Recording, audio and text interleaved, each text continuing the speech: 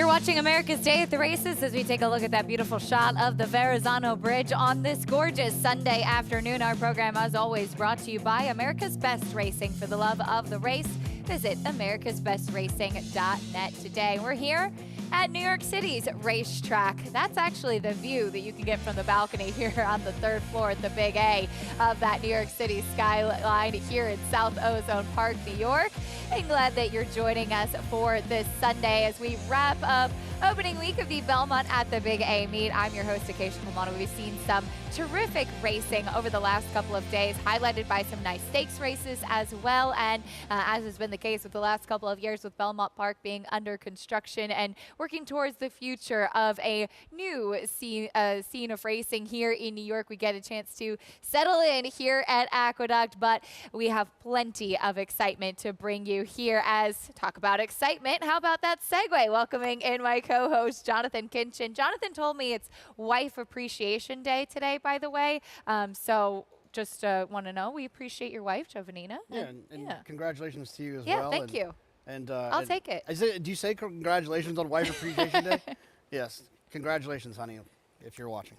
She is great. Definitely. We love you, but she's definitely the better half. I completely agree. Yeah. Well, Jonathan, talking about excitement and some good racing, we have a lot coming up today. It was absolutely thrilling yesterday with that late Pick 5 carryover. Hope that you played and hope that you had some success and won some bets yesterday. We'll be back in it today. Today's races, as always, presented by Claiborne Farm. We're fast and firm in New York with a 9-race card, and fast and firm over at Monmouth Park for closing day on the Jersey Shore. You can join Naira Bets and play all of the action on our program and a whole lot more while earning up to a $200 deposit match bonus. Sign up with promo code MATCH200 and earn up to a $200 deposit match right after your first deposit. Bet any track, anywhere, anytime. Join now at nairabets.com for your $200 deposit match. What better way to start off this Sunday program than with some 2-year-old races? First race of the day is going to be 1 1/16 in the outer turf for 2-year-old fillies, and all of the attention coming in to a Chad Brown first-time starter, Lavender Disaster. More on that one in a moment. We'll start things off, JK, with one with experience, Snippity Snip. Yeah, broke slowly from the rail last time. Broke really last time slowly. Now is on the rail. Hopefully can break a little bit better. Here's Vow to Resiliency, first-time starter. Yeah, not taking much money. Does have a turf work up at Saratoga. You'd think if they thought the horse could run, probably taking a little bit more money. Little bit green out there on the track. The other Chad Brown first-time starter, Competitive Market. Yeah, the other Chad Brown, always dangerous. This horse also worked on the turf, not taking too much money. All-Night Revival for Sri DeVoe has experience. Yeah, that Mayday Ready race, there's been 3 horses that have come back, 7 points faster on Time Former US, 7 points faster, 9 points faster. Looks like a productive race. And Lavender Disaster taking all the money. Very fast dirt works, very good dirt works for what looks like a turf horse.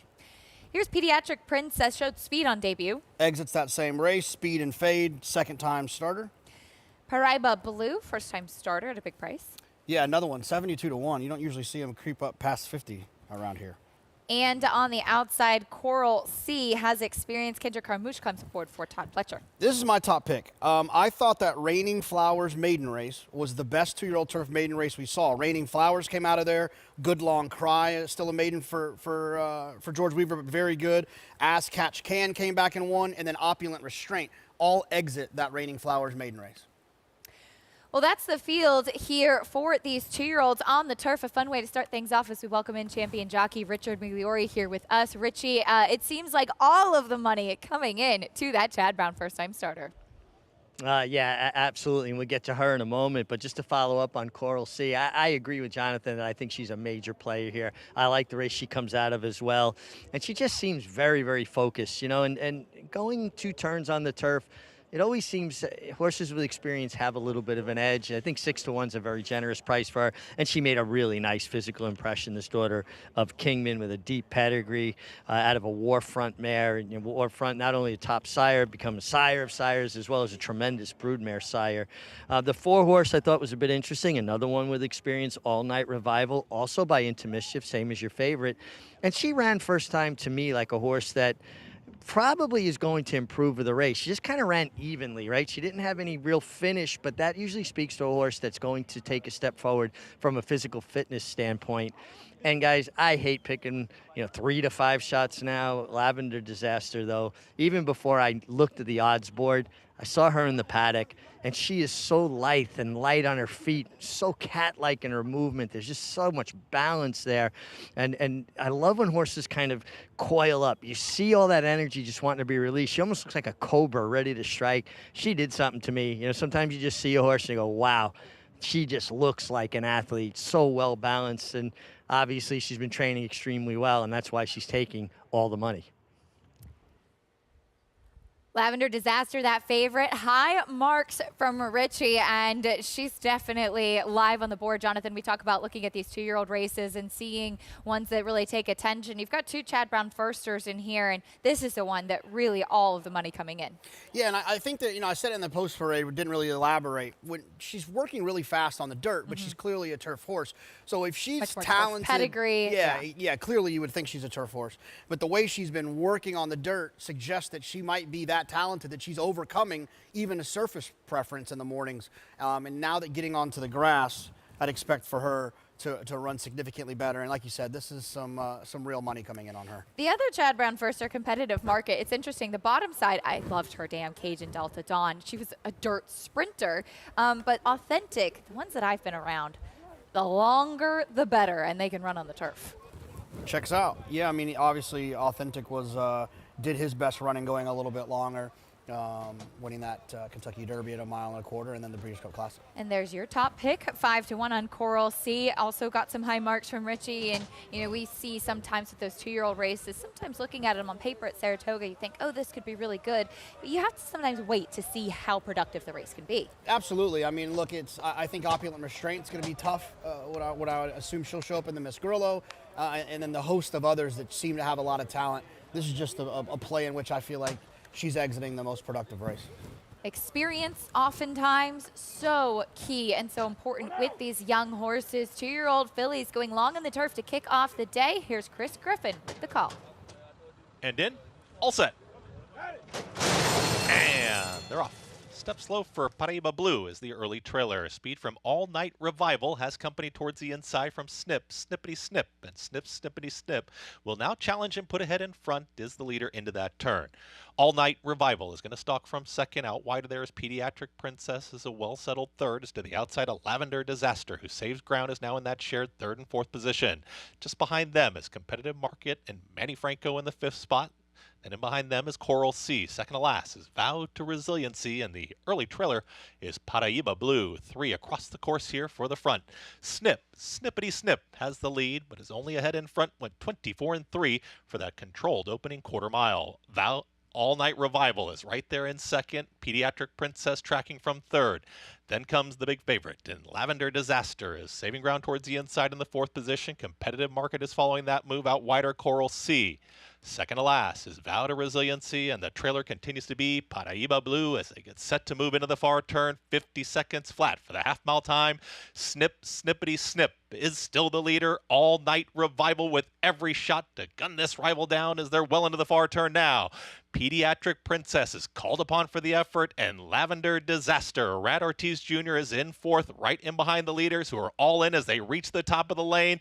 The new leader is All Night Revival, who kicks on. Snip, Snippity Snip is still right there. Competitive Market down towards the inside, and now Lavender Disaster has found the room, and here comes Lavender Disaster now sprinting on the far outside. It's Lavender Disaster to now run on by. Lavender Disaster is opening up now by a length and a half. Competitive Market is running up in a second, but Lavender Disaster, that's your winner. Competitive Market up for second, then Snip, Snippity Snip, and All Night Revival in 1 minute 44 seconds flat. You love to see that little pet from my Rad Ortiz saying, good job, mama. And this 2-year-old filly does live up to the billing.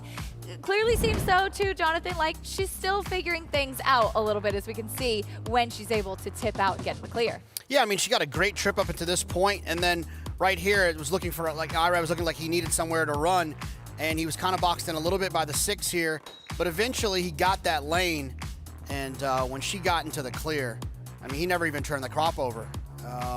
We talk about it all the time. When Ira does those shoulder taps, he's got a ton of horse. Your favorite angle. And also, too, and I'd love if Richie's still with us to get his point on this, because it almost looked like she was going so quick. He didn't want to ask her too much with the crop, Richie, as it seemed like she was going so fast when she started accelerating. He didn't want her to veer off course at any point either. Yeah, I think it's a very good point. When a horse digs in and accelerates as quickly as she did, you don't want to break their rhythm and ask them to do even more. He kind of kept her balance, kept the bit up in her mouth.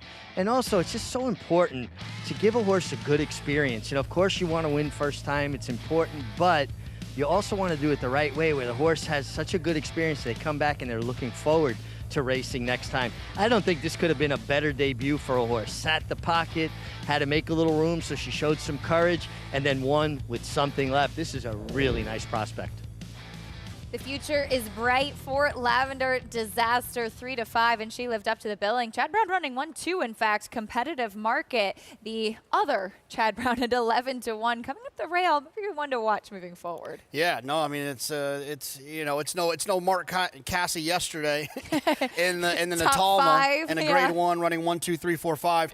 But something tells me Chad's probably pulling up a calendar right now, working backwards from that first Friday in November to see how he could potentially get Lavender Disaster qualified for the Breeders' Cup. She looks like she's got a bunch of talent. A big debut from that 2-year-old filly by Into Mischief, getting the win at First Asking. Closing day over on the Jersey Shore at Monmouth Park, and we'll take a look at race number 2, which will be our first live race on the program, the first in the books already. This one, a maiden claiming, going 6 furlongs, 3-year-olds and upward, and 3 jewels right now. The number 3, first-time starter for Kent Sweezy, taking a lot of money. Now, this is one by American Pharoah, sold as a yearling for $320,000. We see him debut as a gelded 4-year-old for $25,000. Yeah, probably not what they thought when they signed the ticket, but that's this game that we love and play. Look, Kent Sweezy he wins races, but he's only 4% with first-time starters. He's had 7 winners out of 171 attempts. So it's 6-5, not the easiest one to lean on. This isn't my racehorse, first-time starter as well, so certainly understand them taking a bit more money. When we come back, though, we will wrap up the weekend stakes action. We saw some nice performances, including Beautiful Love, who took a huge step forward yesterday. And the summer of Dylan Davis continues, picking up 3 wins on the Saturday card. That recap after this.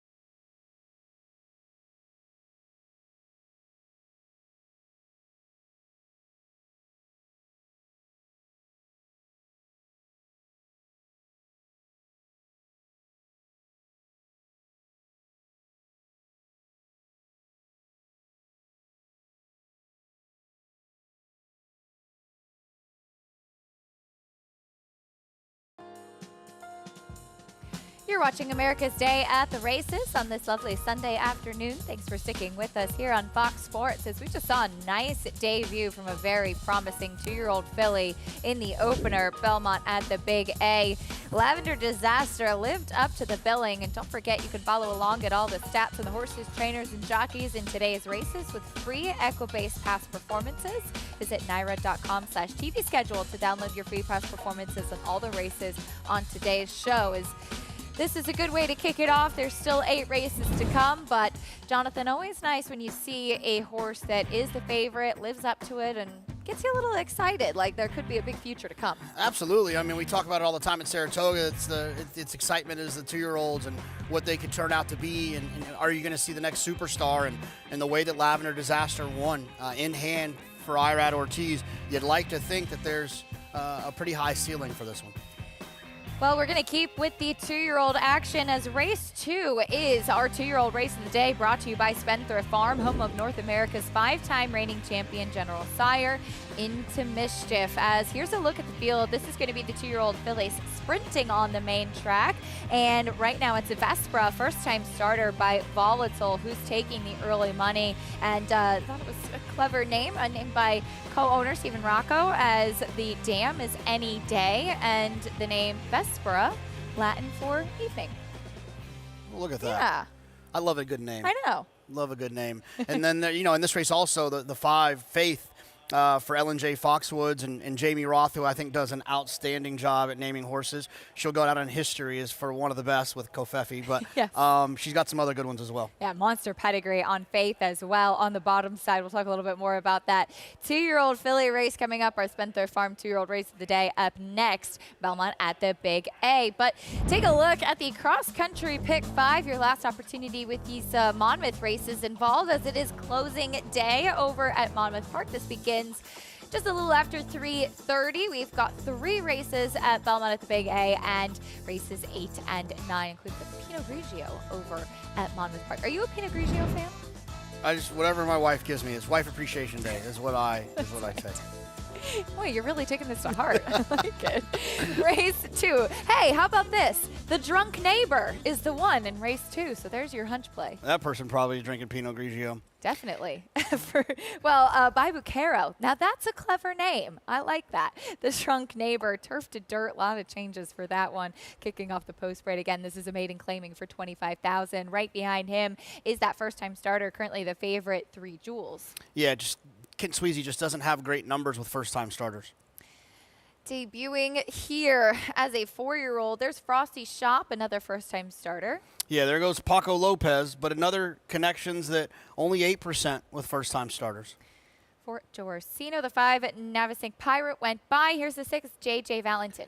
Yeah, I thought this horse got a great trip last time. How much better could it get here? Does get a little bit of relief getting out of that maiden special weight race. The 8, Sanjuhak, a first-time starter, and the 9, No Compass, another firster for Eddie Owens. Yeah, this is where I was going to land, towards the outside. We talked about a couple of connections that don't have great numbers with first-time starters. Eddie Owens, 7 for 25 with first-time starters. So a small sample size, but 28%. He has horses ready to run first time out. This horse is drawn towards the outside.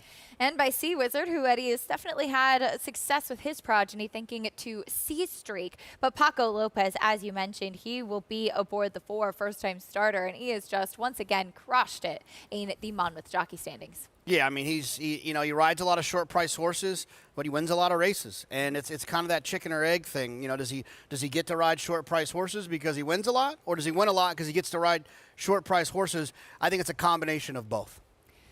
There he is aboard first-time starter Frosty Shop for Joe Orsino, son of Frosted, debuting here at 5-1. Again, closing day over at Monmouth Park. So Paco well in as far as the standings are concerned. The number 6, JJ Valentin, is currently taking some attention. I think you kind of sift through the past performances. I would guess if there's one with experience, this one does kind of make sense. Only a couple of races sprinting on the dirt, and 2 with the current connections, most recently finishing second by a head. Yeah, but that day just, got set, comfortable fractions, made the lead. Like, I just don't see how it's going to get much better for this horse in this spot. Seems like there's going to be a couple of more speed types in here I'll have to deal with. I certainly don't trust him at this price. short price right now, going down to 3-2 as we do see, again, the number 3 Jewels took some of the early money. And it's hard with maidens like this, and you kind of wonder, too, with some of these first-time starters, if they do have any sort of ability. They could be ones who are maybe just a little bit more intriguing than the ones who have had quite a few starts. You've got horses with 0 for 7, 0 for 6, 0 for 3 even on the turf.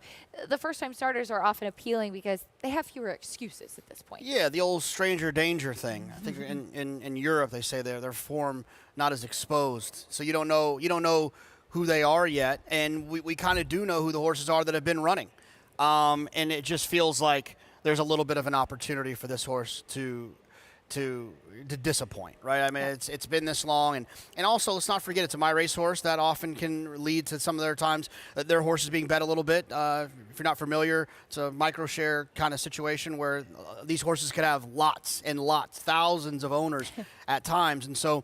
You know, if you own a horse, it's fun to bet on your horse and to root for your horse. A little $5 here, a little $10 there, a little $100 here can actually impact the price that you'll see on in the win pool. Yeah, we certainly appreciate everybody supporting their horse. Makes it a lot of fun as well.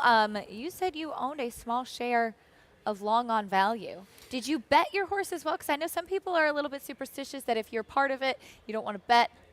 Did you also bet your horse? Yeah, Canadian dollars. I was at Woodbine. Marshall Graham and Clay Sanders were nice enough to have Peter Thomas Fornatell and I in for a % of Long On Value. I had a 0.5%. Pete had a 0.5%. So I am a grade 1 winning owner. How about that? How about that? Sitting next to some racing royalty on the desk today. I'm 1 for 1, by the way. 1 for 1. Yeah. It's a good record. Loading in for race 2 at Monmouth. There's maiden claiming still your favorite is the number 6, JJ Valentin. Closing day over at Monmouth Park. We'll head over to Matt Dinnerman for the call. JJ Valentin, post position 6, your current 8-5 favorite for the Jose Sanchez barn, which is fired on all cylinders throughout this meeting. Zanduhak, post 8, no compass to the outside. One of 2 runners for Hollycrest Farm. We begin the early pick 4 here. We're ready to go. And they're off. A little bit of a tardy break from the first-time starter, 3 Jewels, and Frosty Shop, another firster, was away a little bit awkwardly, too. Those 2 at the back of the field early on. Zandu Hawk has early speed. JJ Valentin from the inside, a half-length back, right there to press down the back stretch. A gap of 2 to the Drunk Neighbor, who slips inside of Navasing Pirate and No Compass. The 2 stablemates, the Hollycrest Farm entrance side by side. They're 2.5 lengths off the pace. Another 2 lengths back to 3 Jewels, and Frosty Shop is at the back as they go into the forward turn. A Melissa Iorio making an aggressive ride here with the Drunk Neighbor, who wants to go and takes the lead around the forward turn run. The Drunk Neighbor on top by a length now. JJ Valentin still in second. Zandu Hawk sent along outside of that rival. 2 back to No Compass in the 4th position. Navasing Pirate is given way. The others well behind. Top of the stretch. JJ Valentin passing the Drunk Neighbor, who's out of gas. And JJ Valentin looks like he's got something for the stretch run here. Zandu Hawk second, No Compass third with a 16th to go. JJ Valentin has turned on the afterburners. He's 4 lengths clear and well ahead. JJ Valentin and Sammy Marin break the bait stylishly. No Compass second, home over Zandu Hawk, and Frosty Shop completes the superfecta. Sometimes it's all about finding your friends, and JJ Valentin found the right field today to break his maiden, getting the job done and picking up this victory here in start number 8. Yeah, he sure did. And look, being forward, having experience, it goes a long way. So while we can continue to tell you how it feels like a great opportunity to take advantage of or bet against horses like this, experience is hard to duplicate. The 9, No Compass, you had some interest in checking in second. First-time starters, 1, 2, 3. Back over Belmont at the Big AR, Spencer Farm 2-year-old race of the day coming up next, and Chad Brown looks to sweep the early double, send out Save the Queen. First-time starter, some future stars on the dirt coming up next. Stay with us on America's Day at the Races.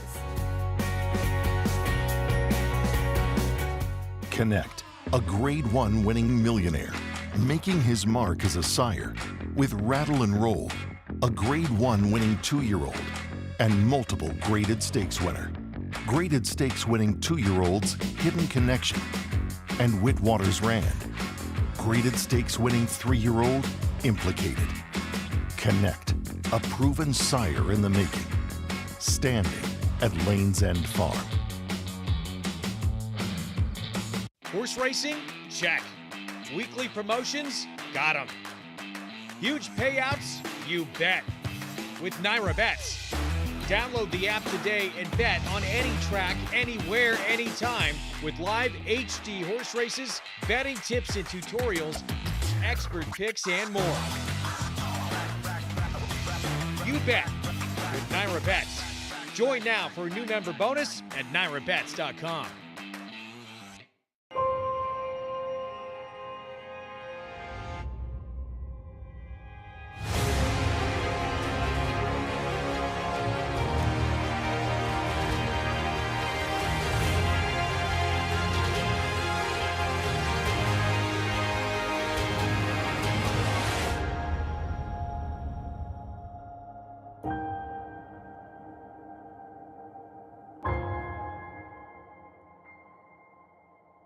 RaceLens is the most in-depth product in horse racing, with unique features found nowhere else. True odds, predictive analysis, and pace projection. RaceLens. It will change the way you follow horse racing and take your game to the next level.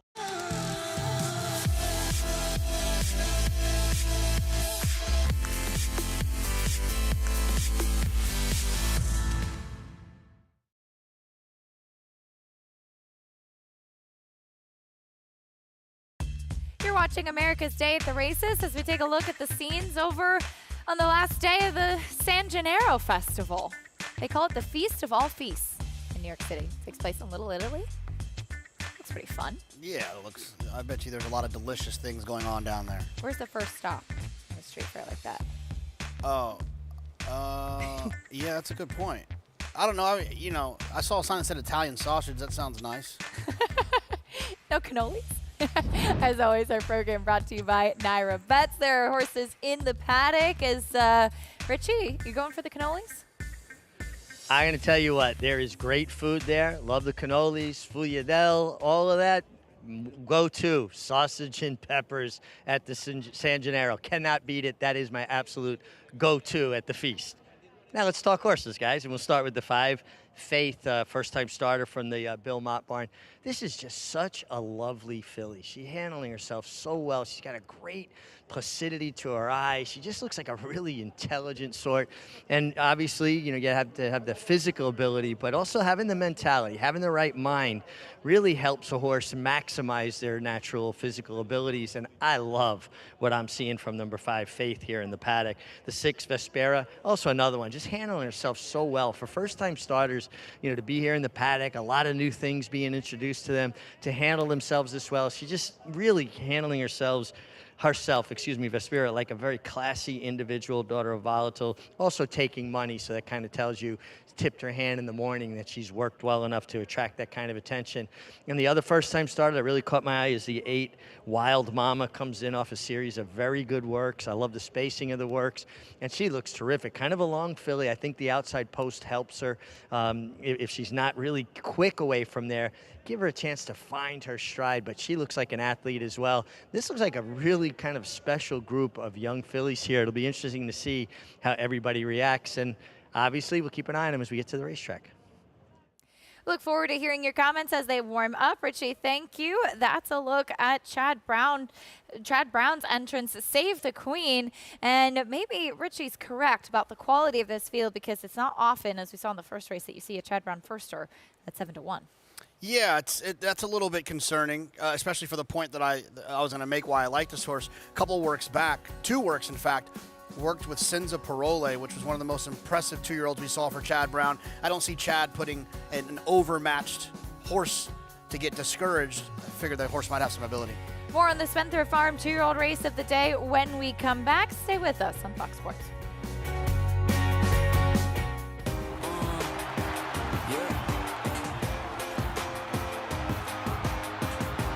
million did I hear? $1 million, $1 million on a $1,400,000 on a pie, $1,500,000 and $1,600,000, $150,000, $1,550,000 and a half, $1,500,000. Jody, thank you. Please hold your applause.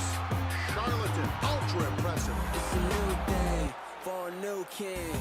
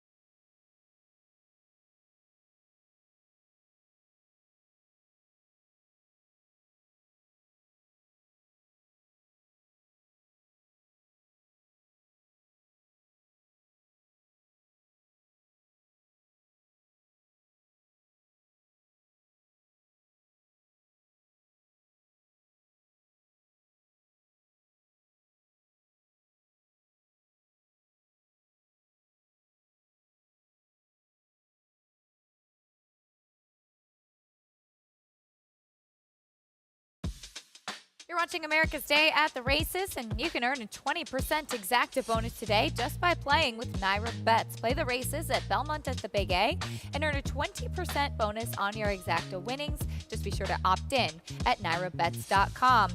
Second 2-year-old race of the day, and this one looks like it could be a fun one here, sprinting on the main track. Again, 2-year-old fillies in our Spendthrift Farm 2-year-old race of the day, and we'll kick things off meeting the field, starting off with Mia Vita. Yeah, draws to the inside, gets IRAD. 8-1. I'd consider that a little bit cold considering IRAD's there. Here's Smooth Claret, first-time starter. Yeah, another one not taking much money at all, 31-1 for Barkley Tag, who wins with 9% of his first-time starters throughout his career. Florida bred, debuting here by Vina Rosso. There is the 3, Decree and Declare, first-time starter by Honest Mischief. Yeah, an interesting one for Juddmonte. A cheaper Honest Mischief. A little curious. And not a New York bred, too, which I had commented to you. A little bit intriguing. We'll see what that one can do. There's Complex Gal with experience. Here's Faith, first-time starter. Yeah, Faith, outstanding pedigree, interesting daredevil, and a really, really cool name. In at the bottom side, the damn sister to Free Drop Billy and Hawkbill. Vespera went by. More on her in a moment. There's Save the Queen. Bit rambunctious. Yeah, like I mentioned on XBTV, where you can watch these horses work in the morning. It worked with Cinza Parole on a number of occasions, which made me feel like there has to be at least some talent there. And the 8, Wild Mama, another one with a big pedigree. Taking some money, an expensive purchase. You don't typically see horses at this price tag in Mark Hennig's barn. We'll see what he can do with this horse drawn towards the outside. The Dam, the sister to Kentucky Derby winner, Always Dreaming. We'll see what this filly by American Pharoah can do. There's Save the Queen. Again, bit rambunctious. Stepping onto the track, but seems to have settled now. For more, let's check back in with Richie. Yeah, Case, you know, it's interesting, right? You watch horses in the paddock and you see one thing, and it's really amazing to watch how they change, the metamorphosis when they hit the racetrack, they get their game face on. The 7, Save the Queen, did not stand out to me in the paddock, didn't really speak to me. Once she got on the track, though, she was like a different horse. She looked like she got bigger. She puffed up. She got a hold of the bridle. Dylan Davis left the pony. She went off a little buck in her step, but then she settled in, took a hold of the bit, and just looked like she got really focused and really channeling her energy in a proper way. And she's been starting to take steady money now as she's already bet down to 4-1, certainly going in the right direction. I think this race is chock full of quality, though, because the board is kind of a little bit all over the place, and public not being able to really settle on any one individual. And I just think it's a really good group here at the Belmont at the Big A meeting. The 8-horse Wild Mama, she stayed with the pony, handling herself well. Johnny kept her a little quieter.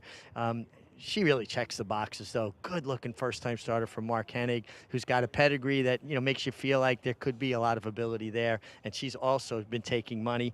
And then that brings me to the horse that I'm going to pick on top, and that's number 5, Faith. This filly did something to me in the paddock. She looked right through me. I just love the way she handled herself, and I'm going to have faith that Hall of Famer Bill Mott has her ready to win at first asking. Well said, Richie. Faith, and yeah, certainly we talked about that pedigree. The dam also sister to Hardcloth. He's the dam of Emmanuel. So there's some turf pedigree in there as well, but there's also some distance pedigree, and maybe this is a starting point, but the fact that she's made such a good impression on Richie is a good sign. Yeah, absolutely. I mean, it's when you're looking at these maiden races, you're trying to gather as much information as possible, what they look like physically, their pedigrees, who's training them, where did they draw, how have they worked, who's riding them. There's a lot. You try to take as much information in as possible to try to make the best possible decision. 5-2 now in the 3, Decree and Declare. As we mentioned, Judd Mott purchasing this one for just $65,000. Honest Mischief, who... as I mentioned back at Saratoga, I've just seen too many good-looking ones to give up on him just yet. We'll see what this one can do at 5-2 right now. And Save the Queen, she is definitely opinionated as she's acting up a bit by the gate. Just got her to go in. There we go with Dylan Davis in the saddle. 2-year-olds in our Spencer Farm 2-year-old race of the day. The fillies in the spotlight. Here's Chris Griffin with the call.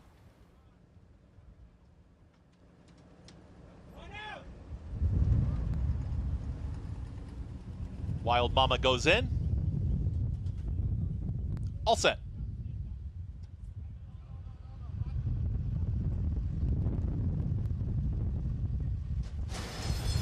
And they're off. Working a pretty even line. Wild Mama from the far outside draw has got early speed. Vespera's in that early mix. It's a scramble on 5 across the racetrack. Is at the rail is going to be Mia Vita is holding that position.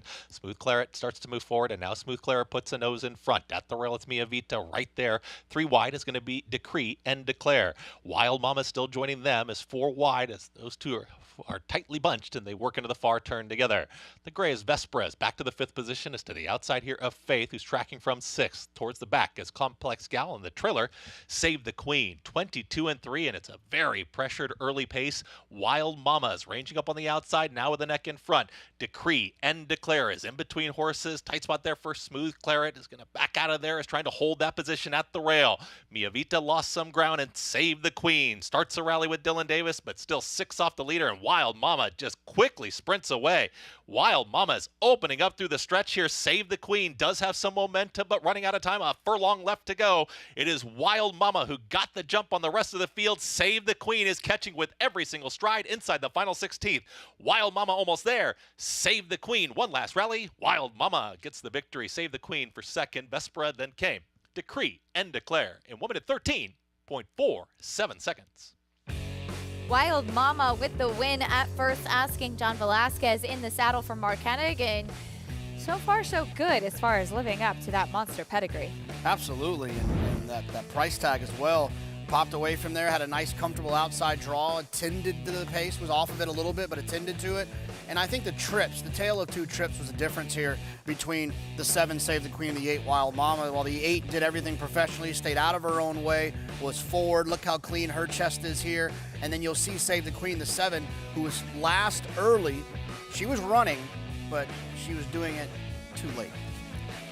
No catching the winner, the number 8, Wild Mama. Again, the dam, the sister to Kentucky Derby winner, Always Dreaming. She's by a Kentucky Derby winner in American Pharaoh.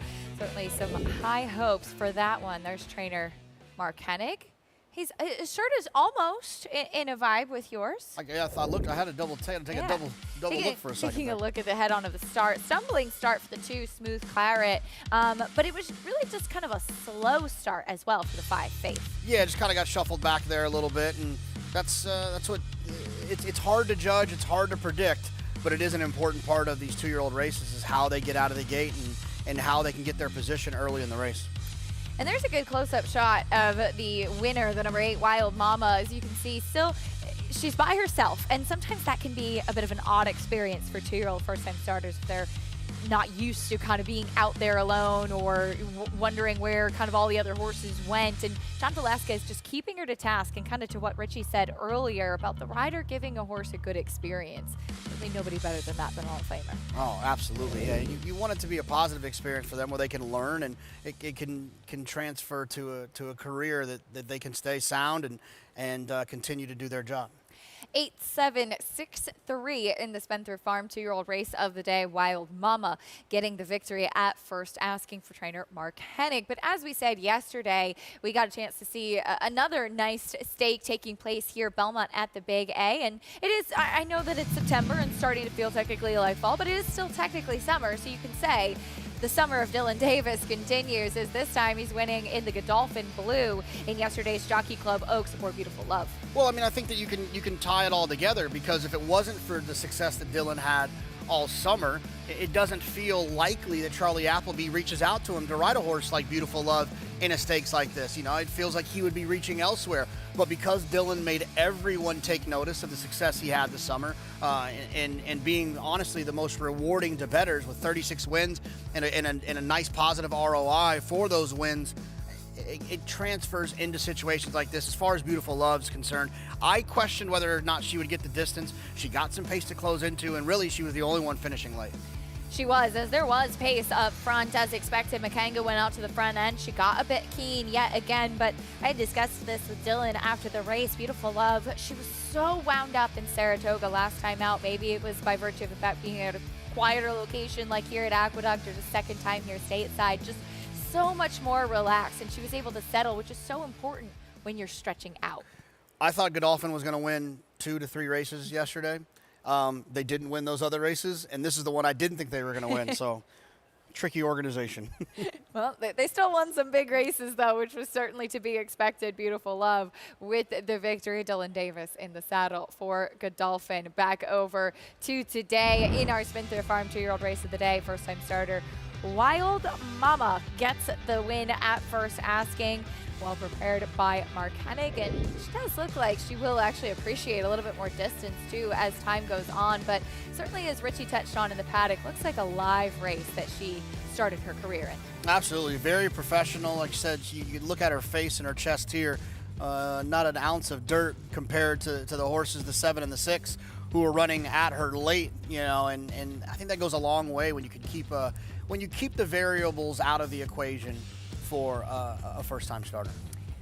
Wild Mama with the win, very professional at first asking, gets the job done here. $12.20 winner, 876, all first-time starters in the top 3, and definitely looking like some bright futures out of this Spendthrift Farm 2-year-old race of the day. Race number 3 coming up next, Belmont at the Big A, 6.5 furlongs on the main track in a $50,000 claiming race, and right now it is iridescent for George Weaver. That's currently 9-5, and it makes sense. I mean, this horse ran for 75 last time out in Saratoga, back down to the 50 level where he was just beating a nose at 2 starts back. Yeah, I mean, I thought this was a tricky spot. Iridescent, I don't necessarily trust going the 6.5. I feel like I'd appreciate Iridescent's chances a little bit more if Iridescent was going 6. I like For Some Reason that's on the inside for Dave Donk. It's not typical that someone can claim off of Safi Joseph and improve. And I know it was a small field For Some Reason ran in, but I thought For Some Reason ran well and hopefully can send away from there from the inside and give Johnny Velasquez the double. We're saying goodbye to our viewers on FS2. We'll be on SNY for the next 15 minutes or so. Coverage continues on FS1 at 2 p.m.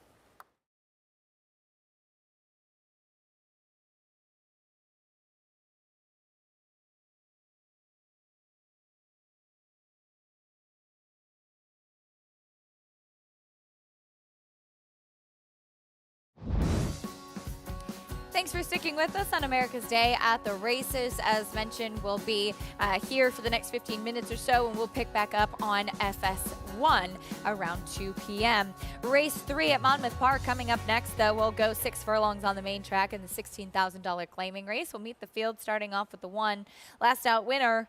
Yum, yum, eat 'em up. Yeah, it was could get a similar trip to last time. Was inside speed and has the draw here as well. The 2 went by for self to claim. Here's the 3, SK Moon. Yeah, it just seems a little bit slow off of those last 2 numbers, even though there was a win 2 back. Second last out, Chic and Scat. Yeah, it was wide all the way around there last time. Hopefully can save a little bit of ground this time. Here's the 5, Keep on Rockin'. Been rocking on the turf, now moving to the dirt. Blueberry Indigo is the 6. Yeah, horse hasn't run since 2023. Pretty significant layoff. Tepid favorite, the 3, Taven.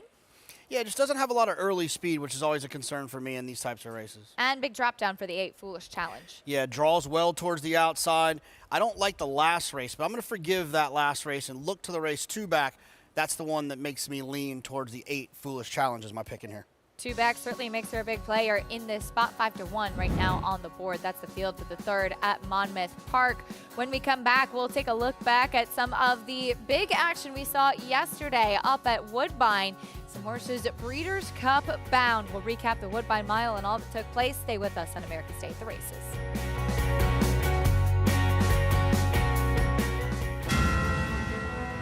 It's amazing. I mean, we're used to having horses in claiming races, and here we're at the undercard of the Belmont. And they're off in the Woody Stevens, and here's Bookham Dano, who has blown by them all. Bookham Dano, Prince of Monaco in between. It's going to get very close. Bookham Dano! Winning on New York's most important day of racing. I can't. That was awesome. He's the best. Horse racing? Check. Weekly promotions? Got 'em. Huge payouts? You bet. With Naira Bets. Download the app today and bet on any track, anywhere, anytime with live HD horse races, betting tips and tutorials, expert picks, and more. You bet with Naira Bets. Join now for a new member bonus at NairaBets.com. Why do the most successful owners, breeders, and horsemen select the Green Group as their tax advisor? We simply save them money. Over the past 40 years, founder Leonard Green has owned and bred some of the best racehorses in the history of the sport. His hands-on industry knowledge, combined with cutting-edge tax-saving strategies, has produced positive results for his clientele and has made the Green Group the top-rated accounting and tax firm in the business. For a confidential and complimentary consultation, contact us at 732-634-5100 or visit our website at www.greenco.com. The Green Group, proven strategies to save you taxes. Racetrack Television Network brings you every race, from every track, on every screen, every day. With monthly packages starting as low as $5, RTN gives you great value and access to more live HD streaming and race replays than anyone. Visit RTN.tv today to sign up and watch on almost any device, including Roku and Amazon Fire. RTN has packages that start at $5 per month.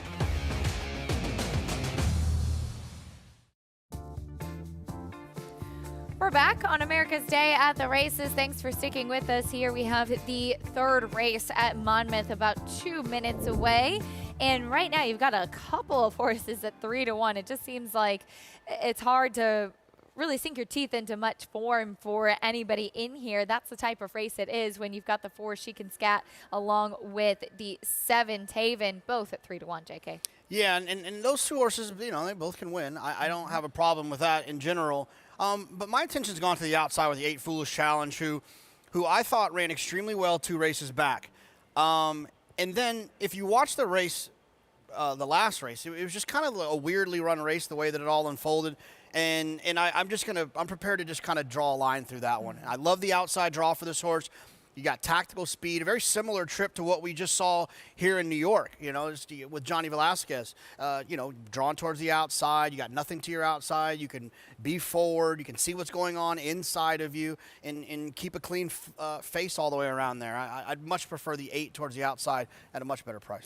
And taking a drop in class, too, which kind of, as we talked about in the last race, whereas, yes, the winner did get the job done, was dropping in class, though. But sometimes the ones that are a little bit less exposed, at least at this level, I always find a bit more appealing as well, that they have not shown that they could be defeated at this level of competition. Absolutely, and just when they're more lightly raced, you don't have to get too inventive for a way for them to win. With the rest of them, you're like looking back for some race that happened a year and a half ago that you're hoping that if they woke up on the right side of the bed today, they're going to be able to run back to that. When you have a horse who's only run 5 or 6 times, they haven't really proven that they're not trustworthy yet, at least completely.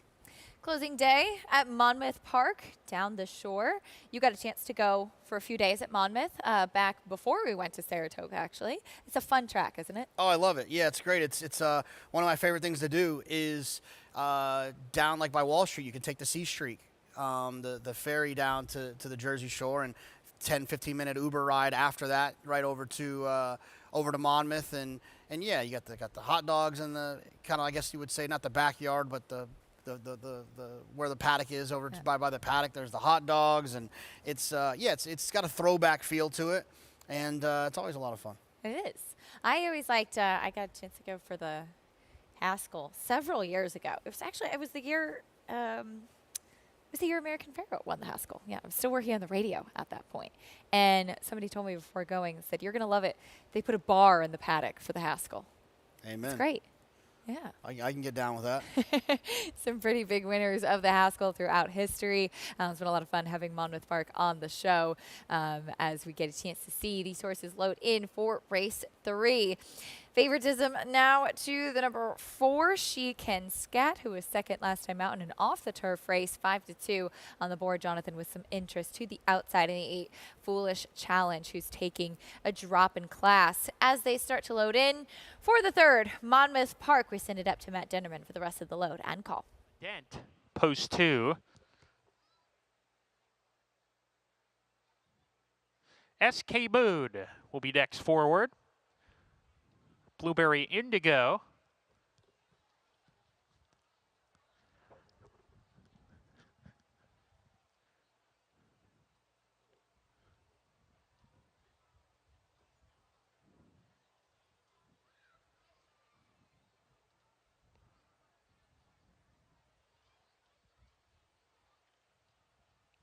She Can Scat, post 4.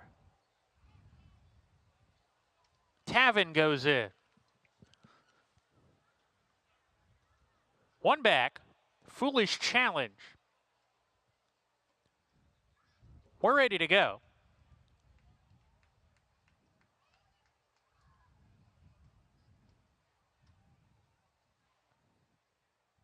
And they're off. Slow breaks for Blueberry Indigo and Keep on Rockin'. Those two spot the field a few lengths, both off slowly.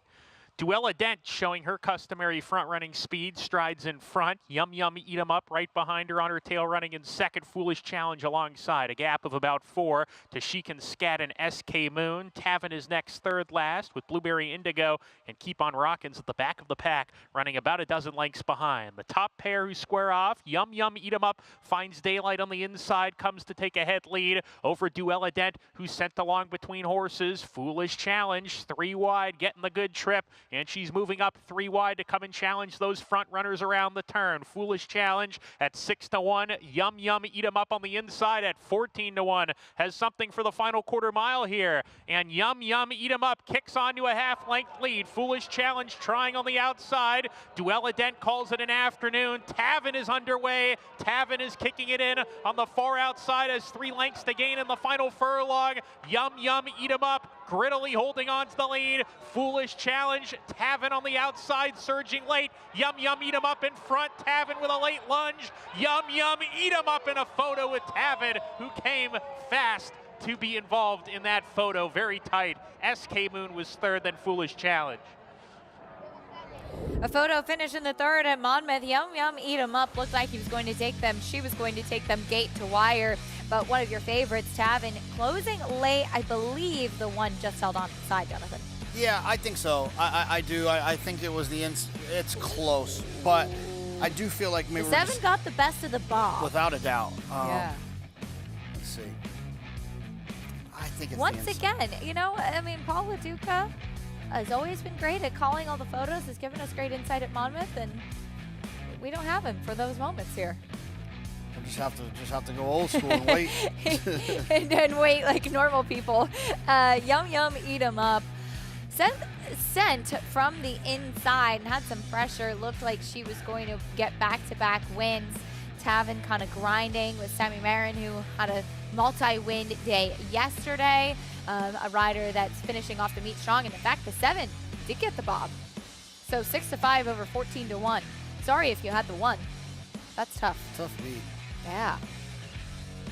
7-1, 8-3 in race 3 at Monmouth Park. That's the third over on the Jersey Shore, as we're proud to be presented here by Claiborne Farm. 100 years of doing the usual unusually well, and we love getting a chance to see Claiborne Stallions being successful. And Warfront, kind of the big stalwart over at Claiborne Farm, had a monster day yesterday with Full Count Felicia extending that lead and holding on to take the Grade 1 EP Taylor up at Woodbine. Oh, I love this ride. I mean, she opened up by almost the length of the backstretch, and it was a fun race to watch because you felt like the entire time, at every jump she took, you're like, oh, she's going to win. Oh, they're not going to catch her. Oh, they're never going to catch her. Oh, she's definitely going to win. And it just got, as she continued to extend, the fractions weren't overly quick, but they were honest enough. It was a really cool performance, and Moira ran well, and Moira will probably move forward off of this and be dangerous in the Breeders' Cup, but Full Count Felicia was best yesterday in the EP Taylor. Beating Moira and Fev Rover, 2 really nice horses and well thought of, and both Canadian Horses of the Year, but Full Count Felicia, back-to-back graded stakes wins and her first triple-digit Beyer speed figure. And she's come a long way since that day. I love that. That's awesome. That really is a great shot of little baby Felicia over at Claiborne Farm. The Woodbine Mile, though, this one was a bit of an upset, as what a day for Mark Cassey. You mentioned the success in the Natalma. He picks up the Grade 1 Woodbine Mile with Win for the Money, who pulls the upset. In fact, Mark Cassey running 1-2. Yeah, big upset. I mean, I can look back at the past performances now, and I don't really see where this performance came from. But look, this horse was impressive and stamped his way into the Breeders' Cup Mile. And, you know, obviously Naval Power deserves a mention as what was a very big favorite in here. Got a great trip. Maybe the layoff was the issue. Hadn't run since Derby Day for Naval Power, but no real excuse in the race. No, as Win for the Money gets the victory over Filo de Ariana. Again, the Cassie Barn running 1-2. This one, Win for the Money, owned by Live Oak, gets the victory. Son of Mohamed getting the win and stamping his ticket onto the Breeders' Cup, as that was a look at the Grade 1s yesterday up at Woodbine. We talked about Full Count Felicia and Win for the Money, New Century, and one more time. And one more time, a big price as well, also for Cassie. Absolutely. Barn. Yeah, no, it was a big price for Cassie, who had an outstanding Natalma. I thought New Century was pretty impressive. He got a fast figure as well for Qatar Racing, and I imagine he'll be a dangerous one in that Breeders' Cup Juvenile Turf. Yeah, he was very impressive as well. Also first time stateside. Has really done nothing wrong so far in that short career. So it was a lot of fun getting a chance to see those big races yesterday. Back over to Belmont at the Big A, though. We have horses in the paddock for the third race, $50,000 claiming race. Sprinting and Iridescent still taking the attention, as this one drops back down to the level at which he was claimed. But I do say, kind of looked like he was home that day, and Squints came flying late to just catch him on the wire. And that's my concern. I feel like Iridescent at the 6.5 and the 7. I know we're only talking about, you know, a 16th of a mile here and a 16th of a mile there, but I do worry that Iridescent might not be a little bit better going a little bit shorter, especially in a race where he's going to have to deal with some pressure. Pick 4 kicking off here in excuse me, race 3. We're going to take a quick pause and welcome in our viewers on FS1. We hope that you'll stay with us on America's Day at the races, as we still have the rest of live racing coming up from Belmont at the Big A, as well as Monmouth Park. Stay with us as we welcome in our new viewers.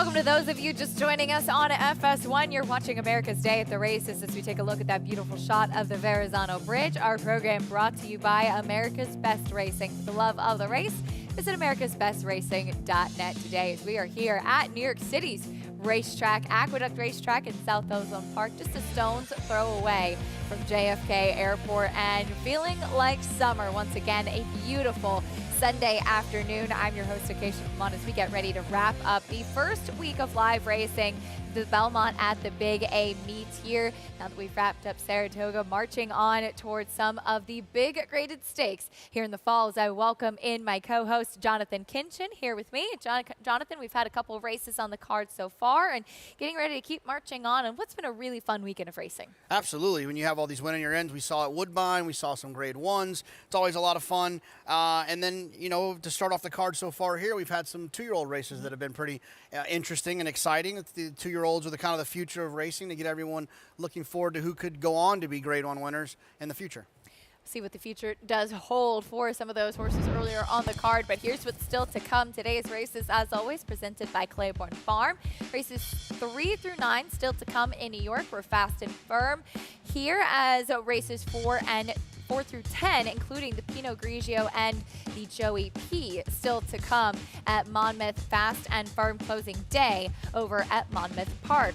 You can join Naira Bets today and play all of the action on our program and a whole lot more while earning up to a $200 deposit match bonus. Sign up with promo code MATCH200 and earn up to a $200 deposit match right after your first deposit. Bet any track, anywhere, anytime. Join now at nairabets.com for your $200 deposit match today.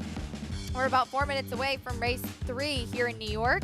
So you see that sun shining, and this one will be sprinting on the main track, going 6.5 furlongs, a $50,000 claiming race, and Iridescent on a bit of a drop in class. Currently the favorite, trying to make amends for the nose defeat at this level. 2 starts back. We'll start off the post parade though with a horse that's in good form right now for some reason. Yeah, this horse ran well first time for Dave Donk, draws the rail, has speed with Johnny Velasquez. This is the one I like in here. Sharp on the track as well. Johnny looking for another win today. Here's the 2 Iridescent with Irad Ortiz, your favorite. I just feel like this horse might want to go a taste slower against this type of group with this type of speed in here. Again, had the lead, just caught at the wire. 2 starts back at this level. Here's Vinsanity, turf to dirt. Yeah, it's actually the one that I didn't think could win this race, so I'm sure I just put him in the winner's circle. 29-1, a big price if you like him. Here's Charlie's Express cutting back in distance. Yeah, didn't like the race last time, but 2 back, that can absolutely win this race.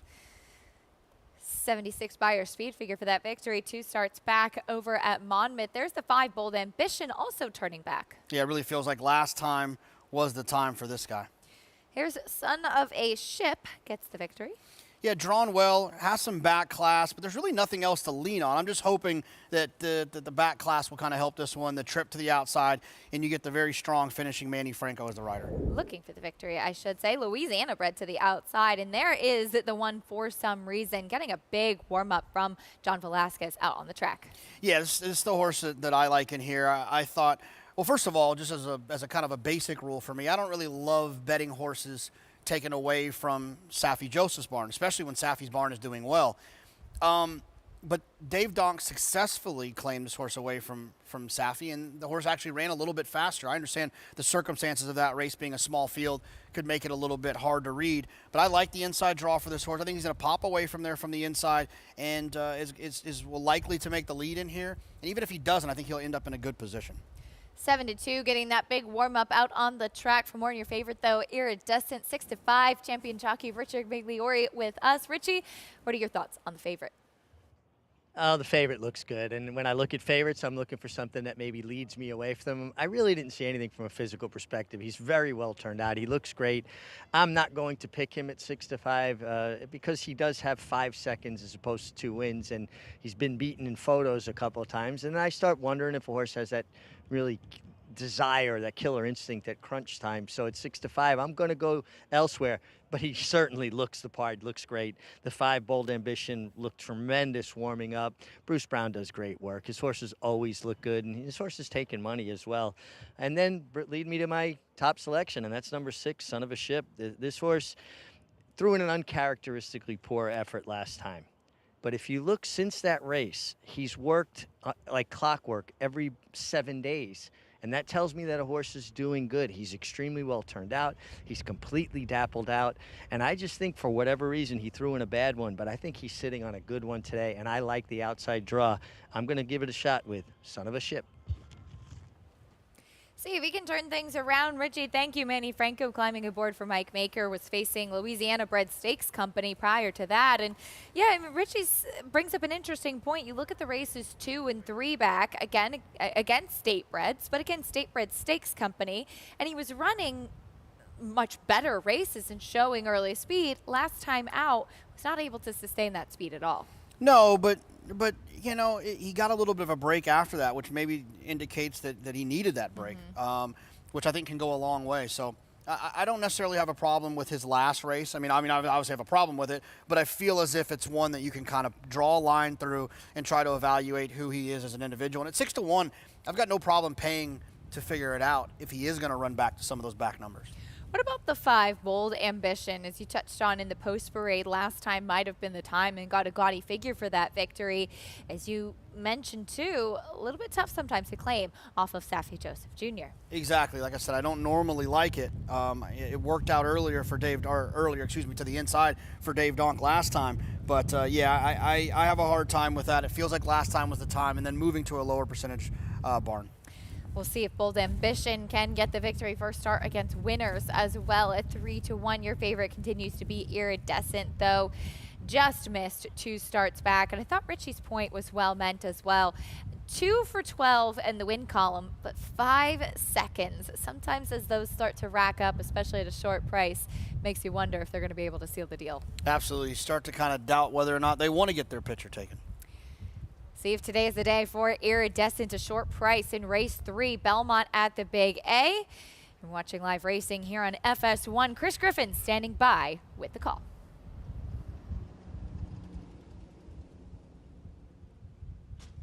Is it all set? And they're off. Broken a very even line. Son of a Ship has early speed, so does For Some Reason in that early mix, and right there is Bold Ambition to join them. These 3 across the track as Charlie's Express is going to track from 4th. In tight there is Iridescent, nowhere to go right now, is now going to tuck right in behind the leading trio. The early trailer, Vinsanity. They speed up the backstretch and For Some Reason's got the lead. Has plenty of pressure here from Bold Ambition. 22.40 for the opening quarter mile. Losing a touch of ground there was Son of a Ship. Is back to 4th. Gets passed to the inside by Iridescent and a wide rally coming from Vinsanity. The one tailing off at the back there was Charlie's Express. Is getting out in the turn as For Some Reason has the lead, still is up by a head. Bold Ambition has been stalking this pace hitter, is right there ready to pounce. Iridescent in behind the leaders as well. Here comes the run from Vinsanity, has had that sustained rally from the back end of the field. Tailing off there is Son of a Ship, second to last, and Charlie's Express got out on the turn, is out of it. It's For Some Reason still there. For Some Reason approaches a final furlong. Here's Iridescent, who gets the clear running room, is coming after the leader now. For Some Reason is still in front. It's For Some Reason who's up by 2. It is not stopping yet. For Some Reason with a 16th left to go. Iridescent continues to chase, but For Some Reason, John Velasquez gets another one. For Some Reason with the victory over Iridescent, Vinsanity, and Bold Ambition in 1 minute 19.43 seconds. For Some Reason with the win. John Velasquez picking up his 2nd victory today. Nice call, Jonathan. Yeah, great job by Dave Donk to claim this horse from an operation that's not easy to claim from. And then to draw the inside, show that speed, pop away from there, keep the lead. And Johnny Velasquez with a double here between the 2nd and the 3rd race. This one at 5-2, aggressive early on, and you saw for Johnny's intent as well. Just want to point out, you see that shot there with the 4 Charlie's Express getting out badly. Did cross the finish line with Luis Rivera Jr. Looks like he just kind of bolted and was very hard to handle there as well, but not the case. Very professional for your winner For Some Reason. And speaking to that intent, we saw the warm-up that he gave this horse, and you could tell he was going to the front. Absolutely. I mean, sometimes that can happen. I think when you look to understand what the pace of a race might be, understanding where certain horses draw. I mean, from the inside, what else was Johnny going to do? Try to take back with a horse that had speed, eat a bunch of dirt, then try to tip out and outclose the closers? No, I think the intent was always to be forward in that situation. 1, 2, 3, 5. Almost right in a row. 1, 2, 3. If you liked that, you got a 36-1 shot in third. There you go. The one, yeah, it's Vinsanity, the horse I said they couldn't win, who loomed up on He the did turn. loom up Yeah, on and the I said, turn. oh boy, here I got to put him right in the windshield. There's Dave Donk. That's got to be a Jets hat, right? It looks like a new one. The Jets literally just scored a touchdown. Oh, so he is really happy. I don't know right if he now. knows. Someone's got to tell him. Richie, tell him that the Jets just scored. Yeah, he probably knows. Well, he's probably watching the race. I bet he doesn't. Well, he probably has an alert on his phone or something. Tell him, Richie. 5-2 on For Some Reason, getting the victory there for Dave Donk. We'll bring you prices and more in a moment. We'll also take a look at what is still to come. Rudy Rodriguez will send out Bank Frenzy, who won the Evan Shipman last time out, first time in the barn up at Saratoga. He's going to be facing Allowance Company, Open Company in this upcoming fourth race, and see if he can keep that good momentum going.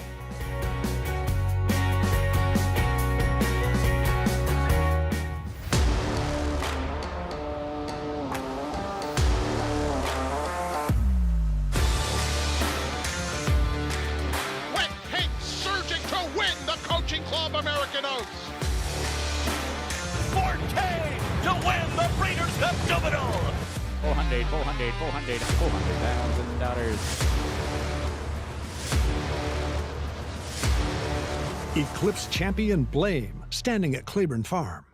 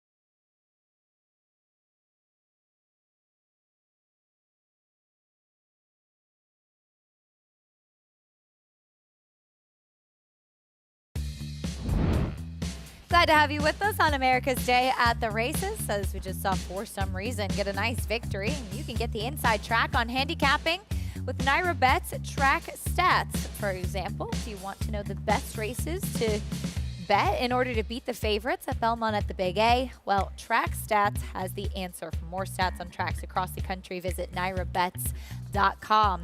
Here in race 3, all you had to do was listen to Jonathan Kinchin, who picked the winner as John Velasquez gets his own little rolling double, and trainer Dave Donk, with the success of the Jets and of his horses, is having a great day.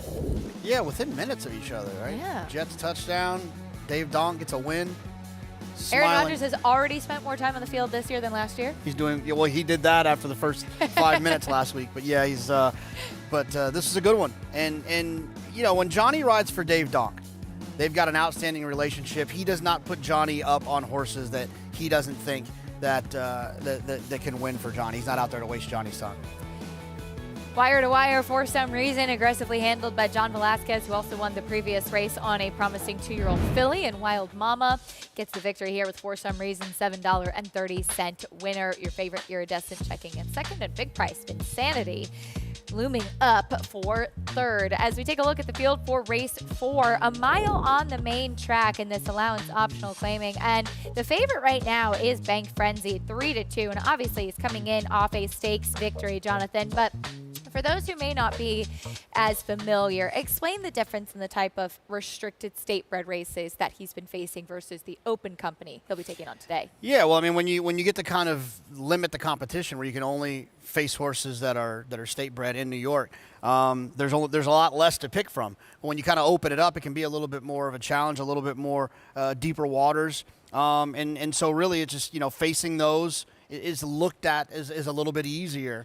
Although I will say the New York bred program has come such a long way that the gap's not nearly there like it used to be, but there still is a little bit of a difference.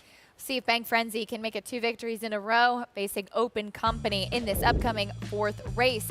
Heading back over to Monmouth Park, though, as we have race number 4 coming up next in Oceanport, New Jersey, closing day down the shore over at Monmouth Park. A great racetrack, a lot of fun, a great place to go on a summer day. And we saw the Naira Betts Haskell, the likes of Dornock and Mindframe throwing it down, coming down to the wire yet again. A lot of fun with some of the big races over there throughout the summer. Closing day here as we'll take a look at the field for race 4. 6 furlongs on the main track, a $5,000 claiming race. As see if we can get a winner here. 5-2 on the number 8 Porch Swing. Starting off the field, though, with the 1 Fight Fiercely. Yeah, it's been wide in his last 2 starts. Now draws the rail so he can save some ground. Here's the 2 Shanghai Warrior. It was 30-1 last time and ran like it. Mundo Mix, another big price.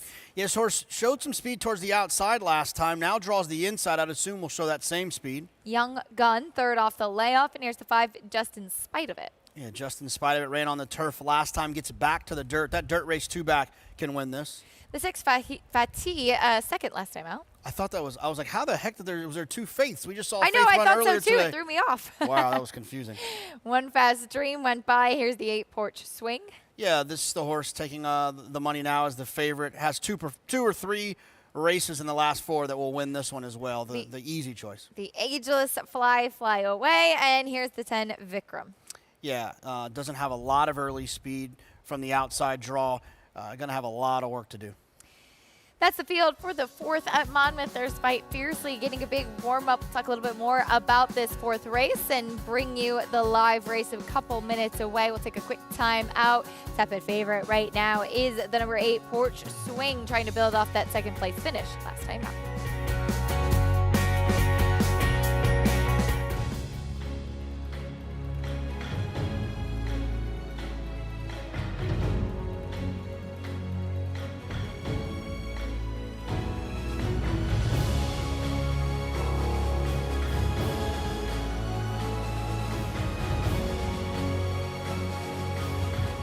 Olympiad leads American Revolution. Olympiad gets the gold in the Jockey Club Gold Cup.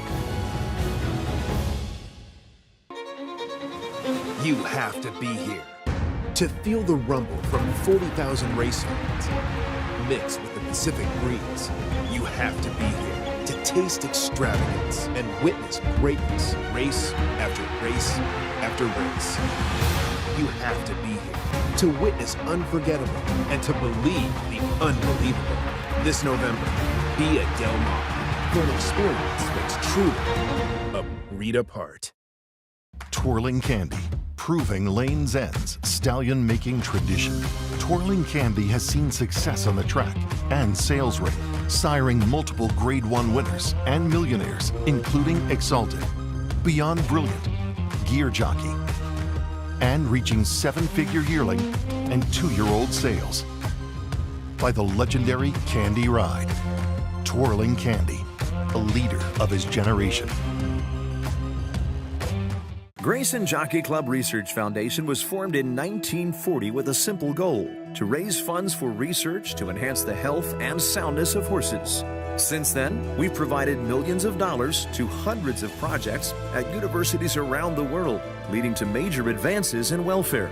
Our process of selecting and producing peer-reviewed research has become the trusted industry standard. And with your help, we'll be here for many years to come, supporting the health and wellness of all horses. You're watching America's Day at the Races as we're just moments away from the 4th race at Monmouth Park. Again, sprinting on the main track in this claiming race. And we have a couple of horses taking attention here, the 6, 8, and 9. Jonathan, do you prefer any of those or somebody else? Well, I think prefer is a strong word for this type of group. That is fair. I think that I think the 6 is an interesting alternative, but to the favorite. But the price now at 8 to 5. I mean, I would go back to Porch Swing if I can get Porch Swing at 7 to 2. Yeah. When we first looked, that horse was the favorite. I mean, I know this isn't that helpful, but whichever one of these goes off as the longer, Price is the one that I prefer because they both have question marks and they look very similar. So at this point, with 7 to 2 on the 8 Porch Swing, I would take that horse. The one I'm not interested in is the 9 Fly Away, who I thought got a nice trip last time and wasn't able to capitalize. How is that going to change anything here? So I would go with the 8 Porch Swing. Porch Swing, son of Irish War Cry, who was a lot of fun to follow, as we'll see if that guy can build off of that second place finish last time out. And that's kind of the name of the game with these horses at this level and in this race. You've got a lot of them who are coming off of some in the money finishes kind of right there, but looking to take that next step forward, and we'll see who's able to do just that. If you like a price in here, could be a good shot, a good place to take a shot. Favorite, the 6 right now in the Fatih coming up here, and we'll send it up to Matt Ditterman for the rest of the load and call for the 4th at Monmouth Park.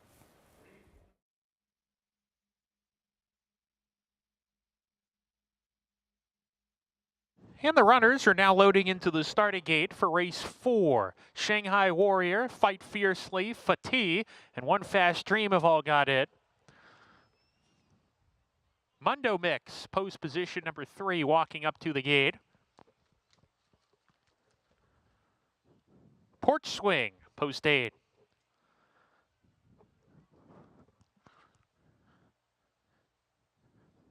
Young Gun, post position 4. Fly Away, the gray horse. 2 back. Just in spite of it.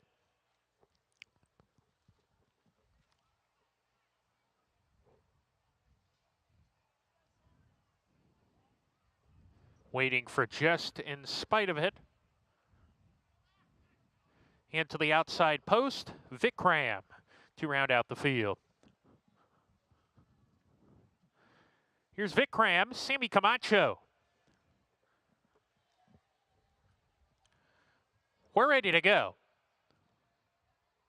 And Laroff, uneventful beginning. From the far outside, Fatih is up close to the pace. Is an arrow lead early. Fly Away right there to match him. The gray horse. Those two together up the backstretch, and Mundo Mix makes it a party of 3. Just in spite of it, on a hold is asked to sit off. A little bit keen to get after the leaders, but is 4th now. 2 off the pace on restraint. Another 2 lengths to One Fast Dream. Vikram is next in the blue and red, being joined by Young Gun. Another 2 lengths to Shanghai Warrior. Porch Swing, they're side by side, and that leaves Fight Fiercely to trail as they round the 4th turn. Mundo Mix comes out of the 3-pack to take a head lead on Fatih, who's sticking to him. Fly Away, 3rd now, a length and a half, 2 lengths behind, losing 3rd in fact to Just in Spite of It, who's making a nice move up the rail. Here comes Just in Spite of It and Jorge Gonzalez to challenge the front runners at the top of the lane. Fatih's hanging tough, moving with him. Mundo Mix back in 3rd while struggling. Furlong to go, Just in Spite of It, trying to pull off the 17-1 upset, and he's looking good. Just in Spite of It, 2.5 lengths ahead now. Fatih could not keep pace with the winner, Just in Spite of It. Fatih second home. One Fast Dream was 3rd, and Vikram just edged out Mundo Mix for the 4th spot. Just in Spite of It was able to pull off the upset, as you heard in that call, 17-1, going turf to dirt and back to this level. And showed a lot more finish than he has recently, Jonathan. Yeah, I mean, look, his last race was on the turf, but there was some back numbers that made some sense for this horse to run well, and he absolutely did. I thought that was a pretty impressive performance of what was a pretty big number. 5, 6, 7 in the fourth at Monmouth, just in spite of it, pulling the upset at 17-1. Coming up on Thursday, we're going to have a fun show on FS2. We'll be on from 1 to 3 and 4:30 to 7. And later in the day, we're going to have live coverage of the Little Brown Jug, the premier pacing classic for 3-year-olds to finish off the week at the Delaware County Fair. Last year's winner, It's My Show, was a lot of fun, and really looking forward to getting a chance to cover the Little Brown Jug again. So yeah, look, it's anytime there's a four-legged animal going in a circle or semicircle, sign them up. I'm there for it. That's a lot of fun. A lot of history with the Little Brown Jug as well, and just seems like a really great day to enjoy the sport of harness racing. As we have horses in the paddock coming up, Belmont at the Big A in this fourth race next. Bank Frenzy, the heavy favorite. Rad Ortiz climbing aboard. He has actually won on this horse before back in September, as he was purchased privately after that last race in May, and then came back in the Evan Shipman, getting the victory here with Flavian Pratt aboard, just one of his 27, it felt like, stakes victories this summer. Bank Frenzy is the 3 in this race as well. And you're going to see gets squeezed back after the break, and he comes back up the rail, Jonathan, with that I thought was key, because you'll notice he wears that extension blinker with his right eye fully covered. Yeah, and look, I remember this being one of those kind of wow rides for Flavian, which is one of the reasons why I didn't love him as much here in this spot. I'm not like completely against him, but you know, in a race it feels like there's a lot to pick from. I just thought I'd go elsewhere because, you know, it was this ride that made the difference. And I think you can make a mistake by playing horses off of great rides in their next start, because a lot of times they're a little bit overbet, and are they going to be able to work out that same situation? Coming up the inside for a horse that has the tendency to drift out, keeping them on the rail, oftentimes a great way to keep them straight and being able to sneak up and get the victory last time out in the Evan Shipman. We'll see if Bank Frenzy can do it against Open Company here. Perhaps one of the bigger competition is the one Costa Terra, who's run some really fast races. The problem with him, though, Jonathan, is that he's just not a winning type. Yeah, he's hard to trust, but I will say this, though. I thought he ran well last time, trying to close into a slow pace, and Arrow Smash was good on the day, and I'm worried that Costa Terra might find the same scenario here without pace to close into. But with that inside draw, Jose Lascano can sometimes be aggressive. I'm hoping that he'll send away from there, try to hold that position, and give him the best possible chance to stay connected to this group. Costa Terra, like we've said, has run some fast races. There he is, finishing second to Arrow Smash, who, as you touched on, does appear to have some class and some ability. Finished second to Power Seeker 2 starts back. He's run well against some really tough competition. Just been a long time since he's seen the winner's circle, July of 2023. You can earn a 20% exacta bonus today just by playing with Naira Bets. Play the races at Belmont at the Big A and earn a 20% bonus on your exacta winnings. Just opt in at nairabets.com. There's Rudy Rodriguez getting little smiles, some photos in with Irad Ortiz before the race. You'll meet few people who are as enthusiastic as Rudy. Oh, he's the best. Look, he's got a collared shirt on today. He's got his AirPod in. I don't see it. No, he got a haircut, huh? Wow. Oh, no, there's the AirPod. He has there it is. There I it knew is. it. There it is. It's not the Always new ones. one AirPod. Yes, because he said he was jumping up and down. He was celebrating. He probably wears them on horseback and everything, too. He loses them all the time. Well, no, Brad Weisword, I got him new ones because I had made the comment about someone need to get him some new ones. Brad got him new ones.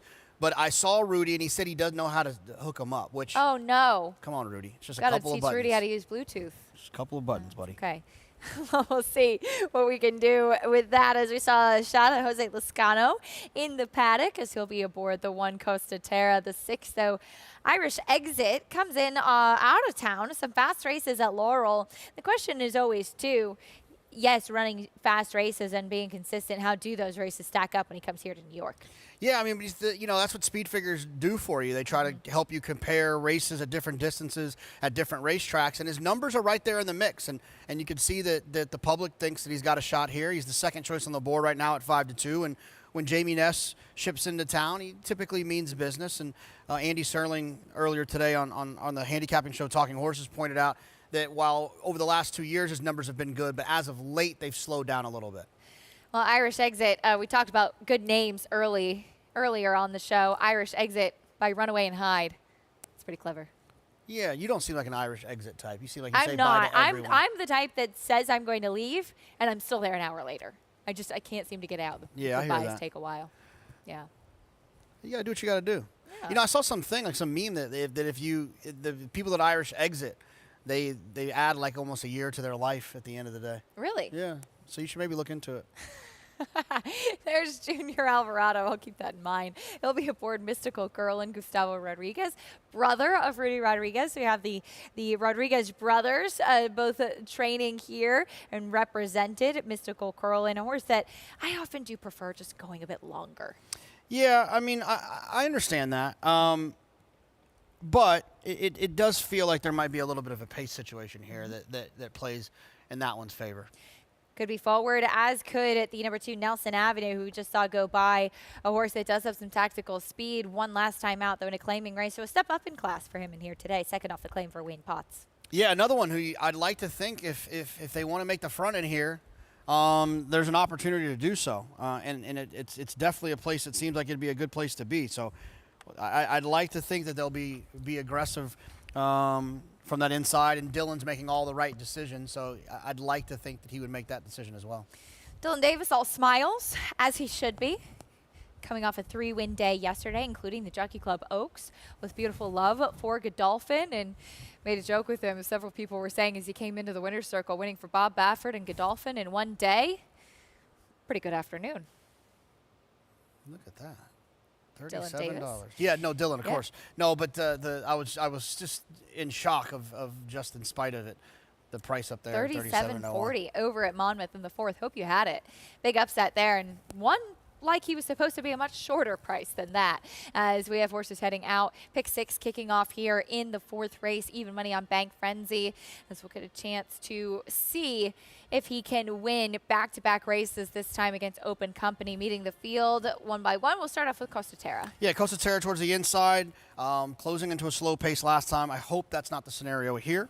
Getting an aggressive warm-up out there. Here's Nelson Avenue, Dylan Davis. I hope the 2 Nelson Avenue is the one that goes out there and keeps it at least honest. Even money on the 3, Bank Frenzy, stepping up out of New York Bred Stakes. Not necessarily against this horse as a win candidate, just more or less don't like the price off of that perfect trip last time, or good trip last time, not perfect. That was Rudy Rodriguez. Here's Gustavo Rodriguez with Mystical Curlin. Yeah, this horse has some back numbers. He can absolutely win. Here is the 5, Lost in Rome, second last out. Yeah, I mean, Flying P Stables feels like they won like 800 races at Saratoga this summer. This horse lost 3 times. And Irish Exit by Runaway and Hide. Yeah, drawn towards the outside. Does have some speed figures that suggest, and he gets the great finishing Manny Franco. That's the field for this 4th race. There's the 5, Lost in Rome. I think you bring up a very important point with the streak that Flying P Stable was on, and this is a horse who also stretched out in distance last time. Not only did he finish second and he was defeated, but he also was a generous price that day too. And I'd been intrigued by him because it was actually a reclaim for Bruce Levine and Flying P, who'd had this horse a long time ago and had won going 1 1/8 miles with him. It just felt like with how well they were going, that's a horse that you wonder, is he one you can trust moving forward? Yeah, I mean, you know, you love a reclaim, but it's I just don't. I expected the horse to run a little bit better last time. Didn't run poorly and ran into Runnin' Ray, who I do think is pretty good, but just I just, is he going to run that much better here today? And he's actually got to run faster than he did last time. So even if he duplicates that performance that I think was pretty good, he still has to run faster than that to be competitive with this group. It was a 2-turn mile and an 8th try. As he cuts back to the 1-turn mile today, you see the talent selections as horses warm up on the track. Richie, what are you seeing from these contenders here in this competitive fourth race? Yeah, I think it's a very competitive race. We'll start with the 2 Nelson Avenue. We love Nelson Avenue up in Saratoga. Kind of runs past the 7/8 chute on the racetrack. He looks terrific. I tell you, Wayne Potts' horses have been looking outstanding, and they've been running extremely well here. Put Christopher Elliott on his first winner in New York yesterday, and this horse making a nice impression. And Dylan Davis, jockey to the stars now, gets the mount, and the horse just looks really, really good, and he should be forward, if not on the lead. And I like horses with speed on the dirt. The 3 Bank Frenzy could not look any better. Big solid son of Central Banker, comes off a really good trip, rallied inside off the pace. He's a horse that runs with an extension blinker, helps keeps him straight. And sometimes those horses can be reluctant to run through on the inside. He didn't show any of that last time, and a real solid individual at a very short price. I'm going to go for the other Rodriguez, the Gus Davo Rodriguez runner in the 4 Mystical Curlin. You get Junior Alvarado, who seems to fit this horse like a glove. He had a little bit of a freshening. He got the summer off, and he just looks like a shiny new penny. He's sparkling on the racetrack, and at a big price, I think he is a player. Richie, thank you. So the Rodriguez brothers represented here, but Richie, wanted to get your thoughts on Bank Frenzies. You mentioned what kind of trip he might get in here. He does wear that extension blinker, a piece of equipment that we see Rudy Rodriguez use quite frequently. And from a rider's perspective, what are some of the things that you have to keep in mind for a horse that has that equipment on or that has the propensity to drift out? Well, the biggest thing with an extension blinker like that is to make sure at the break that the eye that's not encumbered with the blinker cup can see the start. Horses react to the opening of the doors, the movement of the doors. And sometimes if a horse has an extension blinker on the outside, if they turn their head slightly to the left, they don't see the break coming. They'll have a tendency to get left a little bit. He's already shown that he's comfortable running inside, so I don't think that's an issue. I do find it interesting, Acacia, that every time Irad Ortiz has ridden this horse, he shows better speed than what he showed last time. So I'll be interested to see if he's not even a bit more forward with Irad taking the call back, but could not look any better. Just really, really standing out from a physical perspective. Richie, thank you. A very interesting point, as well as just want to point out too, in the past, he has Bank Frenzy worn that piece of equipment as well, kind of fooling around with shortcut blinkers or the extension blinker, but certainly Red Ortiz knows all of the quirks of this horse, and Richie bringing up an interesting point about him being more forward with Irad in the saddle. Yeah, absolutely, and you know, and that's the thing is Irad, if he could keep Bank Frenzy a little bit more connected, who also is adding Lasix, I think being forward is going to be a big advantage. I'll go ahead and say it here. There's 6 horses in this race. The winner will come from whoever is first, second, or third first. If you're 4th, 5th, or 6th early, I don't think that you'll win this race. There just doesn't seem to be enough pace in here. Can genuinely make a case for all of the runners in this field, but 6-5 on Bank Frenzy, stepping up to open company once again as we load in for the 4th Belmont at the Big A. Here's Chris Griffin. Lost in Rome. Irish Exit.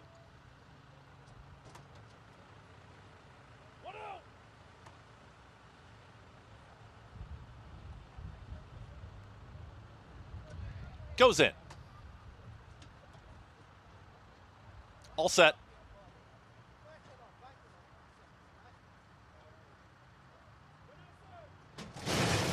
And they're off. Good speed from Nelson Avenue. Right out towards the front is the clear early leader. There's Costa Terra is going to apply mild pressure and might switch to the outside and does. It's Nelson Avenue who's the leader and gets over to the rail as they get set to hook up with the backstretch. Joining out wider comes Bank Frenzy, and Bank Frenzy is in between horses, and the Pink Silks is Lost in Rome. That's the leading trio now with Irish Exit 2.5 lengths off the leader in 4th. Red Cap, it's Costa Terra second to last, and the trailer Mystical Curlin. They're chasing Nelson Avenue and Dylan Davis.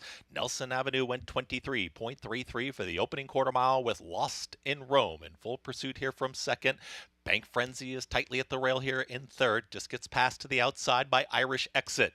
About to join them is Costa Terra. Jose Lescano moving towards the outside with less than a half mile to go. 46.47 for the half mile time. The trailer Mystical Curlin. They are well into the far turn now, and the leader is still Nelson Avenue. Nelson Avenue's got the lead, is up by 2. Right there is still Lost in Rome, who's under a drive. Rallying on outside is Irish Exit. Now Costa Terra's in the clear, 4 wide, coming after the leader who hugs the rail as they get set to reach the top of the stretch. At the top of the stretch, it's still Nelson Avenue finding plenty. Nelson Avenue trying to take them all the way. Here comes the run from Bank Frenzy now. Starts to commence a rally on the grandstand side for a final furlong. On the inside, it's still Nelson Avenue. Very game is not giving up this lead inside the final 16th. Nelson Avenue almost there. Nelson Avenue, Bank Frenzy. Nelson Avenue gets the score. Bank Frenzy second, Costa Terra, and Irish Exit in 1 minute 37.45 seconds.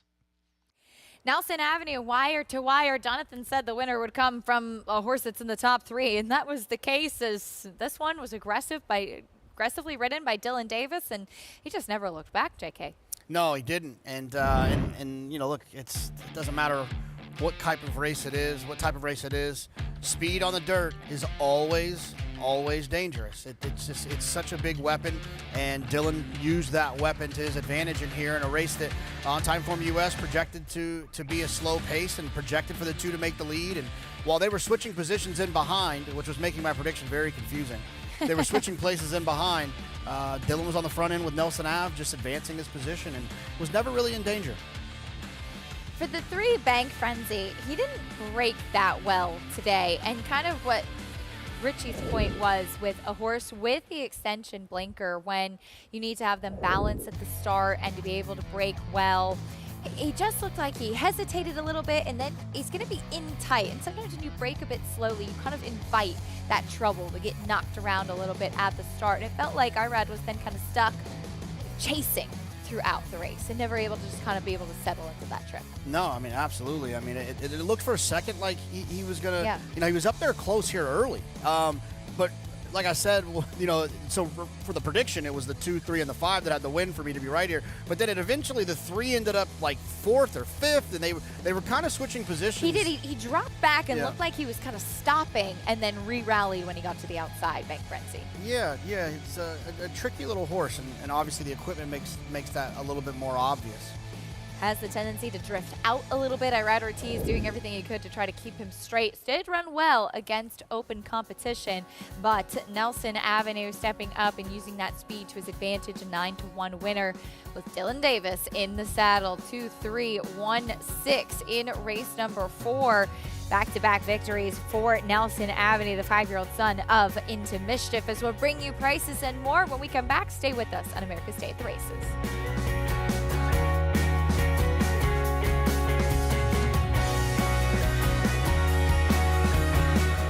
He always showed up. From June at 2 and through 2 championship seasons, week after week after week of consecutive works. That's toughness. He always showed off. You know all about those 4 G1s. Here's his maiden on the Derby undercard. That's brilliance. Now his yearlings are at the sales. That's opportunity. Essential quality. Showtime.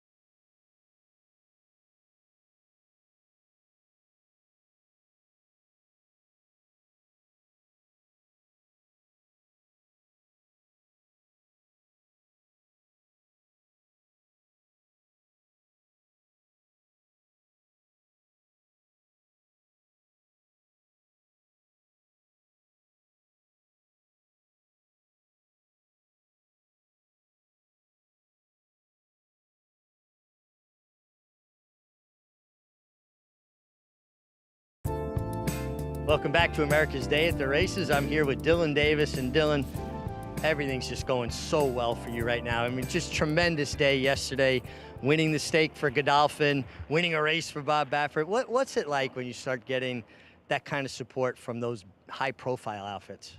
Oh, it means a lot. You getting the opportunity first, and then be able to get the job done and winning the races builds my confidence for sure, and know that I'm making the right decisions out there. So getting the right horses and getting the job done, it feels great, and continuing to want more success. Well, you just won a race on a 9-1 shot, Nelson Avenue, a horse that now you're back-to-back wins with. And you being a Saratoga native, you know where Nelson Avenue is. I do, yeah. He's coming from the 7 Ace. He ran well with me at Saratoga with the team. Great job to Wayne here. He did a great job getting him here, and stepping up to the mile, a little more distance and a tougher group of horses, but just allowing him to get his stride going into the chute there. He found himself on the front. He's going to touch quick, but he was comfortable there. So I was happy with where I was at. He was able to get a good breather throughout the whole turn. And then he responded great for me down the lane. I love what I saw, and I thought it was a big improvement today from last time. Dylan, one thing that I really have been impressed with is just how consistent you've been. At times I would actually get frustrated with you, and you know that. But now it seems to me like every day your effort is consistent, your approach, your preparation. And that's just something that's come with maturity and also with that confidence level building so much. Yeah, I think they grow together. It's trial and error through the beginning of my career and trying to make the right moves possible and learning from them, and always trying to continue to grow. And I know now, to make the better decisions and what's going to happen down the lane and all that. But I think it just took me a few years to establish that, and then as well as my business is growing with the right horses and better horses, and I have better chances in the races. So everything was coming together as one. Well, I'm really proud of you. Great job. Keep up the good work. You've turned into a true race rider. And your padron is watching there, Christophe. I think you ride from the next race. You better get going. And, guys, Dylan just doing everything right. Yeah, he certainly is, Richie. No, it looks like Christophe actually wanted to go talk to Richie. As the Winner's Circle lead-in is brought to you by the Fasig-Tipton November sale, the world's premier breeding stock event. Nominate now to the sale where stars are sold. Nelson Avenue, we all love a little Nelson Avenue, of course, right around the corner from Saratoga Racecourse. $21.40 winner gets the victory gate to wire with Dylan Davis in the saddle. 2-3-1 in race 4, Belmont at the Big A. Race number 5 coming up next will be sprinting on the turf. New York bred maiden claiming for the fillies and mares. There's a look at the field, and right now Naughty Destiny, speaking of Christophe and Dylan Davis, they're teaming up with this one. She takes a drop in class for the first time. Yeah, when you look at these maiden claiming races, I always start with who are the maiden special weight horses dropping in, and then evaluating who they are. Are they horses that have taken money, so have a little bit of talent and just can't find a way to get over the hump against maiden special weight groups, or they just kind of no hoper maiden special weight types. It doesn't matter who they're running against. Naughty Destiny feels like one that has taken money, has ran okay against maiden special weights, probably just needs a little bit of class relief. The 4 and the 5 were 2 droppers that I thought made the most sense in here. Yeah, both of them taking that big drop in class, which oftentimes can be the biggest move for a horse from the maiden special weight to maiden claiming level to see if they can take a step forward. As far as the cross country, pick 5 is concerned, starting at about 40 minutes at 3:37 Eastern. Kicks off with Belmont at the Big A, race 6. 3 races, from New York and 2 races over at Monmouth Park, races 8 and 9.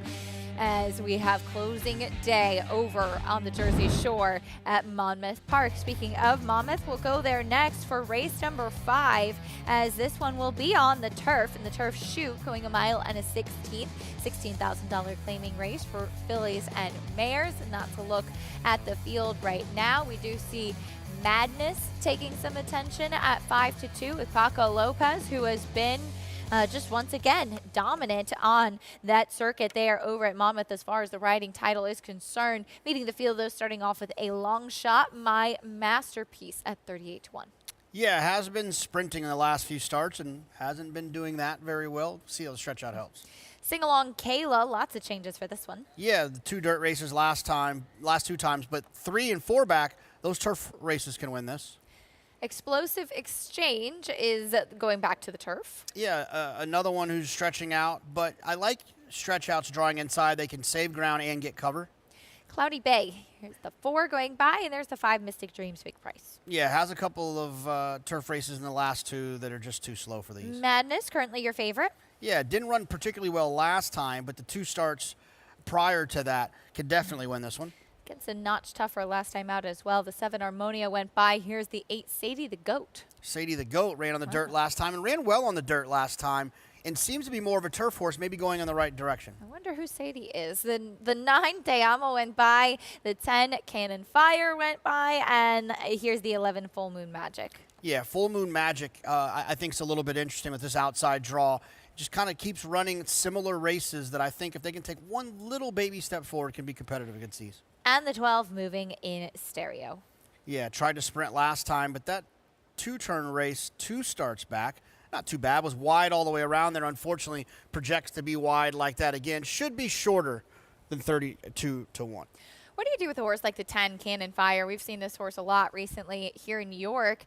I mean, did not run a step last time out, but against way tougher competition. She is taking the drop in class. Just, does she have it anymore at all? She just has no early speed. She's going to be so far back, and I worry that maybe the fact that she doesn't have any early speed means that she's just not very fast at any point of the race. Sometimes a drop will really wake them up, but man, she hasn't really done much running at all. No.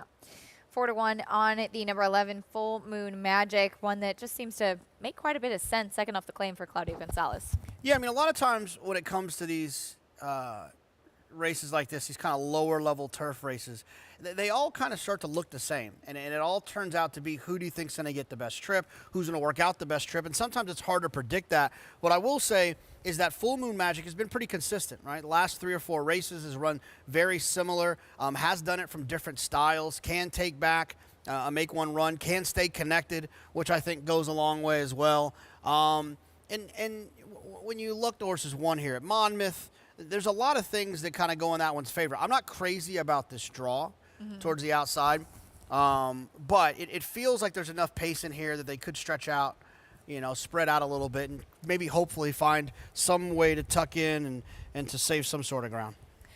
Madness at 2-1. This horse 2 starts back, ran that 75 buyer speed figure with a win. Would certainly make her a huge player in here. You just do wonder, can she turn things around after that last effort? Where she disappointed as the favorite? Yeah, I mean, she was the favorite last time, and she disappointed. She's the favorite this time. You have to be able to convince yourself that whatever the reason she disappointed last time won't take place here again today. And look, I've made a habit of misplaying these Paco Lopez horses, trying to beat him when he's short, trying to use him when he's long, and I just never can find my groove as it pertains to Paco. But I'm going to try to beat this horse in here in this big full field with lots of different places and ways and directions that you can go. I think it doesn't make a ton of sense to take a short price horse that you hope is going to show back up and run that race that they ran last time. 12 runners in this upcoming 5th race on the turf at Monmouth. Here's Matt Dinnerman. We'll see how it plays out. And Bob. Waiting for Madness. Goes forward into the outside post, moving in stereo.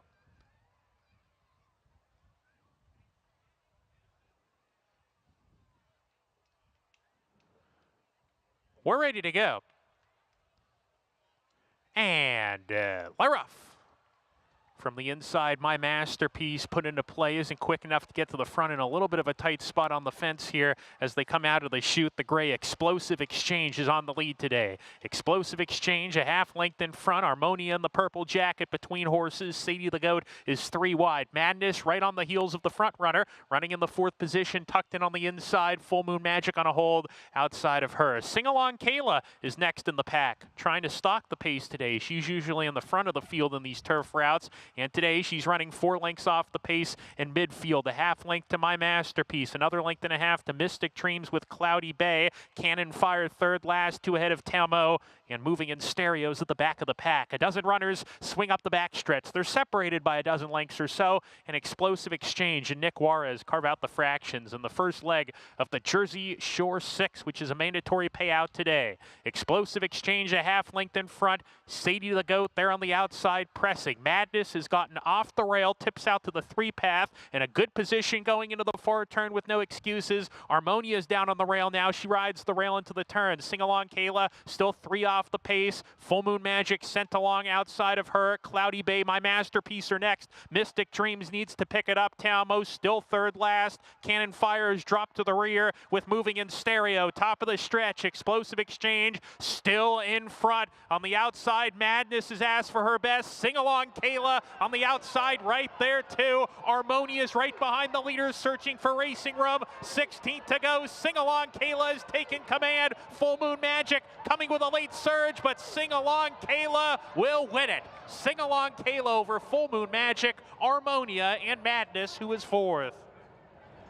Sing Along Kayla pulls the upset, gets back to the turf, has not run on the grass since April at Tampa Bay Downs, where she was using her early speed, this time coming from a little bit off of it, and gets the victory in race 5.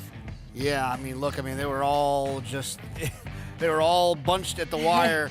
It was just a matter of who wanted to get the job done, and it turned out to be Sing Along Kayla. She went off at 9-5, took a lot of late money. Oh my goodness. Wow. You know, it's funny. She had those back turf races that made a ton of sense. It was just whether or not you believed that it would actually happen. It did end up showing today, as that will be it for Jonathan and I. Always fun getting a chance to do the show with you here. Yep, and Miguel texted me and told me to tell you Happy Wife Appreciation Day. He didn't really, but I'm just trying to help him Well, it's okay. He's at the Keeneland sale trying to buy horses right now, so I'll give him a little bit of a pass. That's fair. But when he gets home tonight, I'll definitely remind him. So, speaking of, there is Naughty Destiny for the Gallant Barn. We'll take a drop in class for the first time. Dylan Davis looking for the 2nd win on the card today. Horses in the paddock for the 5th race. Belmont at the Big A. We'll hear from Richie and welcome in Greg Wolf and Andy Serling to the set to kick off the late pick 5 and take you the rest of the way.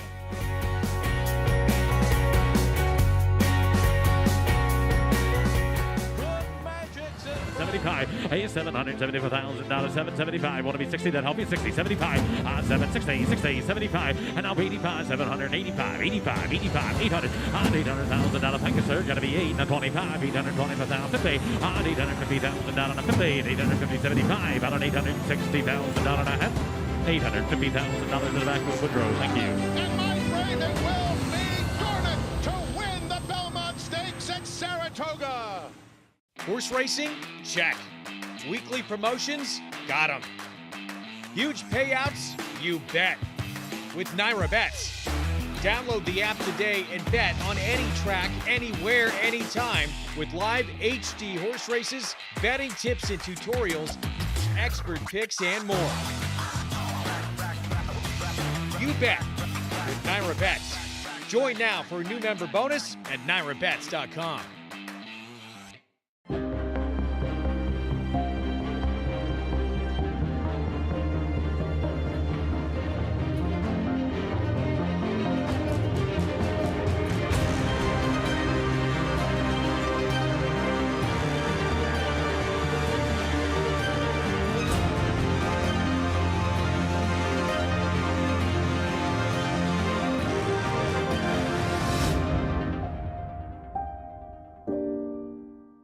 Racetrack Television Network brings you every race, from every track, on every screen, every day. With monthly packages starting as low as $5, RTN gives you great value and access to more live HD streaming and race replays than anyone. Visit RTN.tv today to sign up and watch on almost any device, including Roku and Amazon Fire. RTN has packages that start at $5 per month.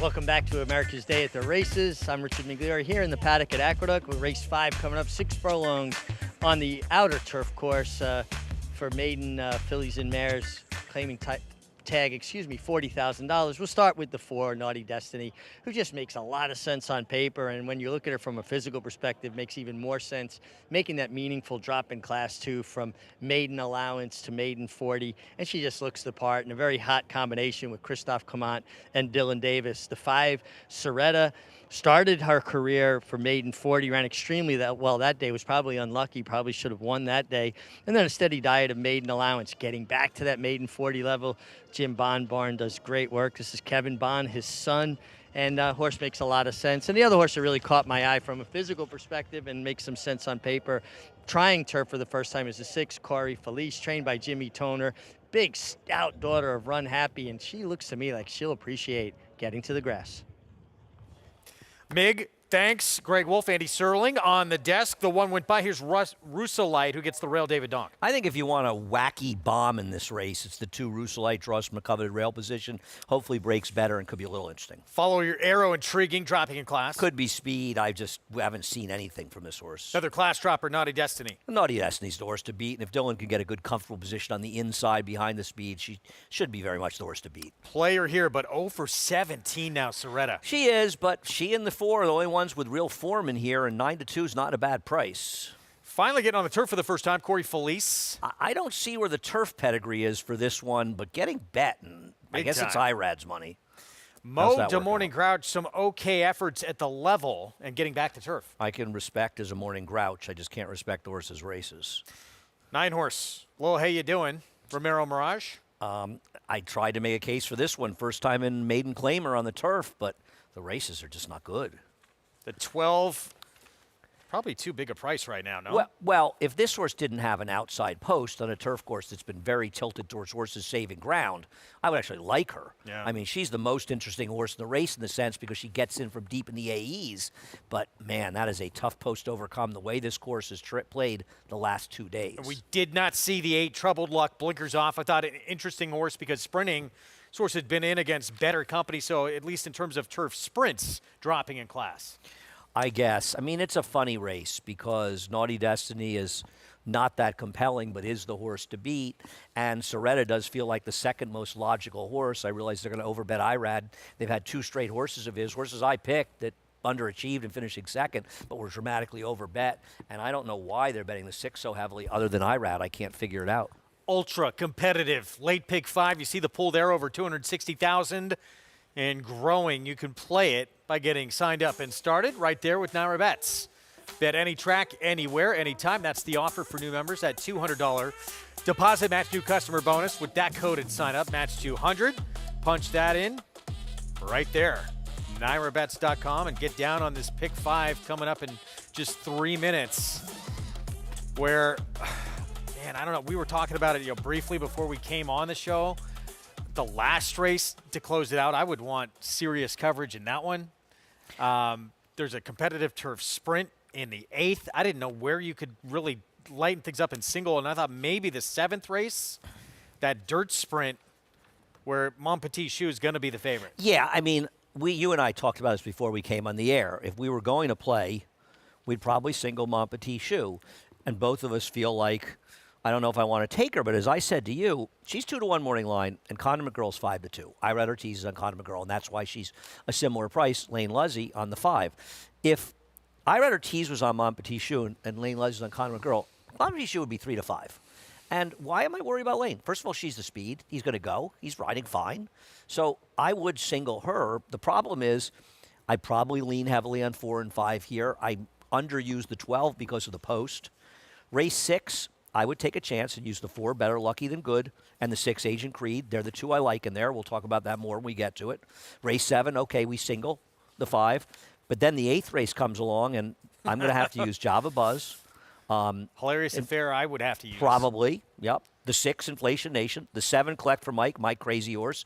And even the 9, He's Got It, who I think is like a weird long shot. So I would use all 5. What about Gaslight Dancer? I mean, I guess if you're using 5, you're supposed to use 6. Yeah. The thing about that is, I mean, are you supposed to split hairs? Bad post. I'm using the 9, but the 9's going to be a big price. And then the last race, I would like to get alive to the 1 and 6. But I'm getting alive to 2 horses that may just be a fool's errand, right? So where do you go besides them? I when would you not say, want to leave off that Pletcher horse. I know it's a terrible outside post, the 11. Really? Yeah. Okay, I would leave that horse off. I'd be more inclined to use horses like the 4 Time Stone and maybe even the 5 Silvology. It's a tough race. It's a tough. Listen, that might be my favorite race of the card. I think it is. I'm actually most looking forward to the 6th, 8th, and 9th races, and I'm glad I'm on late with you because I didn't have. First of all, I had bad opinions in the first 4 races. I smoked out the 3 to 5 firster in the first race that everyone knew about. But after that, I had no good opinions, and I didn't like the races. That just means the better opinions are coming, so that's probably a good thing if you're It going won't to be play worse. this late pick 5. Over 300,000 in the pool. Let's head downstairs. Check in with Richard Migliori. Hey guys, I could not get past number 4 here, Naughty Destiny. She makes a lot of sense on paper and looks fantastic in the paddock. And you get, Dylan Davis, who's riding very well for Christophe Clement. They just have a lot of trust and faith in each other. She made a super impression on the racetrack as well. Horse that didn't really catch my attention in the paddock, but I really loved the way she warmed up was the 12 Barefoot Disco. Really got into a beautiful frame under Joel Rosario. Loved the way she bowed her head and really galloped over. Made a super impression. She really won me over in the warm-up. I'm sticking with the 4, but I thought the 12 was very interesting here if she can work out a trip from the outside. Mig, thank you. So we're going to load up here momentarily. 5-2, Naughty Destiny. As Mig talked about a couple there, and we have an equipment adjustment, I believe, on the 8 here. Troubled Luck.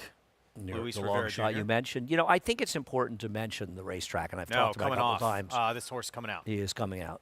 So 16-1. Don't have to worry about that horse. Not going to affect the race, not part of the pace. I think we have to talk about how the track is playing. Who are the speeds here? Could the one Generous Luva, who's stopped badly in 2 starts, could that horse get sent hard by Christopher Elliott, excuse me, to the front and wire the field? Is Rusalite going to show more speed? How about Follow Your Arrow, supposed to be speed?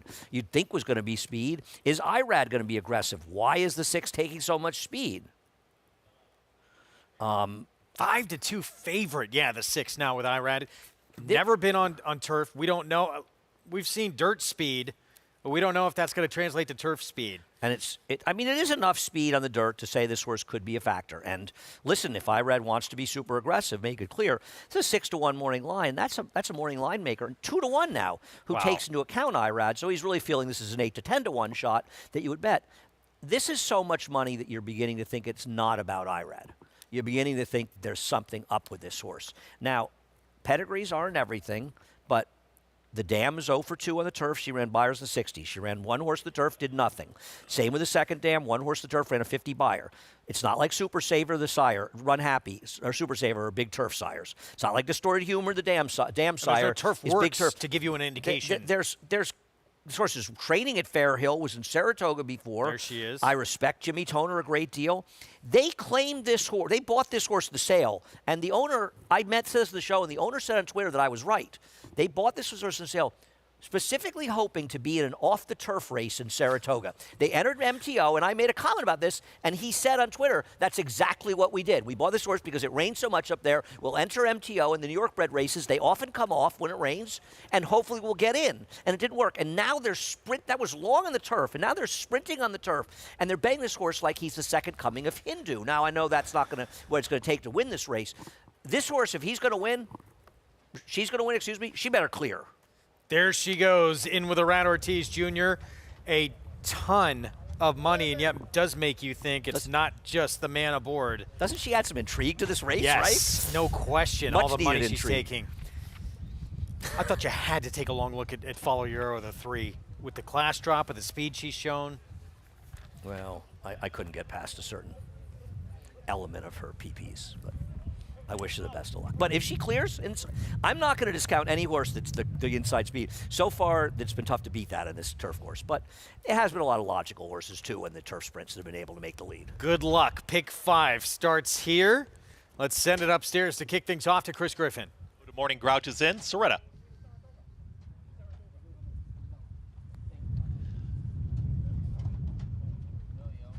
Two out.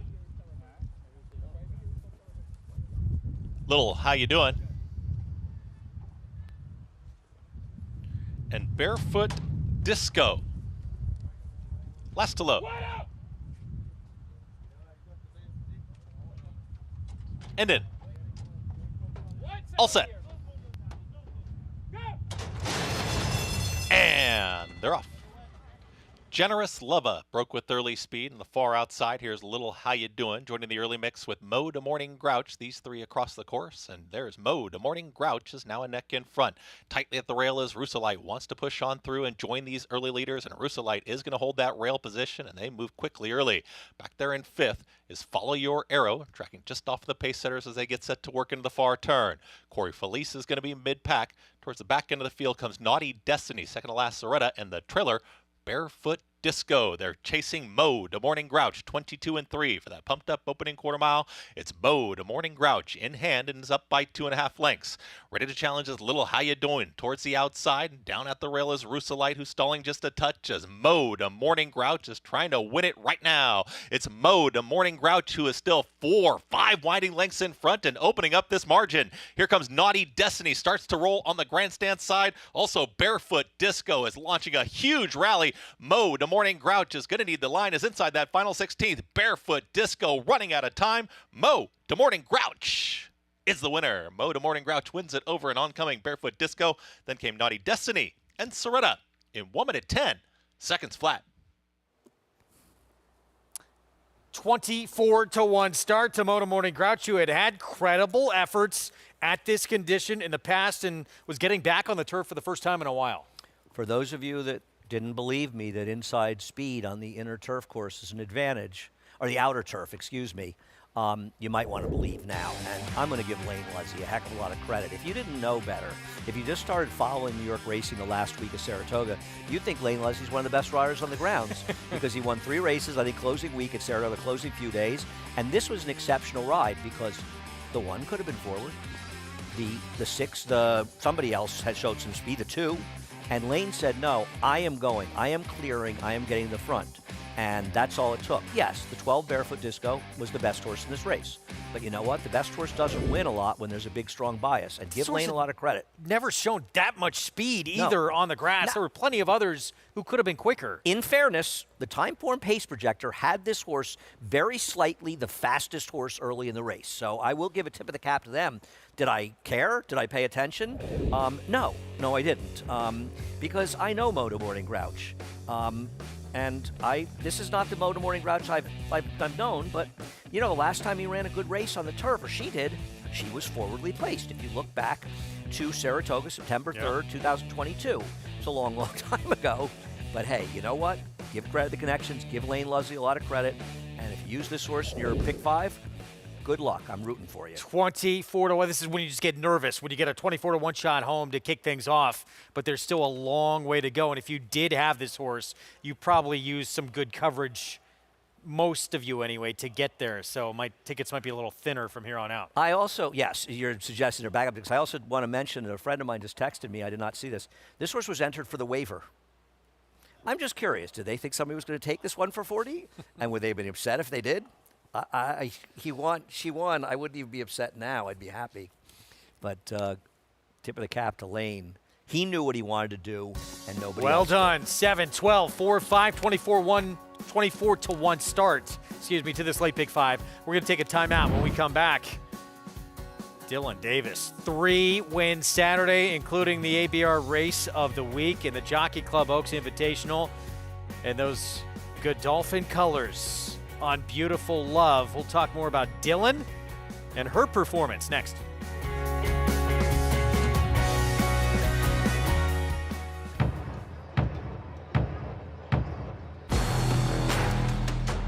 Nothing stood in his way. War of Will won the Preakness. At the line, War of Will. That's a photo for the win.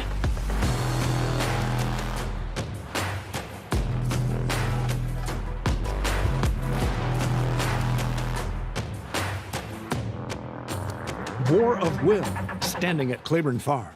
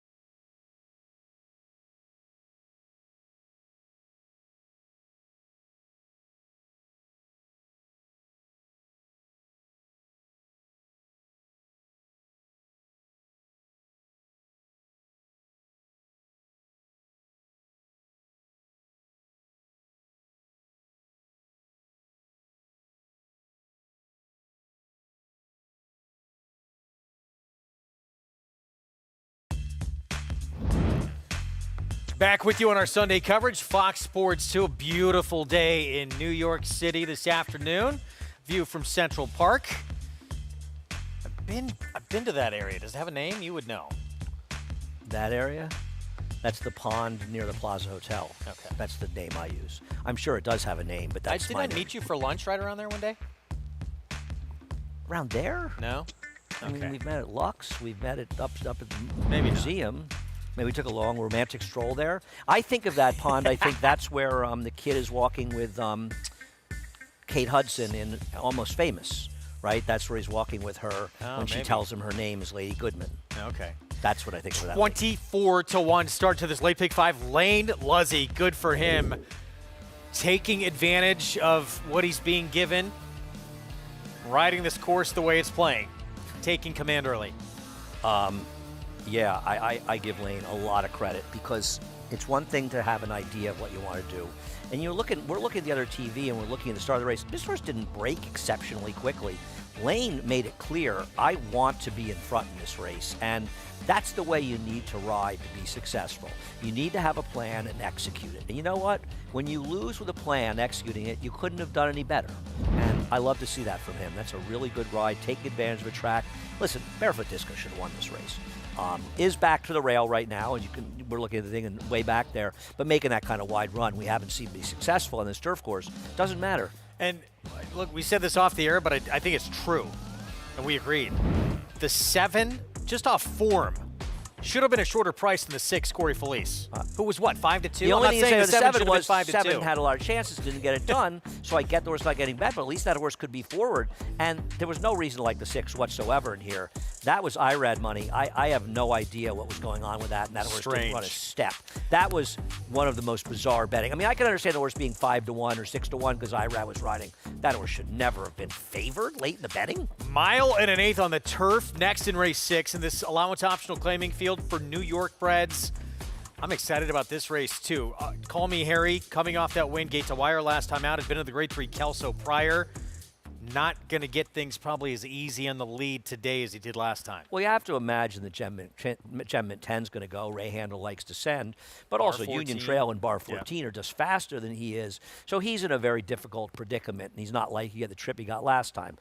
Now, listen, we've seen speed and the inside be good on the inner turf as well. So that's going to make things harder, but there does figure to be some real pace in this race. And horses like Better Lucky Than Good, who was unfortunately unlucky and good last time out and may have run the best race of anybody. And Agent Creed, who was wide the whole way, against the track, wrote them. I think they're the right 2 horses in here. Right now, the public's seeing it similarly. All right, we'll get back to this race momentarily. 18 minutes away from a race that kicks off the late pick 4, cross-country pick 5. Here it is. It involves races 6, 7, and 8 at Belmont, races 8 and 9 on closing day here at Monmouth. So still time to put that together. Begins in about 17 minutes. That cross-country pick 5, which you can find, of course, on Naira Bets. Yeah. Let's go to Oceanport. It's the last cross-country pick 5 with Monmouth of 2024. If that brings a tear to your eye. This race, 6 furlong sprint, 5,000 starter allowance, and the 2 inherits the rail with the 1 out. Yeah, I mean, this horse is kind of a layover on Figs. I'm surprised it's as high as 9-5 right now. Looks like the horse to beat. Should be somewhat forward. 80 buyer in a win. Right. Here at Monmouth last start. Long shot Majestic Tiger next door. Yeah, coming out of cheaper races and not running particularly fast.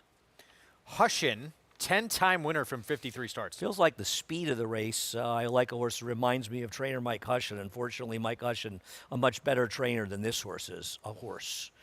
High heat for Wayne Potts. Wayne Potts' horse has been running in New York, but this one's a little hard to make. Should be forward, though. Whistle while you mow. 2 back with Second Pine Osprey. Well, I don't mow and only occasionally whistle and don't like this horse.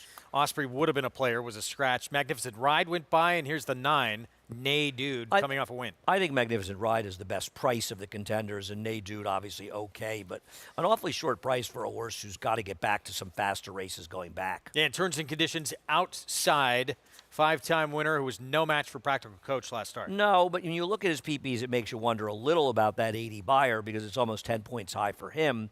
On the other hand, Practical Coach often runs those figures. I'm not trying to beat Practical Coach in here, who I think will go off at shorter than 9 to 5 at post time. Sammy Marin on a big Saturday afternoon.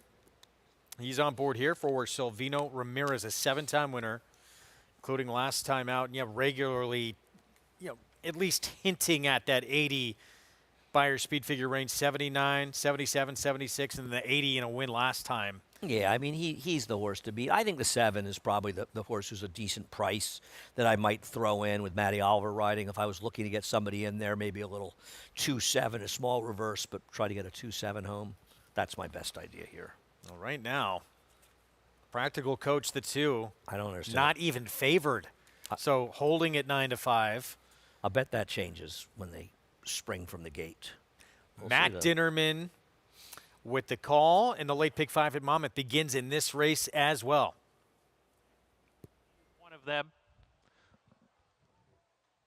And to the outside. Turns and conditions to kick off the late pick 5. Last one of the meet. Turns and conditions goes it. We're ready to go.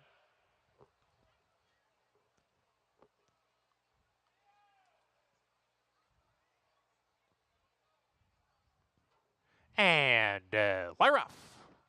Hushin gets the first call. High heat away alert lead 2. And here's Practical Coach from the inside, not far off, right off of them in the 3rd position. A length and a half back to Whistle While You Mows in the 4th position. Nay Dude passes rivals, moves up level 4th, 4 lengths off the pace down the backstretch. A gap of 2 to Majestic Tiger. Turns and conditions is second to last, and Magnificent Ride is at the back of the pack, 10 lengths behind the front runner, Hushin, who approaches the 4-turn run a half length in front of High Heat, who settles, pressing the pace from the outside. Nay Dude makes steady progress into 3rd. Practical Coach alongside of him. So the 2 favorites are right together, a length and a half off the top pair who do battle here. Gap of 2 to Whistle While You Mow, who drops out of it. Majestic Tiger passes him, loses ground turning for home as 4 lengths to gain. Top of the stretch, High Heat, Hushin continue to do battle on the front end. Practical Coach is moving level with that pair, and Practical Coach comes looking for the lead. Practical Coach is taking command with a furlong to go. Needs to deal with Majestic Tiger, who's coming with a late rush. Practical Coach in front. Majestic Tiger surging. Not enough. Practical Coach wins between horses. I think High Heat actually edged out Majestic Tiger for that 2nd spot. Turns and conditions was 4th. Practical Coach with this victory here, 8th win in this 5-year-old's career. Yeah, he was able to sit a perfect trip and did go off as a 6 to 5 favor as he should have.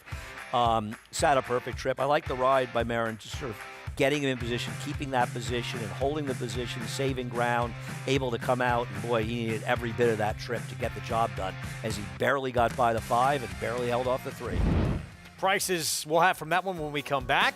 And we'll get into this late pick 4, mile and an 8th on the turf. And there's Better Lucky Than Good. Ran a big race in defeat with a Christophe Clement barn and Dylan Davis on board.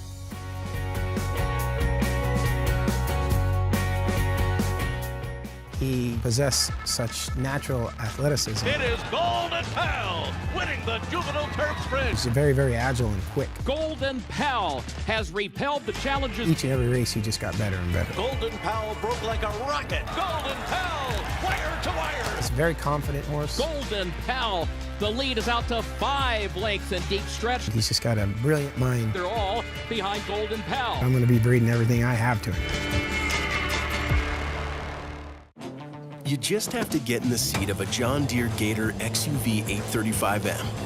Not because of the spacious cargo box. We're always picking up rocks out in the field, and the hydraulic bed has been really nice. Or because it can tackle any terrain. It can handle anything. Not even because it tows up to 4,000 pounds. We can pull things around easily. You just have to get in the seat, because something about being this productive just makes you smile. It's made life a lot easier. Learn more at johndeere.com/get-in-the-seat. He's a running son of a gun. Papa Cap now has the advantage. A graded stakes winning 2-year-old. Grade 1 Breeders' Cup juvenile runner-up at 2. Multiple Grade 1 placings at 3. finished in the top 4 in 11 out of 12 starts. And from here on in, it's just a matter of how far. Papa Cap, an easy winner of the best pal. Papa Cap, standing at Walmack.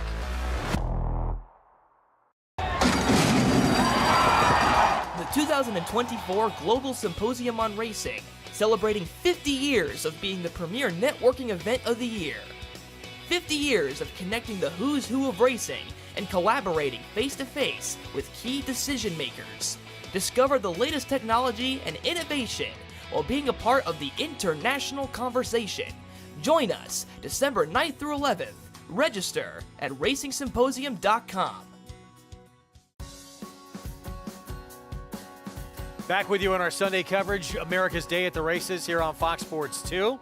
As we get set for the late Big Four, the 6th for Belmont at the Big A here, mile and an eighth on the turf. This race named in memory of the late Chuck Simon, who just passed away last week, former trainer, way too young, passed away just 57 years old, and tracks across the country doing the same elsewhere, not just here in New York. This race, quick look at the odds. Call me Harry right now, 5-2 favorite with more on a man we lost way too soon. Let's go downstairs to Mig.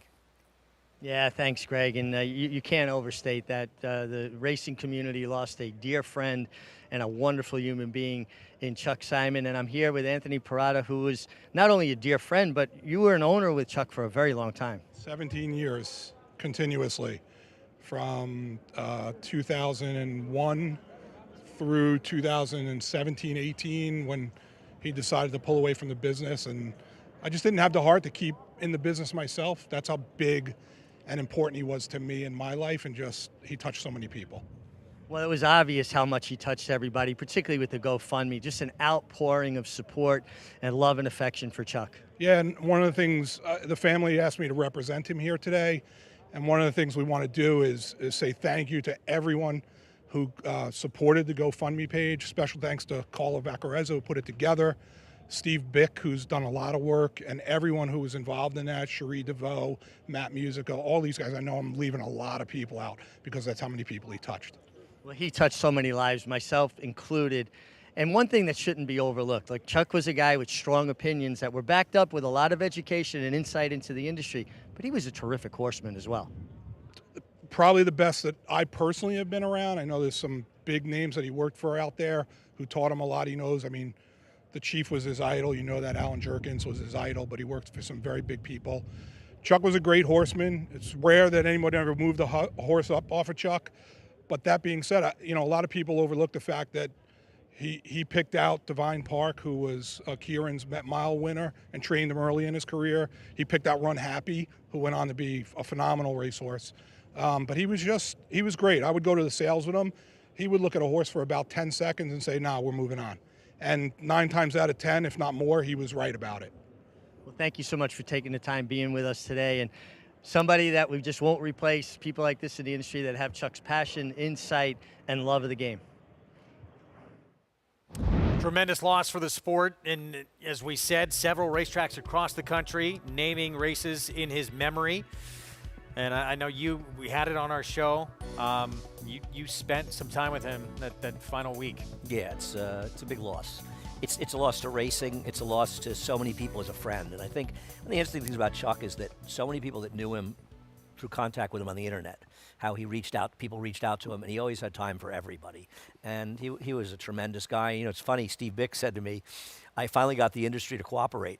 He said he texted the racing secretaries at Monmouth and Churchill and here and Gulfstream about doing what we're doing today. And he said within minutes, I heard back from everybody, he said, sounds like a good idea. And I think that's a tribute to how much Chuck was revered in this industry. And I'm proud that we're part of that. And listen, I'm one of many people, and there are many of them that are going to miss Chuck. He was a really, really terrific person. And it's no surprise that he and the Chief are so intimately linked.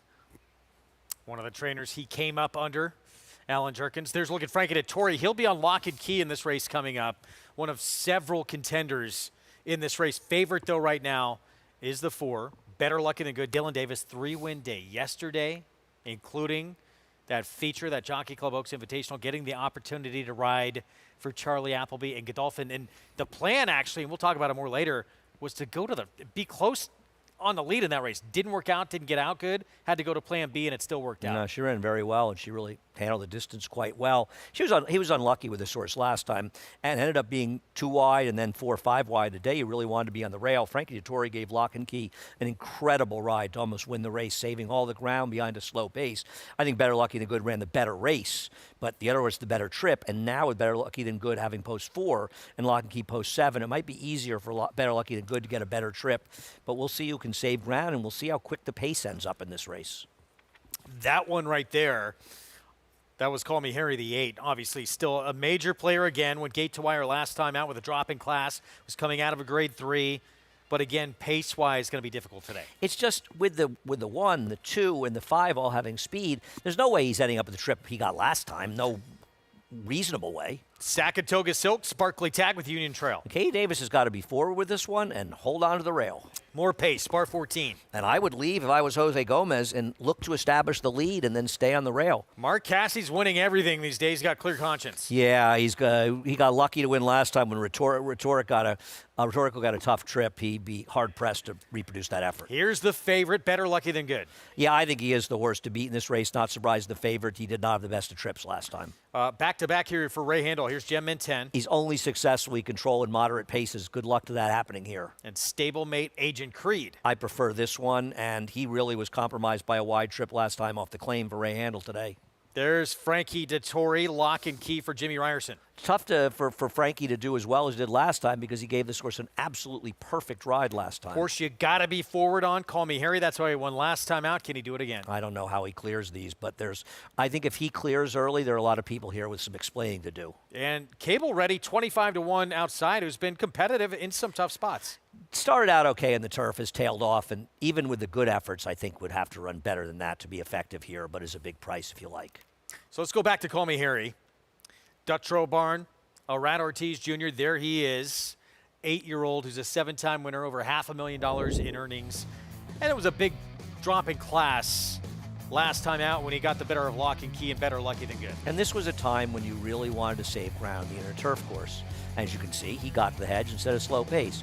But Lock and Key, who's splitting horses now, saved ground the entire way, whereas Better Lucky Than Good had to get spun out top of the stretch, lost some ground, lost ground the whole race, was still running at the end, and I thought ran very well. But I think behind them, Agent Creed didn't run that badly in finishing 5th, and that he was 3 wide without cover the whole race, and he really had kind of the worst trip of anyone in that race. Are we just forgetting? I mean, he was facing so much better company, this horse, that even though he may get pace pressure, maybe he'll just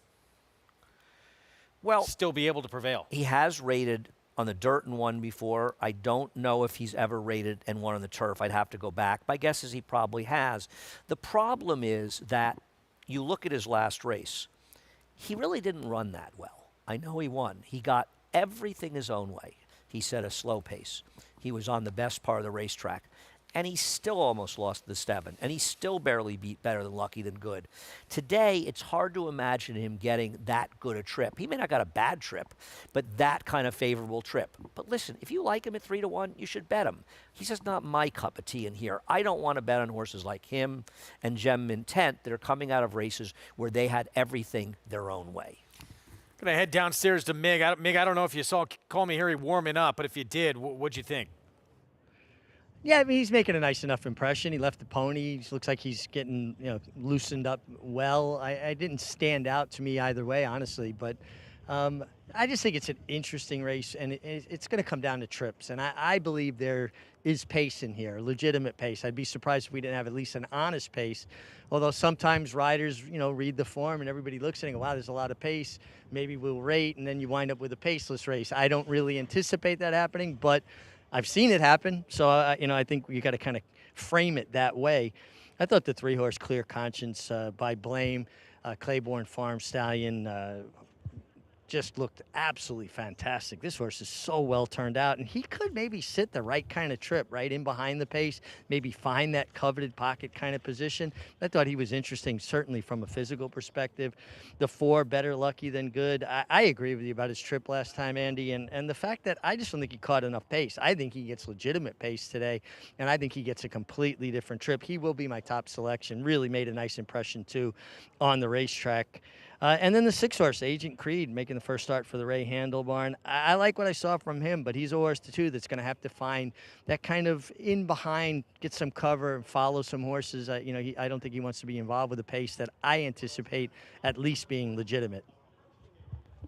All right, Mig, thanks. Here we go. They come onto the turf course, getting set momentarily to load up for this first leg of this late pick 4. Again, a 24-1 start to the late pick 5. As we close out our opening week action from this fall meet here, Belmont at the Big A. Been a good weekend. It has. Good racing so far. Nice weather. Hoping things hold up. Next weekend, I've been told by the most pessimistic guy I know that Saturday's card's incredibly good.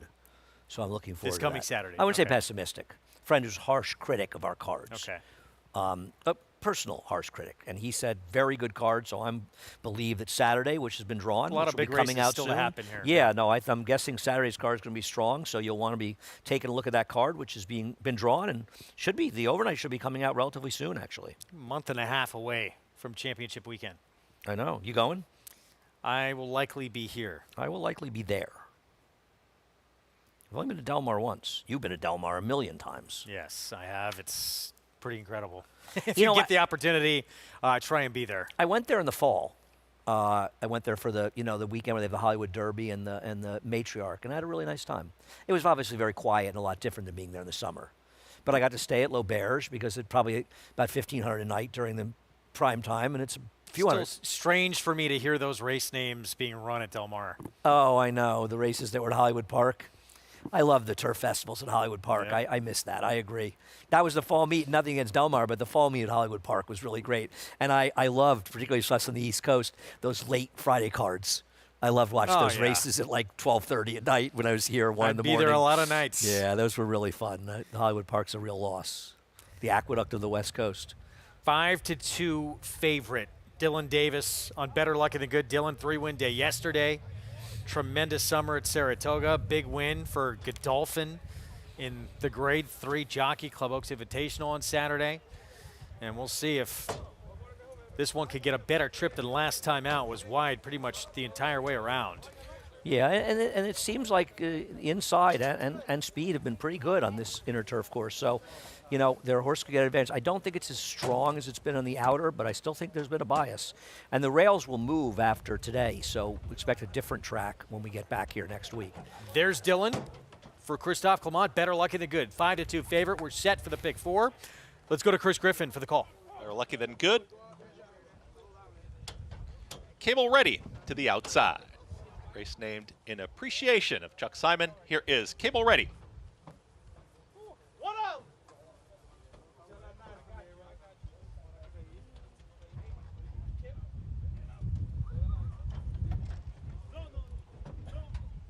All set. And they're off. Call Me Harry has early speed. Towards the inside is Union Trail, and there's also Bar 14 in that early mix. These three across the course as they come out of the chute. Bar 14 is the leader, but now Union Trail wants to hold that position, and Katie Davis and Union Trail, they're up by 3/4 of a length. There's Bar 14 now stalking from second. Call Me Harry is going to tuck right in behind that leading duo as they work towards the turn. Then comes a patiently ridden Gem Mint 10 is back there in the 5th position. Towards the outside is Cable Ready, who's now going to hold that 4th spot.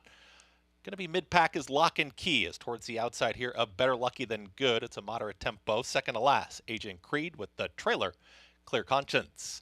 Union Trail is now more settled, 23-1. That opening quarter mile, Union Trail drifting out just a touch and wandering. There was Bar 14, and that gives Call Me Harry the rail. It's going to have that rail skimming ride. It's now caught up to the leaders. It's only a length off the front end. Lock and Key, Frankie Dettori, they're on the move. They went 48.48 for a half-mile time. Also Gem Mint 10, and Manny Franco right in behind that leading group is tracking from 5th to the inside of Cable Ready. progressing forward. Here comes a run from Better Lucky Than Good. It's got a 3-wide run. Clear Contest is going to be 4 wide, and the trailer is Agent Creed. 113 flat for 3/4 of a mile. They haven't caught Union Trail yet. It's Union Trail who's still in front at a big number. Then comes Bar 14. Call Me Harry is looking for room and tips towards the outside, and here comes Call Me Harry, ready to pounce on this leader. It's Union Trail who's in front, but for how long? Call Me Harry. Lock and Key is right there, and here comes a run from Better Lucky Than Good. Gem Mint 10 is also cut loose. It's Call Me Harry trying to fend him off. Approaching the final 16th, Call Me Harry. Here comes a late rally again. Better Lucky Than Good. Call Me Harry gets the victory. Call Me Harry over Better Lucky Than Good. They came Lock and Key and Gem Mint 10 in 1 minute 48 and 3. Call Me Harry with the win, unable to do it the way he did last time with 2 others that shot to the front, but Rad Ortiz Jr.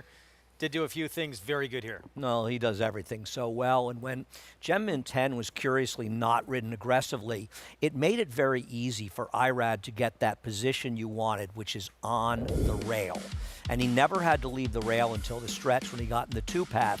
If Gem Mint 10 had gone, he could never have gotten that coveted pocket trip that he got. But for some reason, they weren't aggressive with him, which I don't understand.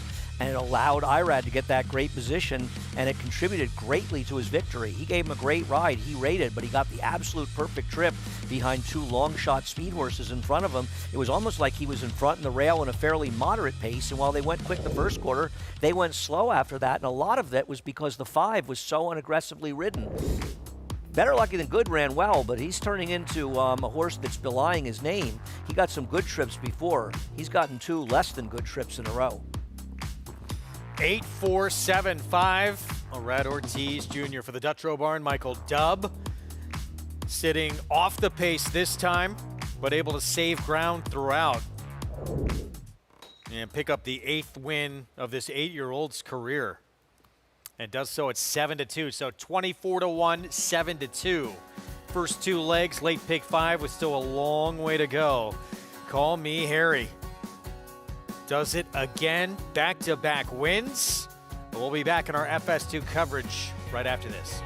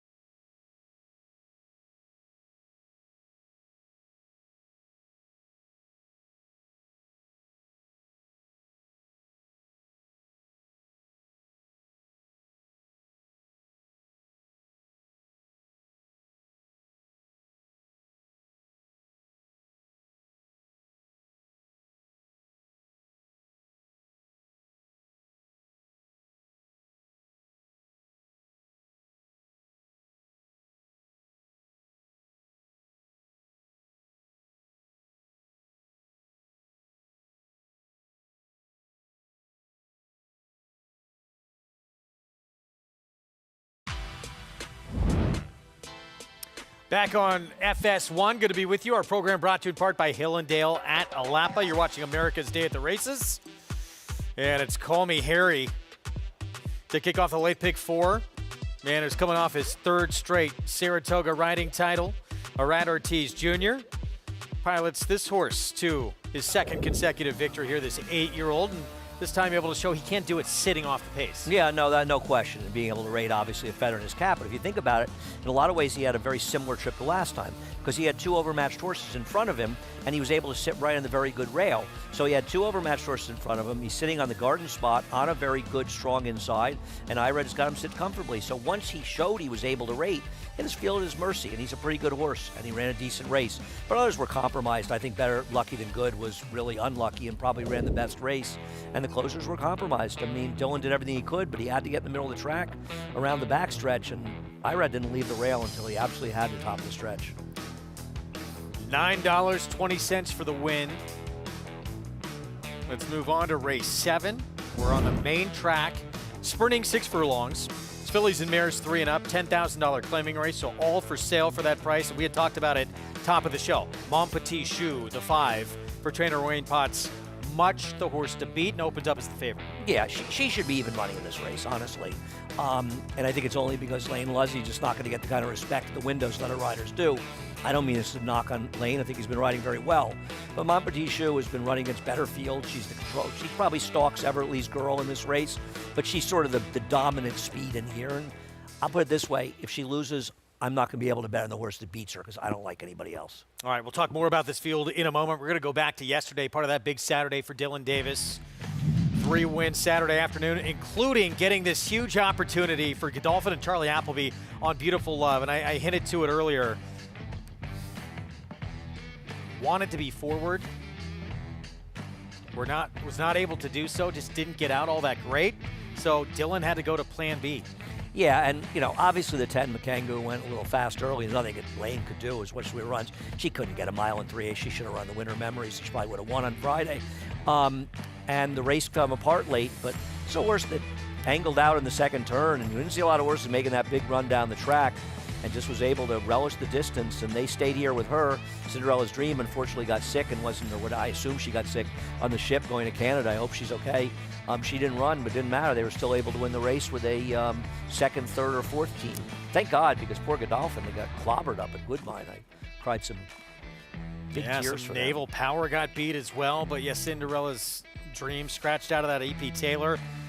This filly had been 2nd to her, but really, disappointed in the State's debut. But Charlie Appleby had said she needed that start. She really wasn't ready. And she going longer, he had no doubt she was going to love this extra ground. Well, you never know. She had a pedigree to suggest she would like the extra ground. It's one of the reasons I used her. But also, she was 3 wide the entire way around the racetrack in her last race. And Charlie Appleby may not know it, but a lot of handicappers do. The rail was gold that day, and that was the day in the Lake Placid where the favorite was compromised by being off the rail. She was even wider than anybody in there. So I did think her last race was a throw-up because she was against the track.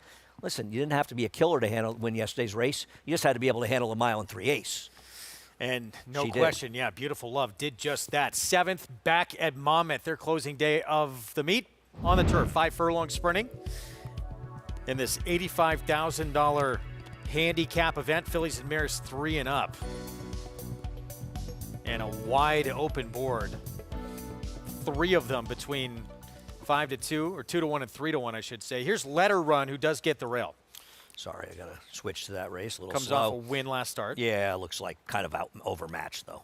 Was the turf debut, and it was a win. Now getting winners, though, for the first time. Delightful Ava, the 3 next door to 11-1.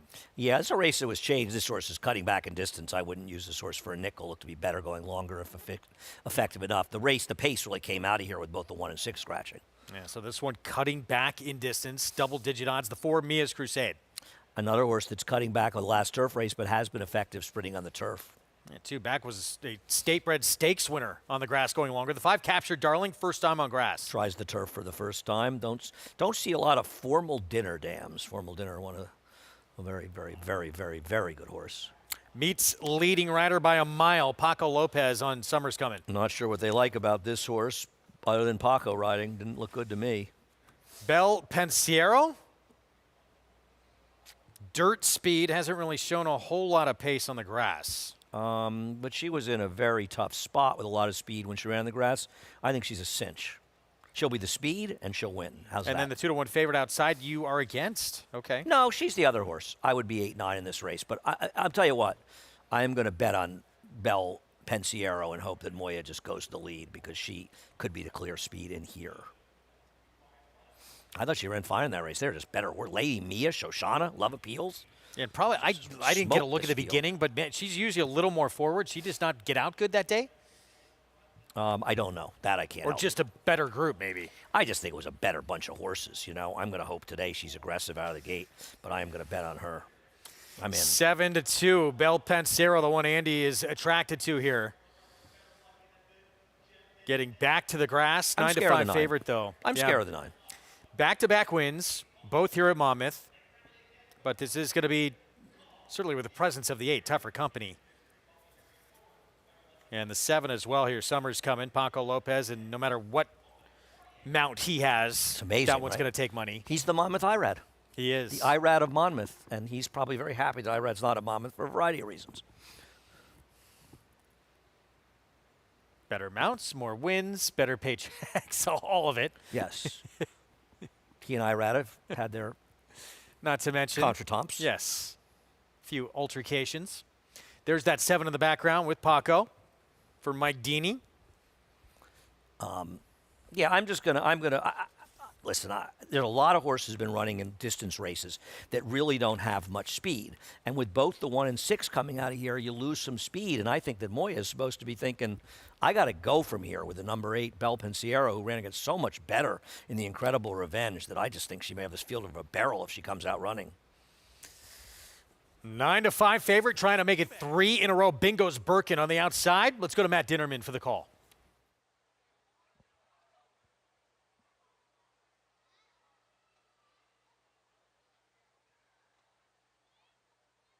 Hand to the outside, Bingo's Birkin. We kick off the late pick 4. Last one of the meet here. Bingo's Birkin for the red hot Jose Sanchez bar. Goes it. We're ready to go. And they're off in the Pinot Grigio handicap. Belle Pensiero on the lead today. Let Her Run is put into play from the inside post. Hard sent to get to the front. She's got the lead now.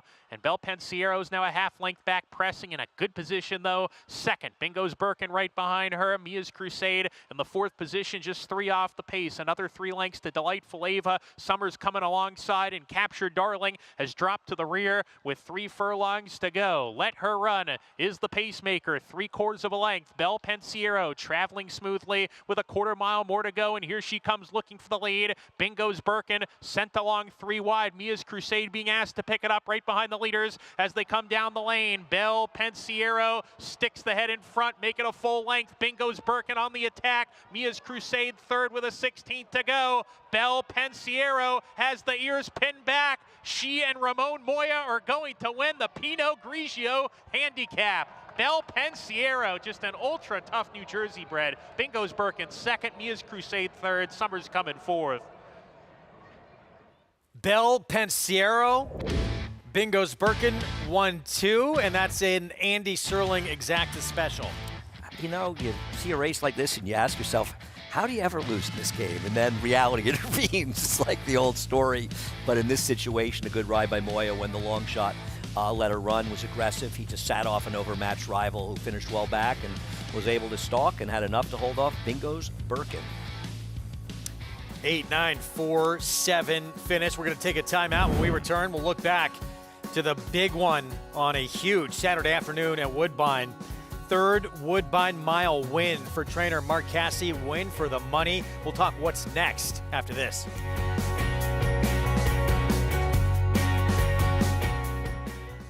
Spun to Run.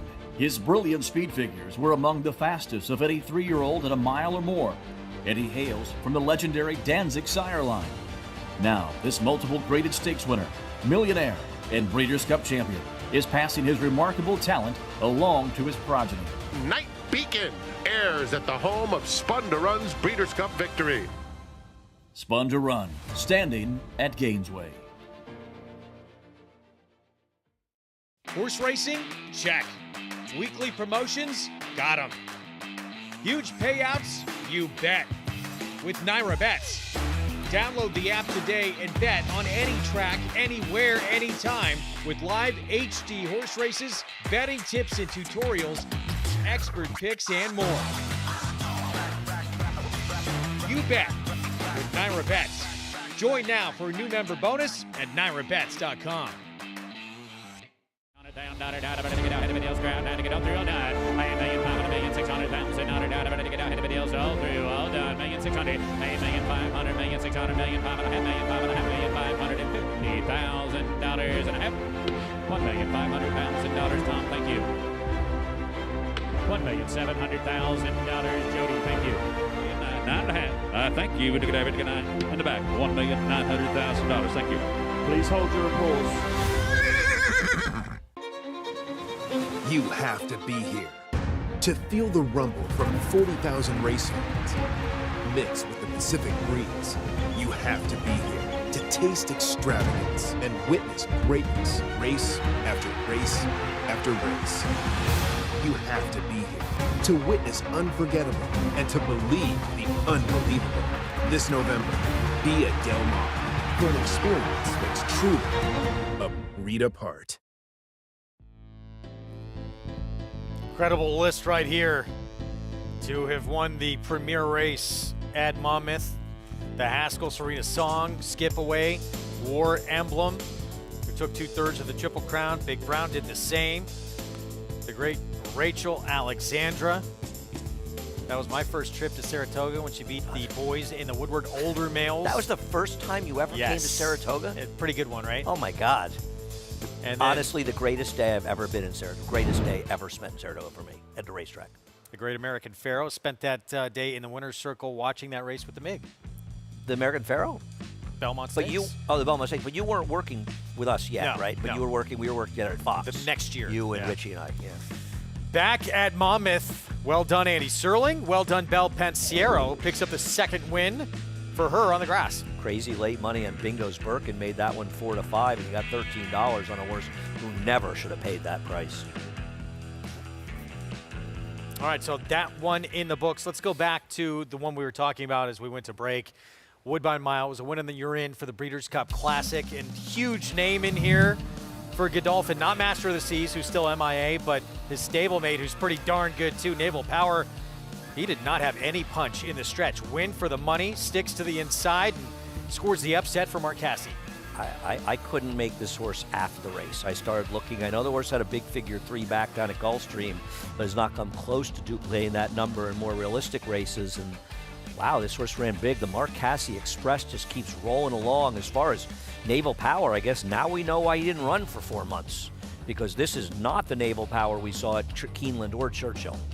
I mean, Keeneland Churchill, his races overlaid these horses, and he was a no-show.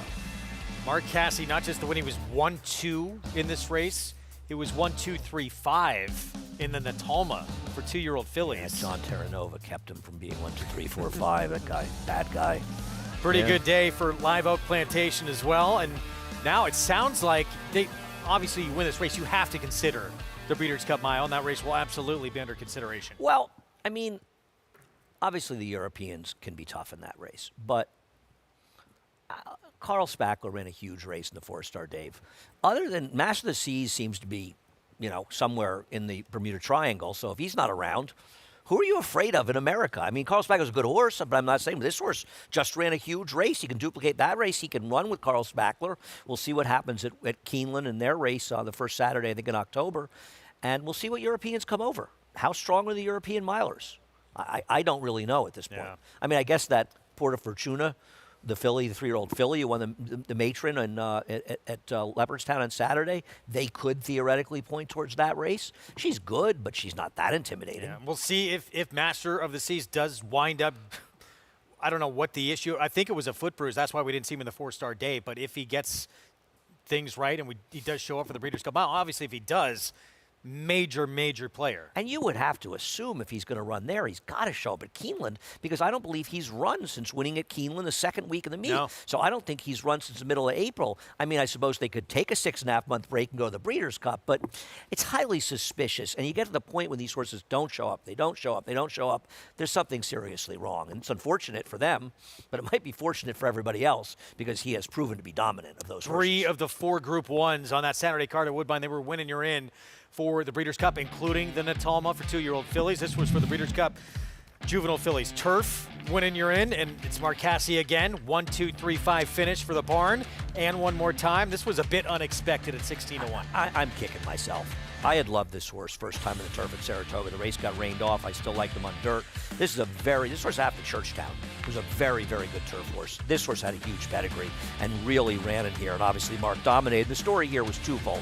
One is that Mountain Breeze for Godolphin, a complete and total no-show, and also a disappointing effort for Anna Skull, who's down on the rail, for Christophe running 6th. And first I wondered, maybe you don't want to be inside. Then you watch the Woodbine Mile, and the winner comes right up the rail, so you can't use that as an excuse here. And a very nice effort. This race got a 79 buyer, which frankly puts these horses in discussion from what we've seen from the 3-year-old fillies, and those are the kind of numbers that are close to being effective in the Breeders' Cup Juvenile Turf for fillies. The boys ran a lot faster in the summer. Full 2 seconds faster? I know the figure was 93 and 9 versus 87, so probably correct. There's your winners in the Group 1s from Woodbine on Saturday. That E.P. Taylor, that was something to watch. Full Count Felicia just opened up a mile on the field. Reminded me of Voodoo's song back at Saratoga a few years ago. Idea Generation back in the Flower Bowl. And the funny thing with Full Count Felicia, was there ever a point in the race where you really, if you didn't know, if you were just watching the race sort of blindly, you'd say, well, this race is over. They never got close to her in there, and you and I are big fans of Moira, who finished second in the race, but Moira never really made a significant run at her. She just dominated. Slow first quarter because they hit right in the turn, but then they went 23 down the backstretch. She was running. She was best. Back to our Sunday action here. Belmont at the Big A, race 7, sprinting on the dirt, and still favored as we expected. The 5 Mon Petit Choux, who we'll see in a moment. Let's start with our funny business here in our post-break. Mike Maselli first off the claim. Yeah, Mike with a nice win in yesterday's last race. Coming off the claim, but claim from Linda Rice. Don't love that move. Yeah, tough barn to claim off of. The 2 Jolly Miss Jill at 22-1 Christopher Elliott. There was a time that she had the form. That time does not seem to be now. Son of Stewart, of course, who rode Smarty Jones to 2/3 of the Triple Crown. Everly's Girl. Should be the speed, but she figures to have the number 5, Mon Petit Choux, right on her flank. Here's Arad Ortiz Jr. on Condiment Girl. This one is only 7-2 with IRAD, which means would be 20-1 with anybody else. I exaggerate. I could see her getting it done, though. A Mon Petit Choux, 2 big efforts, and maybe 7 furlongs, just a little bit too long. I guess that's yeah. But now, I mean, I think 2-1's a real overlay on this horse, to be honest with you. Gringotts went by. We'll get back to that horse who's a player. Here's the 7, Rebos Valentine. Yeah, Rebos Valentine once had the form to get it done, but just seems to be declining as she continues to drop for Mike Maker. Yeah, and My First Love, she was well behind Mon Petit Choux last out. Yeah, she had run well before she was claimed away from Wayne Potts. If she could get back to that form, but as you say, she got drowned by the favorite last time out. You think Gringotts is an interesting alternative? Yeah, I just that horse that beat her last time out on an incredible roll. I think she's won 4 of her last 5. Flows, yeah. And you look at some of the others in this race who have dealt with Floge. I'm trying to look where it was. It was Everly's Girl had faced Floge. It was no match for her whatsoever. She's tough, and she got figures that I look at, the same figure in that last start that Mon Petit Choux has run the last couple of starts. Now, it was a Monmouth, and it was a one-off, but she's run that figure before. Well, I should point out, and listen, one does not make the other, but Cumberland Blues yesterday, 10-1 winner with Christopher Elliott getting the job done. That horse had run 2 decent races at Monmouth, albeit against slightly cheaper. And I think a lot of people saw the horse coming in off the Monmouth form and thought, Monmouth was just not really as good. Well, I mean, based strictly on the figure this horse ran last time, she's a major player in this race. Now, I want to see it again to believe it. I'm one of the people that's a little bit reticent to take her, but a couple of handicappers I have a lot of respect for, like her in this race. And maybe if you're looking for an alternative to the 5, maybe she's the right one. But no question, that mare on your screen, race goes through her. Let's go downstairs, get more with Acacia Clement. And we'll start there with Mon Petit Choux, and she's a horse that I've always just liked. She just is honest. She shows up, she runs her race. I know that it's been a long time that she's seen the winner's circle, but I do think that the 7 furlongs was stretching her just a little bit. I know it looks on paper like it's not that big a difference, but I do think that this is a better spot for her. And she's one that was kind of swapping leads in the stretch last time as well, trying, holding on, and just nabbed late to finish second. But coming in off 3 consecutive second place finishes, I just think that in this spot, she finds herself in such a good spot to potentially get the job done versus what she faced up in Saratoga in those 3 efforts. She's held her weight incredibly well coming back. She looks terrific as she always does. I like her in here. I think she makes a lot of sense, not to mention she does have the tactical speed. As far as that horse you guys were just discussing with the 6 Gringotts, being the big Harry Potter fan that I am, I always loved her name, by Central Banker. Of course, the Gringotts, the Wizard Bank, but she comes back here after trying, yes, being beaten for the 6250 2 starts back at Monmouth, but overall she's been consistent. I haven't seen her in a while, and she's one that used to always be really difficult prior to the races. She would go out first in the post parade. She'd be accompanied by the pony in the preliminaries. She's so settled today. She's done absolutely nothing wrong, and she looks tremendous. She's actually stayed with the pony, with Kendrick Carmouche in the saddle. Typically, we'll see him take horses away and give an aggressive warm-up, and he's keeping her relatively quiet out on the track, and she is a closing type, but like I mentioned, she has the propensity to be a little bit over the top, and everything that they're doing is working because she is so relaxed, which I appreciate. The number 7, Rebos Valentine. Yes, she was pretty far behind Mon Petit Choux last time out, and she was taking a bit of a drop in class, and she was one that I'd written down last time out that she just looked like her weight had kind of gone the wrong way, her coat had gone the wrong way toward the end of the summer, which is a bit surprising to see it kind of turning that early. She looks stronger today. She looks better in her coat. She warmed up beautifully under Manny Franco away from the pony. She has to go out there and show that she can turn the tables on Mon Petit Choux, but at a big price. I do think that she's doing better today than what I saw from her last time out, Greg. Acacia, thank you. Minute to post in this 7th race. 2-1 favorite, Mon Petit Choux. We should bring it up again. Look at the fact that it's 2-1. It would be, as you said, if it was a Rat Ortiz Jr. on this mare, that price would probably be odds on. I agree, and Lane Leslie has a win already in the card today, and a win where he gave an extremely good ride. And the other thing is, and this, I don't mean this in any way to be critical of Lane. If you have a rider and you say, well, I'm worried about this rider a little bit, you want to bet those riders on speed horses because less will go wrong on a rider. And we've already seen from Lane, I don't have a problem with Lane at all, I think he rides very well, is that he knows when to be aggressive, and he's not afraid to be aggressive as he was with the upset winner, Moda Morning Grouch. So I don't see any reason whatsoever that you should not be betting this horse because who Lane's riding, but that's the way the money flows, you know, and it's like if you want to get a price, you ride somebody that's not going to take the money. And if Rat Ortiz was riding the 5 and Lane Leslie was riding the 4, the 5 would probably be even money, and the 4 would probably be 4 or 5-1. Is that fair? I think no question. And not a ton of pace in this race, which is another feather in the cap for Mon Petit Choux. I guess the 3 Everly's girl is maybe the other one that wants to go, the 3. Right, so she goes, and if she goes, then Lane can sit outside of her. And, you know, you can sort of control a race by sitting second. Look at that race at Monmouth that we just showed, right? There was an overmatched horse in front.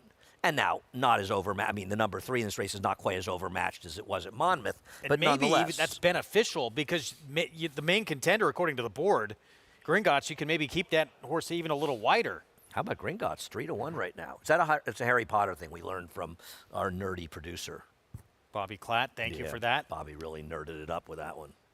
You've seen all the Harry Potter movies? Most of them. Really? I've never seen one. Should I be embarrassed by that? Yeah, a little bit. I've got a lot to be embarrassed about. I think you're makes okay. The top 10. There's plenty of other things we can get you for. Yeah, I got plenty, believe me. 9-5 now. Late money starting to come in on Mon Petit Choux. Looking for her first win this year. Actually, her first win since at least 2022. It's been a while. But in this field, it looks like she may have finally found the right spot. Let's go to Chris Griffin. Here's the 7th for Belmont at the Big A. Rebos Valentine. Everly's Girl is in. Here's Condiment Girl. My First Love to the outside.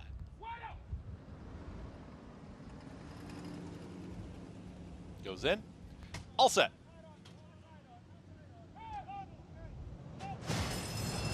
And they're off. As for speed, there is Condiment Girl. In between horses, out wider is Rebo's Valentine, right there with My First Love. Also joining them is Mon Petit Chou, and here comes Mon Petit Chou is now engaging this leader. The leader is Condiment Girl, who's in front is up by a half length. Right to the outside, Mon Petit Chou. At the rail comes Everly's Girl, is now a challenging third. Out wider is My First Love as they approach 4 furlongs left to go. Just behind them is Gringotts. As close to the pace as 2.5, now 3 off the lead. Is chased to the outside here by tailing off Rebo's Valentine. Second to last is Jolly Miss Jill. The trailer, Our Funny Business, 23.45 for that opening quarter mile. At the rail, it's Condiment Girl. Here comes Mon Petit Chou is ready to challenge. Now head and head as these two approach a quarter mile left to go. Ranging up on the outside there is My First Love, who is all in. Gringotts is trying to rally on. Everly's Girl is right in behind the leaders. Mon Petit Chou is trying to kick away, is doing just that. It's Mon Petit Chou who's up by a length and a half, call it 2, with a final furlong to go. Everly's Girl dives down towards the inside. My First Love is stalling from the back, trying to rally on from far, far out of it. Here comes a run from Our Funny Business. It is still Mon Petit Chou. Can Our Funny Business get there? Mon Petit Chou holds on. Mon Petit Chou holds on over at oncoming Our Funny Business. Then came Everly's Girl and My First Love in 1 minute 13.53 seconds. Well, an aggressive Rat Ortiz Jr. got to the front early on Condiment Girl, but Mon Petit Chou proving best late. Yeah, no, Irad really broke very sharply and took advantage of that. His horse just wasn't good enough, but Lane had to stalk that one instead of the 3. He was able to do it, draw away in the stretch. A big run, though, from the number 1, Our Funny Business. And keep in mind, maybe Mike Maselli's barn could be heating up a little bit as that horse ran well, but good for Lane. We've been on for 3 races, and he has won 2 of them. One at a big price, one at a short price. This one, the 5 as well. I'm sorry, this one, the 4 and the 8. So 4, 5, and 8 all moving to new barns they reclaimed. Wow. How'd you get that telepathically? I have my people. Apparently do. I have no people. I have 5, you. 1, I got you, 3, Greg. That's 8. it. I got our Harry Potter guy, Mr. Bobby Klatt, with that info. Wow. Lane Luzzy, good for him. For Wayne Potts, Sandy Goldfarb, Mon Petit Chou. It's the, as I mentioned, first win in a while. You were the first one on this horse. You did Talking Horse with me on July 25th, and you liked this horse. I remember you had the exact reverse. I liked the horse that won. You had the exact reverse. You probably didn't bet it and paid a huge price, but you were on this horse before anybody. And now everybody's on this horse, Greg. Yeah, what, 15 to 1. Yeah, ran big that day. Now the price evaporates. Well, that's the thing. The problem with priced horses is you pretty much only get one chance, and you got to collect when they're those big prices. But you pick enough big prices that have a chance to win, you'll do fine. 5-1, 3-8 finish. Couple today for Lane Luzzy. Wins on the 8-5 favorite here. And even with this favorite winning, if you're alive with this pick 5, it's over $700 for that pick 3 for $1 that ended here. Well, price is next. This proven son of Giant's Causeway has sired 7 millionaires. With over 10% stakes performers, his recent top runners include Tarabi, placed in the Grade 1 Spinaway and Breeders' Cup Juvenile Fillies, Grade 2 winner Plum Ali, plus these standout performers.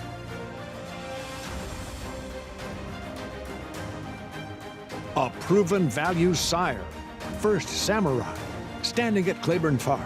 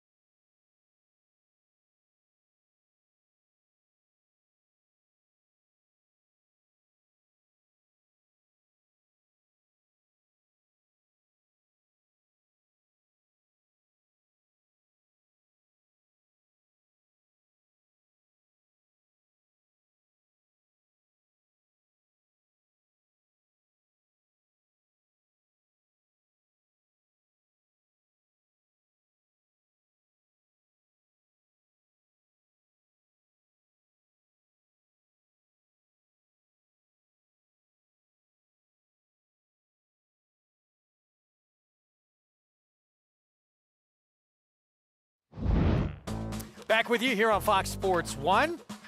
Sunday action from Belmont of the Big A and from Monmouth. Lane Luzzy having a nice Sunday afternoon. Multiple wins now on the Sunday card. Montpetit delivers on the favorite here for Wayne Potts. Yep.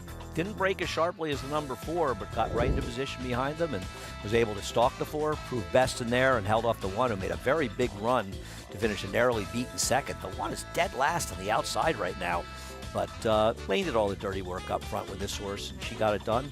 Nice win for her and the connections and for Lane. Shortening up a touch from 7 furlongs to 6. And the first win since at least 2022 for the 6-year-old mare.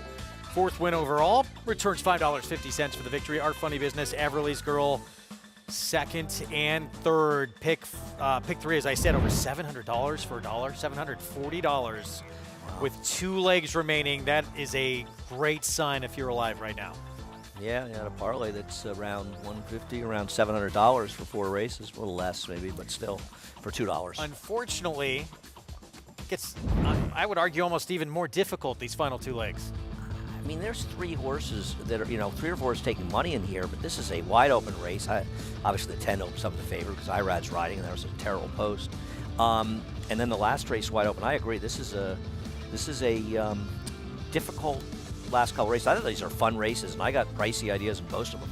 6 furlongs on the turf in this race. Starter optional claiming group. A lot of interesting storylines, including the 2, which we'll get to. Java Buzz is a very interesting, perplexing handicapping question, which we'll have more on that in a moment. We're going to go to Monmouth right now. Race 8. 2 minutes away. It's a 2-turn mile. Allowance optional claiming field. This is actually not a bad race. Runners at 5-2 on the board. The 5 and 6, both at the same number. Roomjar and Cartucho for Chad Brown. Cartucho. Here's the 1. This is a matter of time. Yeah, a horse who doesn't have any speed whatsoever, but at times has run well enough to be a contender. Summer Cause. It's Christophe Clement, New Gelding. I don't like this horse at all. This horse was good once, but just seems to have lost that good form. Jasper's Pride, trained by Chuck Spina. Yeah, I did run in the Haskell, but just, I guess 2 back was good enough to have a slight chance. I thought it was in a tough spot. 55-1 in the Haskell. The 5 Roomjar went by. Who's the favorite? Here's the Chad Brown runner, Cartucho. Yeah, I think Cartuccio is dangerous. Seems to be improving. Ran against much better horse at Saratoga last time. Mind frame record point. Yeah. Here's the 9, King of Hollywood. Jose Hernandez trains. Yeah, I mean, this horse has some speed. Can this horse get the right position? Is the clear speed, according to the time form pace projector, can he clear from the outside? And Wandering West, Jose Sanchez trains on the outside, Isaac Castillo. Last effort was good. This horse is dangerous off those races. We skipped over the 7, Cupid's Dude, by the way, the horse 2 seconds, 2 tries at Monmouth, who has been competitive against Wandering West. They finished behind the 10 last time, close, and, big price. So 5-2 on Cartucho. Is that some of that just because it's from the barn of Chad Brown? I think that has a big thing. Plays a big role, but also they see this horse running at Churchill, running at at Saratoga, lost a mind frame. That Game Warden timeout race was a very tough race. Didn't do any running in there, but that was a tough race. And I'm trying to remember. I think that may have been a day you were better off forward in Saratoga, though I can't remember. 17th. I thought there's a horse to beat, but not, huge. And I'm looking at the fixed odds. The horse is around 2-1, so it seems about right. But it's a pretty contentious race, isn't it? It is. I mean, so to Roomjar, the 5, who's actually favored right now. You're talking about a 6-time winner. I have trouble believing this because I know Roomjar. I grew up with Roomjar. I don't know who this Roomjar is, but he's not the Roomjar I know in a former life. Roomjar, I feel like used to run here. I want to say for Tim Hills. I don't have his lifetime PBs, but I feel like he was a Tim Hills horse who used to run here. 39th career start coming up. Yeah, I feel like he was here for a little while. Maybe I got the wrong horse, though. I could be wrong. I don't know. He's gotten okay, though. He ran a big figure last time. That was at least one of his career bests. Chichabella's horse that won last summer in Saratoga. He had a pretty extended layoff. I don't really know exactly. I know he ran once in Saratoga. Oh, he actually ran pretty well. He ran a respectable, 4th, I want to say, in Saratoga. I think he may have run in the race that The New York bred race, the Evan Shipman. I think he finished 4th in that race. Okay. Well, that's a pretty good field. I think he did. And you got 9-2 on Wandering West, who is trying to win his 3rd in a row. So he certainly has had a productive meet here at Monmouth. 7-year-old. He's never been off the board here in 7 starts with 4 wins. But he has no speed and an outside post. And I hate horses that have no speed and a far outside post because he could really get himself shuffled out with a wide trip in the first comes turn. Up really quick. That's what concerns me. Yeah, really could be up against it from the outset here. We'll see what Isaac Castillo can do to try and save any ground early. Keep your eyes on that 10 outside from the break. See what he can do as we get set for the 8th from Monmouth. Here's Matt Dinnerman. 2 back, Rumjar. And to the outside, Wandering West.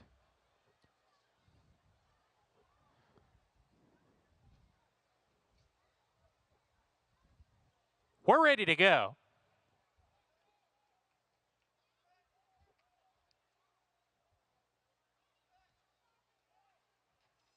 And Leroff.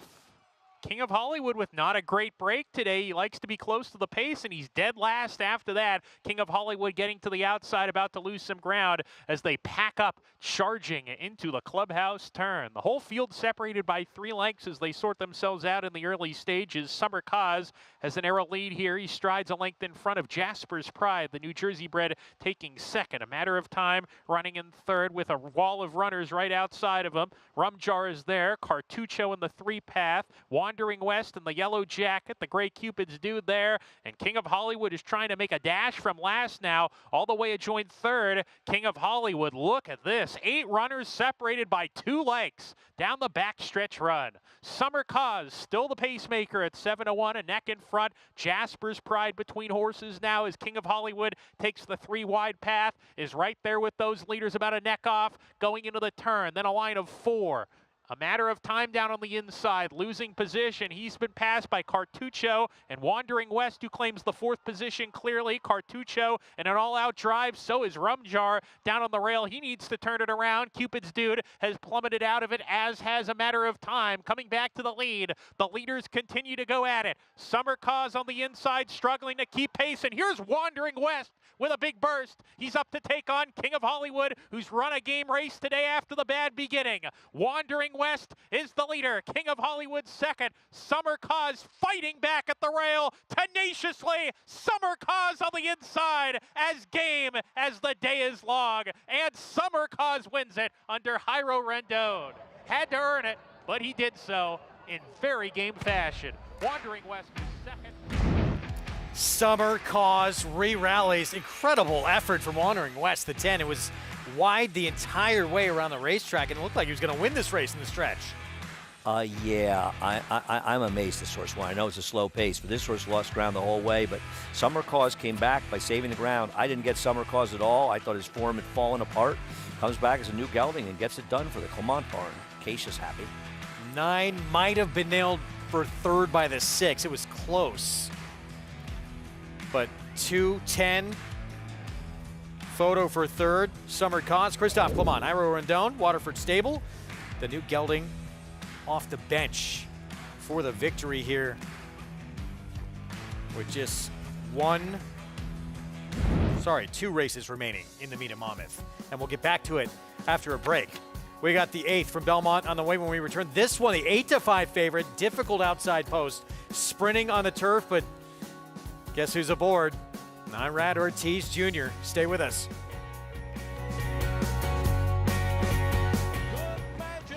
75, hey, $774,000, $775, want to be 60, that help you, 60, 75, 760, 60, 75, and now 85, 785, 85, 85, 800, $800,000, thank you, sir, gotta be 8, and 25, $825,000, 50, $850,000, 50, $850, 75, on $860,000 and a half, $850,000 in the back of Woodrow, thank you. And my brave, it will be Gordon to win the Belmont Stakes at Saratoga. Horse racing? Check. Weekly promotions? Got 'em. Huge payouts? You bet. With Naira Bets. Download the app today and bet on any track, anywhere, anytime with live HD horse races, betting tips and tutorials, expert picks, and more. You Bet with Naira Bets. Join now for a new member bonus at NairaBets.com. The classic looks of a two-turn type, yet the precocious brilliance of an undefeated G1 2-year-old. Maxfield, a breathtaking run at the top of the stretch. Maxfield. He took it to the max in his chosen field. Now you need a mini Maxfield in your chosen field. His first yearlings are selling now. Maxfield. Classic looks and precocious brilliance. Darley. These New York bred foals represent many sires. War Dancer, Salamini, Honest Mischief, Central Banker. But they all have one thing in common. Starting in 2026, they'll be running for the same purse money as Open Company 2-year-olds at Naira Tracks. That's nearly 20% more than they run for now. Learn more about it at nybreds.com.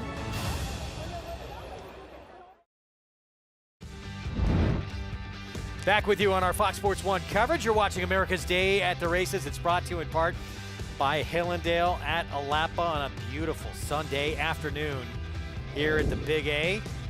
As we move on to race 8, 6 furlongs sprinting on the grass in this starter optional claiming race. This is, well, it's not surprising because we see it all the time. Murat Ortiz Jr., the most dominant rider in the game, on board this 10, and as a result, this horse is getting overbet. No, definitely being bet by people that aren't aware that inside speed has been very deadly in the course, and at least with me taking a horse that's not an inside speed, at least that horse is a huge price. This horse is about as horrendous a bet at this price as you can possibly find. I know, finished second last time out, got a pace to run at, saved ground, angled out. I actually think Hilarious Affair ran better.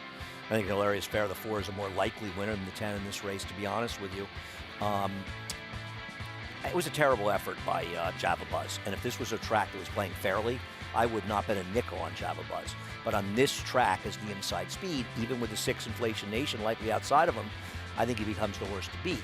He's the horse that I was talking about, alluding to, that he's the big X factor, because, and I know we're looking at that finish there where he, Gaslight Dancer ran well, but he ran so huge off a year-plus layoff and then just did not show up next start. Maybe he just ran so huge off the bench, he backed up, or maybe he was just so ready to go and he just has nothing left. I agree with you on that, and I took the latter. But on this racetrack, it may help him, but if he's just really questionable, and if for people think, well, the pace fell apart last time, it didn't. The second and third horses closed. The horse that won the race was the horse stalking him. The race did not fall apart. What do you do with Java Buzz and his speed? Let's go downstairs to Acacia. And we'll talk about Java Buzz in a moment, Greg, because as you said, given the way that the track is playing and his early speed, he is a wild card in here. But taking a look at your favorite in the number 10 Gaslight Dancer for Rick Detro, is looking for another one today. This one ran for the barn off the claim last time out. And I'm with Andy. I thought, yes, did run on for second there, but this is a horse that just in his last couple of starts has shown absolutely no early speed. Actually, last time broke okay and then just really dropped back early on. And I am concerned about the kind of race flow that he'll get and the kind of trip that he will get. And from the outside post, I know, yes, that's never one thing that you love to see with turf sprints, but I'd imagine he's just going to drop back and kind of make that late run. He's pretty forward here in the paddock. He's always a good feeling type of horse and nice energy to him. So we'll see if he can turn things around and run to those shorter odds. But tactically, I did think it could potentially be against him. The 4 Hilarious Affair is another one that was off the pace last time out. He's 1 of 2 for Mike Maker in here, but I thought he was between horses running on in that effort last time, which I elevate for him as well. Behind Final Verdict, he has shown in the past some tactical speed, though he was pretty far off of it last time, but some tactical speed on the synthetic as well. For a turf sprinter, he's actually pretty big. He's got some good leg to him as well. And so that gives me the inclination that for a horse that's as big as he is, and maybe one that from just a physical standpoint, takes a little bit of time to get under his feet underneath him and start running.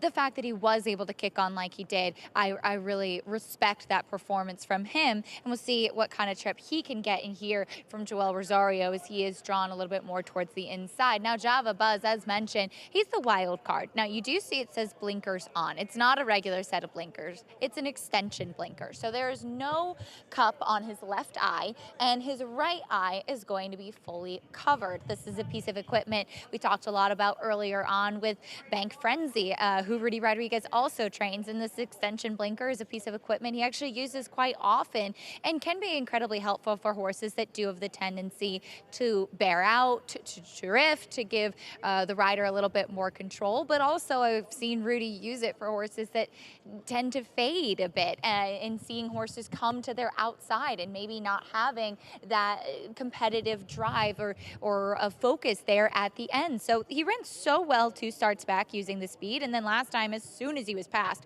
he completely stopped running. So wondering with the inside post and that equipment where he's not going to see any of the horses outside of him, if he'll be able to sustain that speed a little bit more, Greg.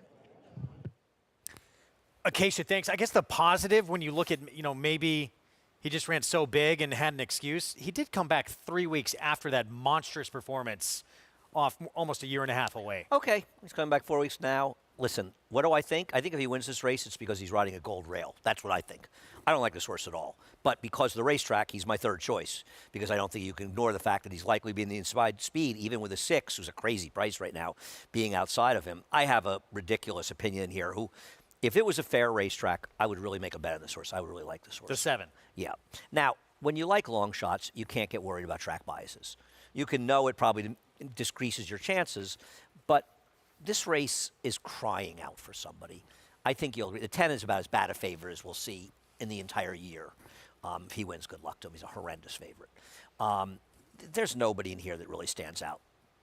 Nothing will shock me in here, bias notwithstanding. So you look at Collect for Mike. The last time he sprinted in a turf race, in fact, maybe the only time he did, he ran a race that Final Verdict was disqualified from. Final Verdict's pretty good, and the speed totally held together. He was eliminated at the start. Steadied back to last, and got a decent ride after that, but ran a very respectable 5th, finished just ahead of the favorite, actually, in that race after having trouble at the start. I don't know what's wrong with that effort. His next race, I thought he ran fine. What's wrong with that effort going longer? He ran a respectable. That race fell apart, and he was the speed, and he finished 3rd. Then he had a crazy wide trip against better horses going along in Saratoga. We have seen him run at least effectively sprinting. Do I love him in here? No, of course not. He's 32-1. But having said that, does he really have the PPs of a horse that should be that price? What he has are connections that nobody bets on. Yeah. And Ruben Silvera's been riding very well since we came back. And in a race where I don't like anybody, I can make enough of a case to take a shot with him, so I bet him. Back to the speed. There's Manny Franco. He's going to be on Inflation Nation. He's got to go, so man. Java Buzz the 2 is ultra quick. Inflation Nation, and there's one other horse. I guess the 8 Carongo. So we don't know if Java Buzz really can do what he did 2 starts back. He certainly couldn't do it next time out. Is there a chance? Carongo is quick. He's putting blinkers on. He's a new gelding. This horse a massive price. Does he have any chance to be forward and maybe keep that speed going on a track that's favoring speed? Well, I mean, obviously, if the 2 and 6 decide to let him go, he'd have a chance in there. He's 50-1. But there's nothing in his PPs to suggest he's even good enough. And he figures to be the outside stalker, but you never know. I'm not going to discount anything. Around here, I'm never surprised if somebody that didn't figure to rate rates. So I guess I should bet a tiny exact 8-7, you're telling me.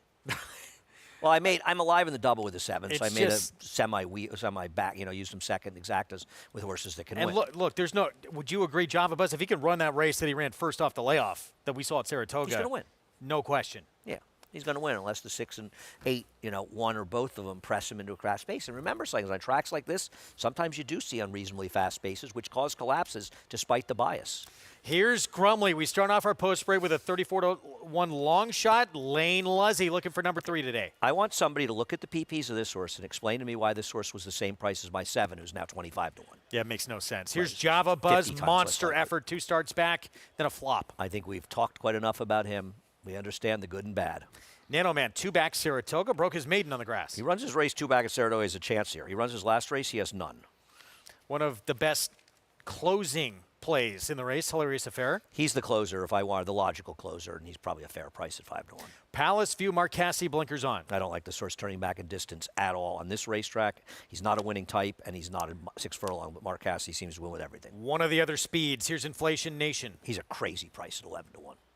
No question. Collect for Mike. Andy's long shot play. I gave my case for him, and I think he's 10 points lower. He was 32 to 1. I started talking about him. Now he's 22, but I'm locked into the double. Maybe the third speed of the speeds, Carongo. Yeah, this is a horse in a different race could be much more interesting off the claim for Patty Reynolds. He's got it for Jorge Abreu.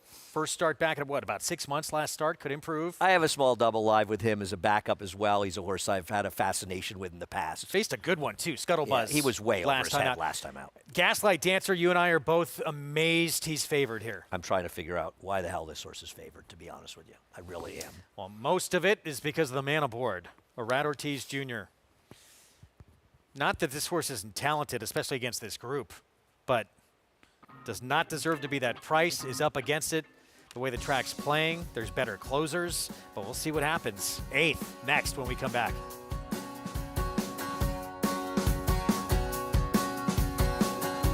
The Best 2-Year-Old by legendary sire Quality Road. Hit back, $1,000,005.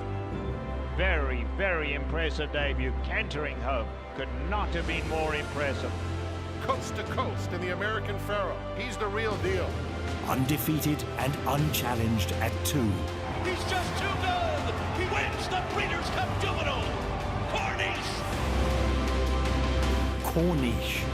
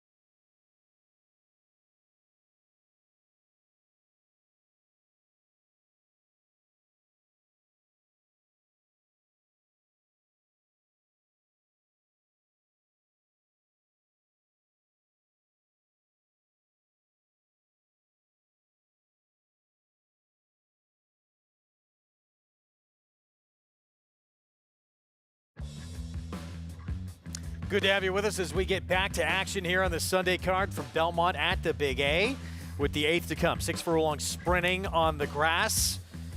And a look at the long shot play for Andy right there. That's Collect from Ike, but with more on one of the speeds of this race. Let's go downstairs to Acacia.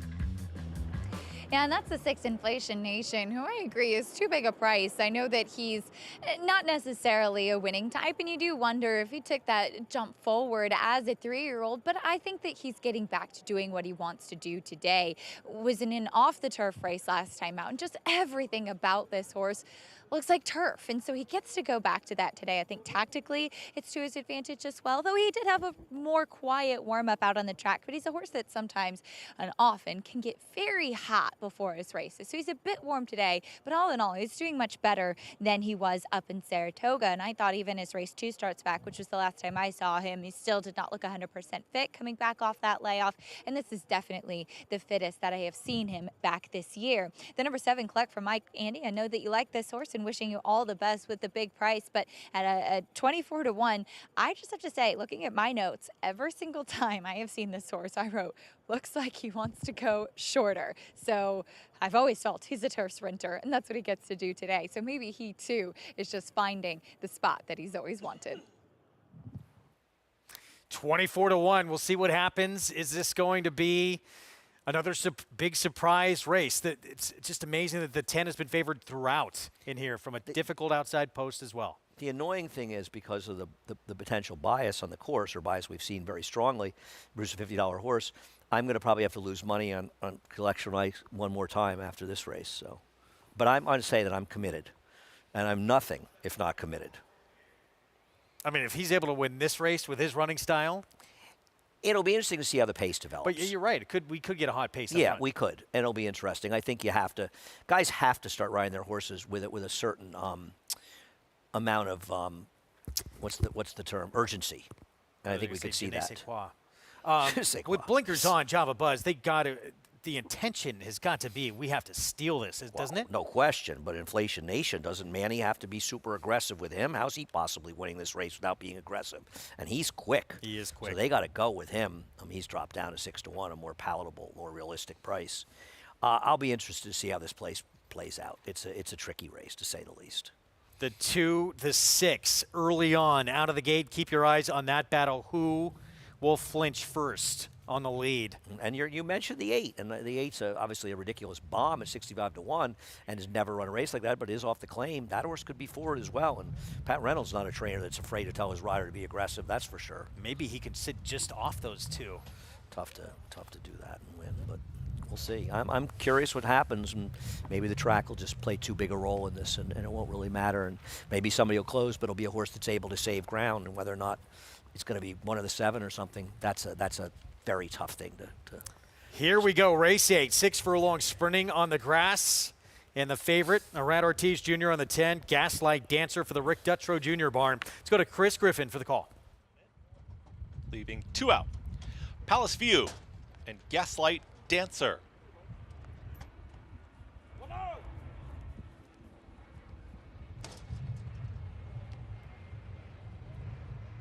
Gaslight Dancer is in. All set.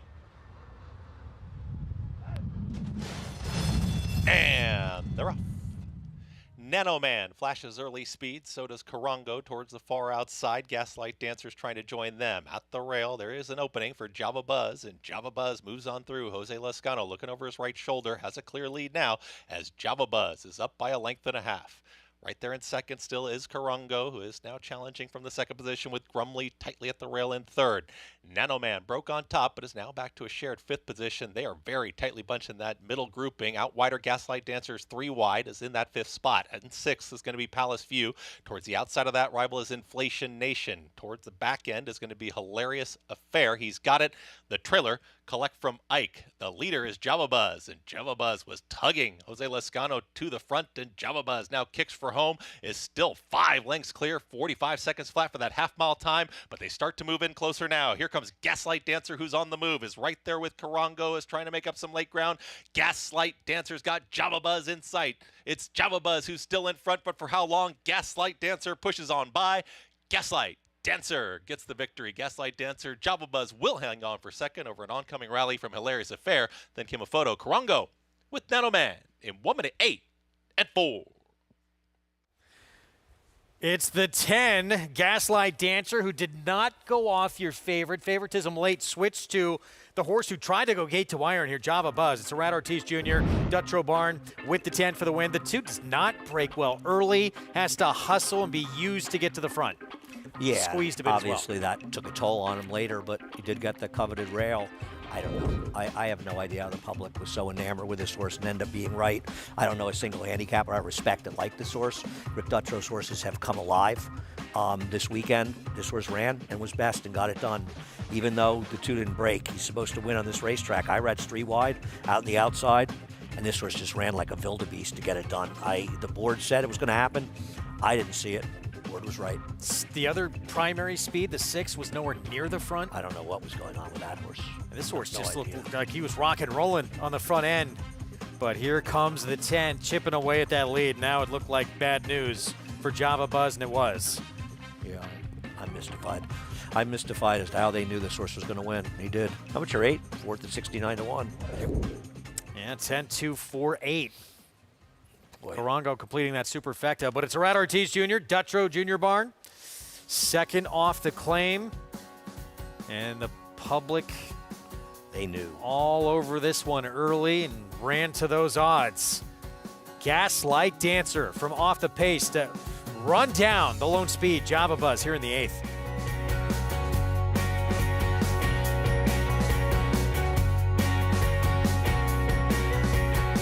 In this sport, it takes just one special horse and a lot of people that believe in him. By Champion Arrogant from the family of Broodmare of the Year, Better Than Honor, rose to prominence in the Grade 3 Peter Pan, displayed power in the Grade 1 Belmont, cemented his 3-year-old championship in the Grade 1 Travers, defeating a champion 2-year-old, Kentucky Derby, and Preakness winners. And the Eclipse Award goes to Arcangelo. Arcangelo, standing at Lane's End. Serving others is our foundation. That's why NYRA is building a pathway for businesses, individuals, and organizations to support charitable groups connected to horse racing in New York State and beyond.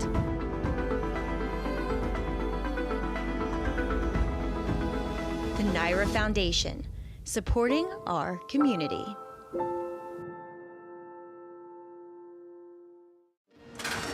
They're off in the hopeful. Here's Basin now running up alongside, and Basin grabs the lead. Basin and Jose Ortiz are running away in the hopeful.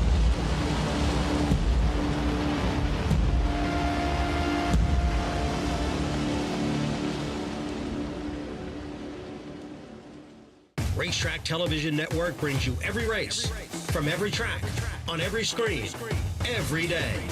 With monthly packages starting as low as $5, RTN gives you great value and access to more live HD streaming and race replays than anyone. Visit RTN.tv today to sign up and watch on almost any device, including Roku and Amazon Fire.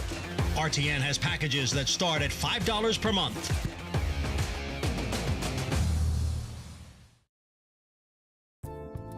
Back with you on our Sunday coverage here on Fox Sports 1, 3-win Sunday for Arad Ortiz Jr. and Gaslight Dancer able to run down the horse alone in front here in Java Buzz for the win. Yeah, this horse was best. I mean, it's not like the race totally fell apart. Yes, the 2 broke slowly, went too fast second quarter, but that horse was riding a coveted rail position. This horse was never at any point near it and managed to get the job done. This horse won and was best. Talked about the 4 Hilarious Affair being a prime candidate to close. Not much from that horse. No. Late stages. My 7 just too far back, and that'll get it done. Probably just not Picks horse, up but I'll lose again with him. For third, but I would never have had this horse. I did not like this horse at all. But sometimes that's just the way it goes in this game. And if you can't admit it, you don't belong in the game. 10-2-4 finish. First 3 races of this late pick 5. Again, it was for $1, pick 3, $740. And there's nothing under 5 figures for 50 cents, as there shouldn't be. Good luck if you're alive. And we have an incredibly difficult final race to close out. So if you're alive in this late pick 5, we wish you the best. It is not going to be easy to finish because this is a wide open group. And it looks like $48,000 carryover if anyone besides the 1, 2, 3, 4, 11 win. We'll see what happens. So, just to show you how tough this race is, 9-2 is your favorite right now. And the pick 5, by the way, to the 2 is 14,600 plus. I think the shortest pick 5 is the Timestone, the 4. Yeah, 10,384. Heavy favorite in the double, that horse. Is $12.70 double. Is it Irad? Is it Irad? I don't think so. Who's Irad riding? All right, we will get back to that. I think Irad's riding the 7 here, probably. He's right? on the 11. 11. For Todd Fletcher. Back to Monmouth. Race 9. Here's Like What I See. Isaac Castillo, Dan Ward off the claim. Not on my game. Dan Ward coming off the claim. He's very dangerous off the claim. 7-time winner on the grass. Like What I See. Here's the 2, Grouch. I can respect that. Best figure, though, is on the turf. It gets back to turf, but 5 furlongs. Well, did all right, 5.5.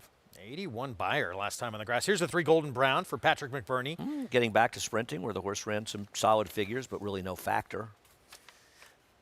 Gold Trust. Here's the 5, cutting back in distance. Yeah, tough to like. Has to get better cutting back. Will sprint for the first time on the grass. Yep. Smithwick's Spice for Douglas Nunn. Will be and should be the favorite by post time. Yeah, 2-back stakes winner in Monmouth. Here is Speaking, who was quick early, at least on dirt. This is a very competitive race where the 6 and 9 have a real edge, and it's hard to see somebody else. I don't know why this horse is bet like this. The turf race was not great. Better field, though. Cut back in distance for the 9, who is your favorite. There are no words. Yeah, he's very good, but he shouldn't be favored cutting back to a turf sprint at 5 furlongs. We don't know about him really sprinting, do we? Yeah, the 6 is just known to be more efficient. By post time, the 6 is very likely to be favored. First on grass for Bingo's Boy, 24-1 outside. Been a tough race to be your first time in the grass. The Yes. Sea Wizards, we love them, but I think the 6 will end up being about 6-5 and should be.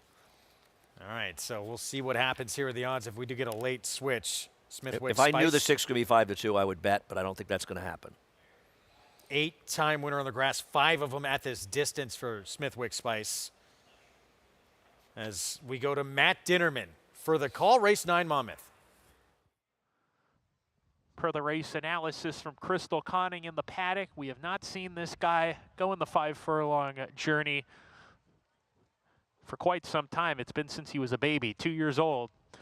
And Bingo's Boy to the outside post to round out the field in the Joey P handicap. We're ready to go.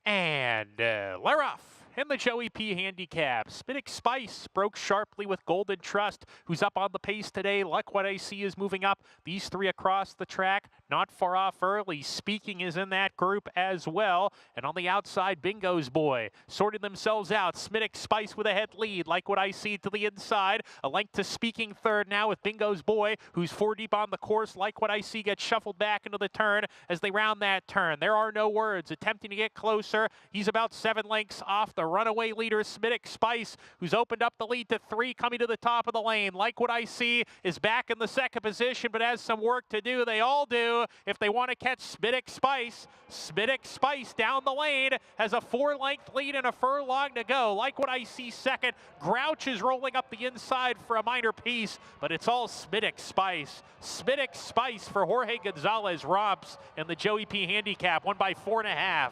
Like What I See was second, Grouch third, Gold Trust fourth.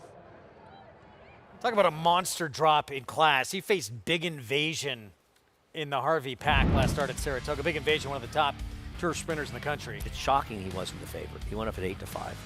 But I think the 9 went up 7-5. This horse, I mean, this was a joke. He won like he should have paid $3. Literally. Maybe $2.40. Rule of thumb. 2 horses, similar talent in the turf.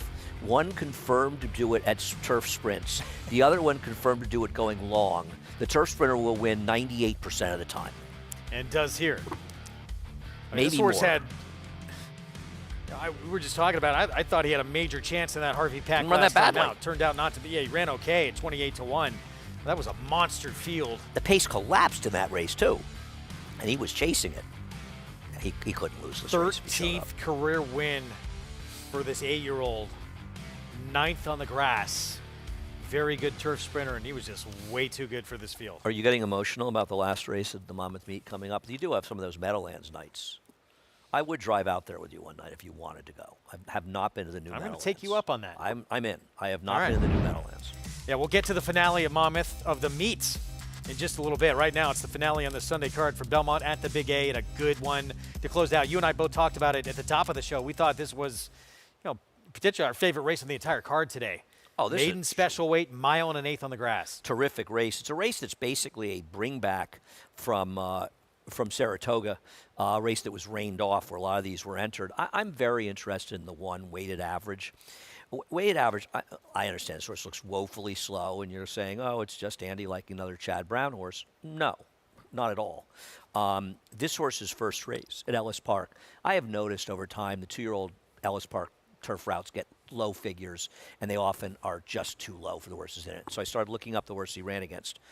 They're all 30-point better horses that you could easily argue. They got in the 40s, and it was in the 70s, which is a very good figure for 2-year-old races. And with routine improvement, that puts this horse very much a player in this race. Something went badly wrong and was badly steadied out in the race last time at Churchill. I don't care what happened that day. The first race, the horse ran well, is a much better race than it looks. Now draws very good position down on the inside. Going to have a little more speed than she had in the past, and that concerns me a little bit. But I like the rail draw, and I think she's a much better horse than she looks on paper. Meanwhile, there's a Christophe Clement runner, Jitterbug. This one shown ability going a little bit longer on the grass. Will be going shorter today. Yeah, just not my cup of tea. A horse that's obviously proficient, 1.5 miles, mile and 3/8. I don't know that she's necessarily better than these horses in a slightly shorter. It is 1.1 miles, though. I mean, you go down this list, there's cases to be made. 2 can win. I thought for at least the first 8 and then maybe the 11. The only 2 I thought I had a tough time making case for were probably the 9 and 10. Yeah, I didn't like the 8. I thought that horse just had chances against lesser horses. And the 11 is kind of outposted and, though, didn't run badly in the last turf race, so not impossible. Just not a great post. But I agree. The 9 and 10 are a little bit tough to make. The others all have a chance. 15 minutes away from this finale, difficult one to close things out. If you're alive in this Pick 5, we wish you the best because you're looking at a very profitable Sunday afternoon. I love this horse. Smitic Spice, just been fun to watch. 3 wins now in the last 4 starts. 13th win of his career. Yeah, very cool horse and a very generous 520. And the 9 just not able to get into it. And you saw more turf sprinty types getting second and third. Crazy, by the way, that there's 5 horses covered in this Pick 6. Pick 5 lowest payout is around 10,000, so that's 20,000 for $1. The first winner was a 9-to-1 shot. How the heck are horses covered? You're getting underpaid if you hit this Pick 6. Seriously, there's an argument to be made that mathematically you should not have any combination where the parlay is bigger than the pool. It means you're betting your money badly. But that's a longer discussion for some other time. Somewhere in the winter. All right, we're going to switch networks here. We're going to sign off on our FS1 coverage. We're going to bring you this finale at Monmouth and at Belmont at the Big A over on FS2. So if you want to continue watching our program, you can catch the rest of it over on FS2. Thank you for being with us on our FS1 coverage. Thanks for spending part of your Sunday afternoon with us. And we're going to close it out again over on FS2 with the nightcap from Belmont at the Big A and the meat ender at Monmouth Park to close things out in Oceanport right after this.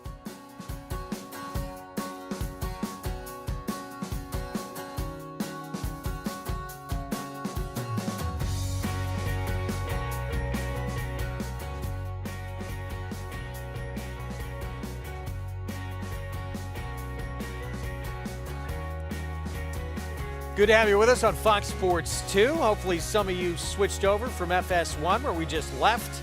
And we'll bring you the nightcap coming up at Monmouth. Final race of the meet out there in the nightcap on the Sunday card. Belmont at the Big A fall meet here as we close out opening week. Greg Wolf, Andy Serling. And we had said it on our FS1 coverage for those just tuning in. For you and I, we both thought this last race of the day here in New York, maybe the most, our favorite race on the card, most competitive. I agree, and you look at the board right now, there's some 4-to-1 shots that are favored in here, and I'm interested in the 1 weighted average. I think the 6 Prom Date Bonnie could be interesting for Ray Handel as well. Of course, I expect to show speed, but there's a lot going on in this race, a fun one to close out today's action, this week's action. All right, we'll get to the post parade coming up in just a minute. Take a look at some of the big races to come at this meet. Woodward, Joe Hirsch Grade 1 Turf Classic on September 28th. Bosberg and Pilgrim, and then the 2-year-olds get their chance to shine and try and stamp those tickets to the Breeders' Cup on October 5th in the Champaign and Frazette. lot of big racing coming up here, and it's going to be, you know, if the weather holds up, the racing's going to be spectacular here throughout the fall. Very excited to see who's going to show up in both those 2-year-old races, but certainly the Champagne. I like Fuerza horse, whose name I can't remember, even though I think she's going to win the Breeders' Cup Juvenile Fillies. Okay. We're going to take a timeout. We'll be back. We'll set the stage for both these nightcaps coming up in Monmouth and Belmont at the Big A next. There's Hidden Presence. Right now, a very mild 9-2 favorite for trainer Graham Ocean with Hall of Famer John Velasquez. Post-parade when we come back. It's America's original sport, and no one covers it better than americasbestracing.net. From the sport to the lifestyle, the best races, horses, and destination venues, cocktails, gambling, fashion, and more. americasbestracing.net is a sport for you.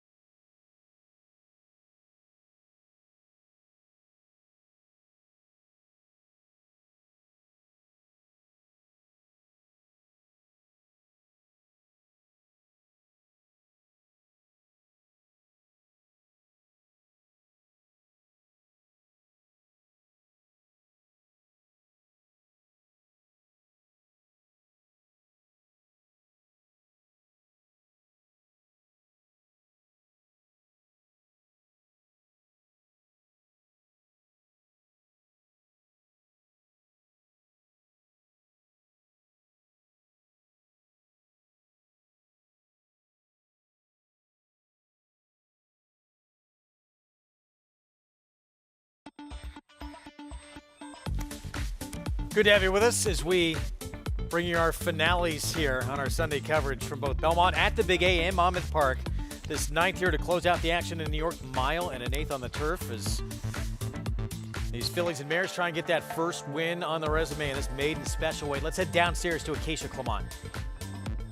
And we'll start off on the rail with the number 1 weighted average, the horse that Andy was talking about being intriguing and one that did actually run pretty well at first asking. Didn't run a step last time out, but that was followed by a big layoff, and we get a chance to see her come back here. Now, I think there's a couple important things to point out. Number 1, she's an English Channel, so immediately you look there and say she's going to be better as she gets older and as the distances get longer. She's also going to be a lightly framed type. So when I first looked at her in the paddock, I said, I just really wish that she was stronger, especially behind, but it's kind of a typical build of an English Channel. That being said, she actually comes out of some races that turned out to be pretty good, even last time out in that maiden special weight race where she was favored facing Buku, who ended up becoming a graded stakes winner, winning the Jessamine. But to Andy's point, with those races at Ellis that she did face at first asking, could be better than it looks. And also, you're just going to see a natural progression from 2 to 3 oftentimes. And I think that she is a very big player. She looks like she wants every bit of the mile and an eighth. The leggy type, like I said, she's lightly framed, but not too surprising given her pedigree. The number 2, Hidden Presence, is coming off a bit of a layoff as she has not run since May, could not get into a race at Kentucky Downs. And while she has shown that she can handle longer the better, she's just not necessarily a winning type. Last time out, I thought that she looked like she was just in range and then totally flattened out and got off the bridle and not kicking on. But we have seen some horses just not handle, not accelerate on that Churchill turf course. So I'm not going to hold that against her. And 2 starts back, she just was one that settles from far off of it and is a grinding type. As we've discussed several times with the turf course and wanting to kind of be inside, she will be able to save ground, but she does not have much early speed at all. She looks tremendous for Grand Motion. She's really well built, a big leggy type, very, very fit, but has not yet shown that she has that winning intensity and winning kick. Now, the 6 prom date, Bonnie, an intriguing prospect as she comes back, just making the 2nd start of her career, debuting going 5.5 furlongs at Fairgrounds. She does not look like she wants to go 5.5 furlongs. She is tall, she is leggy, just everything about her says more distance, which is what she gets to do today. She's dappled out from head to toe. I do wonder if maybe a race under her belt will be to a benefit, especially coming back off a layoff and going this distance of ground. But she's forward here in the paddock, and if we do see Dylan Davis be aggressive with her, especially stretching out as she was off slow on debut, I think tactically she could put herself in a really nice spot in here. Greg? We'll talk more about her in a moment. There's stories about her, reasons to like her. As we start with one of the 2 for Chad Brown, weighted average. Yeah, as I said, I think she's a lot better than those slow figures make her look, and she draws a good post. Grand Motion Barn, Hidden Presence. Something went wrong last time. You never know at Churchill Downs. Her other form's good enough, but she's had chances. Here's Jitterbug, Christophe Clement. She's talented, but she may be better with a little more distance. Can't believe Timestone's 6-1 right now. Well, she's a favorite double. She's going to come down as she should. She's a potential speed. For Cherie DeVos. Silvology, there's a lot to like here. Her lack of pace bothers me, but I think her talent's there. Yeah, it was a good race she's coming out of, too, and she had some issues at the beginning in her turf debut.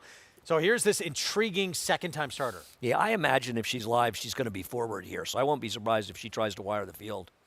Shade of Pale, the other for Chad Brown. Great song, but we'll see if she can live up to that. Her last race, not bad.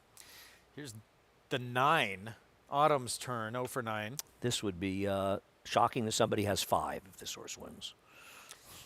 And we'll backtrack to the 8. This is way too big a price on this horse. Will you agree with that? Well, she shouldn't be a bigger price than the 9, who can't win this race on paper. I don't particularly like her, but this is 31 to 1's crazy. Yes, I agree. I don't like her, but that's a crazy price. Kendra Carmouche on this country. Here's the 11. Goodnight, My Angel. Todd Pletcher with a Rat Ortiz Jr. Tough post to overcome, but her last turf race is not terrible. And been working, I believe, working heads up with the talented, is it Manama Gold? Manama, oh, well. Yeah. Yeah, but she didn't do much in the turf, but she got a lousy trip that day. I always wonder about horses' workmates. You know, you hear this horse is the workmate of a good one, but so often the good one is the good one and the workmate's not. I just never really know what to make of that. Perfect Girl, Anthony Dutrow, and Jose Gomez, the 10, 14 to 1. Yeah, this was epitomized Tony's meet in Saratoga, where he didn't have a bad meet, but he got DQ'd. This horse lost a crazy head bob, but that was a weaker field. All right, so let's go back to the Chad Brown Klarovich stable runner, weighted average, and the debut at Ellis. Yeah, I mean, this wasn't a great effort. She made a nice run to finish 3rd in here, making up some ground. As I said, you look at the surface, you say, well, it was a 46 buyer. Where's she going from that? It's a meaningless figure. If you look through, there's like 5 or 6 horses there. I'll give you some of them. You see a horse that improved. The 8th horse, I think, improved immeasurably. The winner went from a 49 to a 78. The 2nd improved 10 points. The 4th was equal. The 5th improved from a 43 to a 66 and 72. The 6th horse, 42 to 63 to 68 to 77. You saw other horses improve in there. I think there's no reason to believe that race wasn't just better than it looks, and it means this horse could provide some value, though 5 to 1, not a great price. So, just looking at the way she's run the first couple of starts, it looks like she's going to be very far back. Well, that's something that concerns me, and I think it's up to Eric Cancel, who does, unfortunately, like to throw the anchor down a little too often, to use that rail position and try to be able to get her more in the game. Whether or not he can do that, we'll find out. I hope he doesn't intentionally drop completely out of the race. Hidden Presence, the 2 John Velasquez for Grand Motion. 3 straight finishes before last time out, where she was a very close runner-up, including this race at Keeneland. What bothers me is there are 3 straight close finishes, but she lost each one of them, and one of them is the favorite. But the races she ran were good enough to be effective here, and a lot of horses simply didn't handle the turf at Churchill Downs. A lot of good horses didn't handle it, and she's been off for 4 months since that race, so something may have gone wrong. So there's no reason to think that she's not a better horse than that, and that makes her a contender, and she draws well towards the inside. 5-1 right now. Another one that should be coming from off the pace, although likely not as far off as weighted average who we're just looking at. There's the Hall of Famer, John Velasquez, teaming up with Graham Motion. Favoritism going as we expected here to Time Stone. She is favored in doubles, quite a strong favorite at that. Let's go back down to Acacia.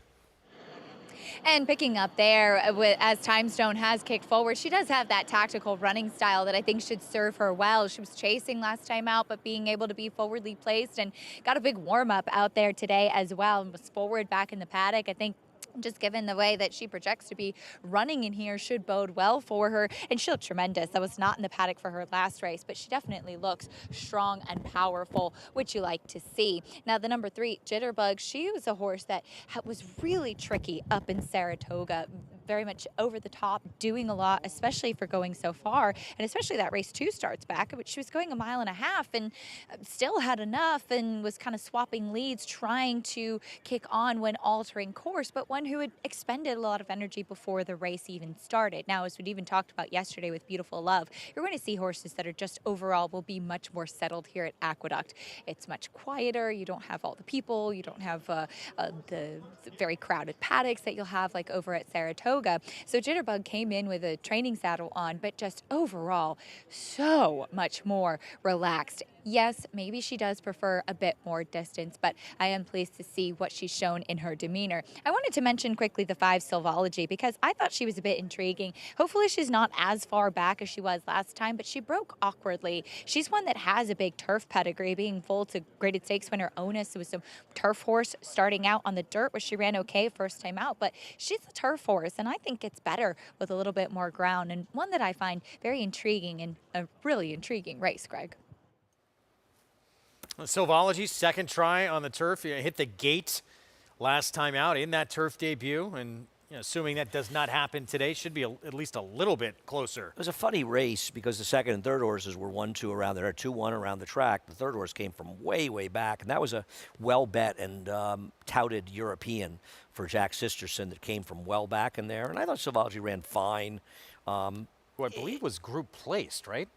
Yes, finished third in a group 3, I think, that horse. And that horse ran very well. I don't know if she's run back. But I don't think she's impossible, but you just have to wonder how the race is going to be run. And can Louis get her a little bit closer? But she's certainly not impossible in here. Another look at Eric Cancel, weighted average, 3-year-old debut. Things can change a lot from 2 to 3, certainly from this barn for the positive.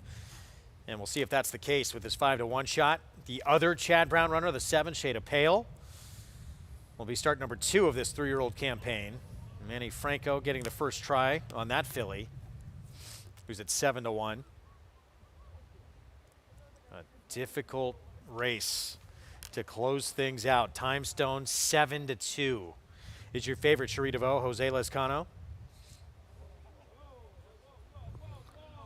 Yeah, I mean, Cherie started so hot early on at Saratoga. If the 6 isn't aggressive, that horse could be the speed and have a real advantage. Just the speed, the 4, which is probably one of the reasons she's favored. The 6 has drifted up considerably, but I think the 6 may end up being the aggressive one, as they are going 9 furlongs here, which is unusual.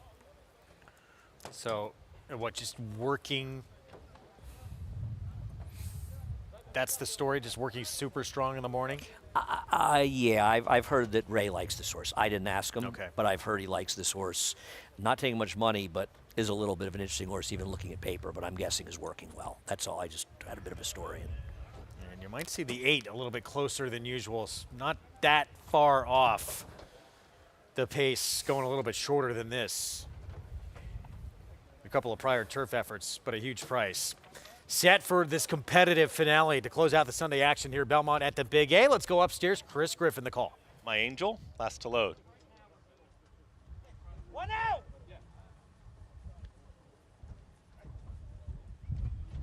and in. All set. Opening in the front of the gate there, right as they're about to go, was the 9, Autumn's Turn. Closing the front of the gate. Settles back in.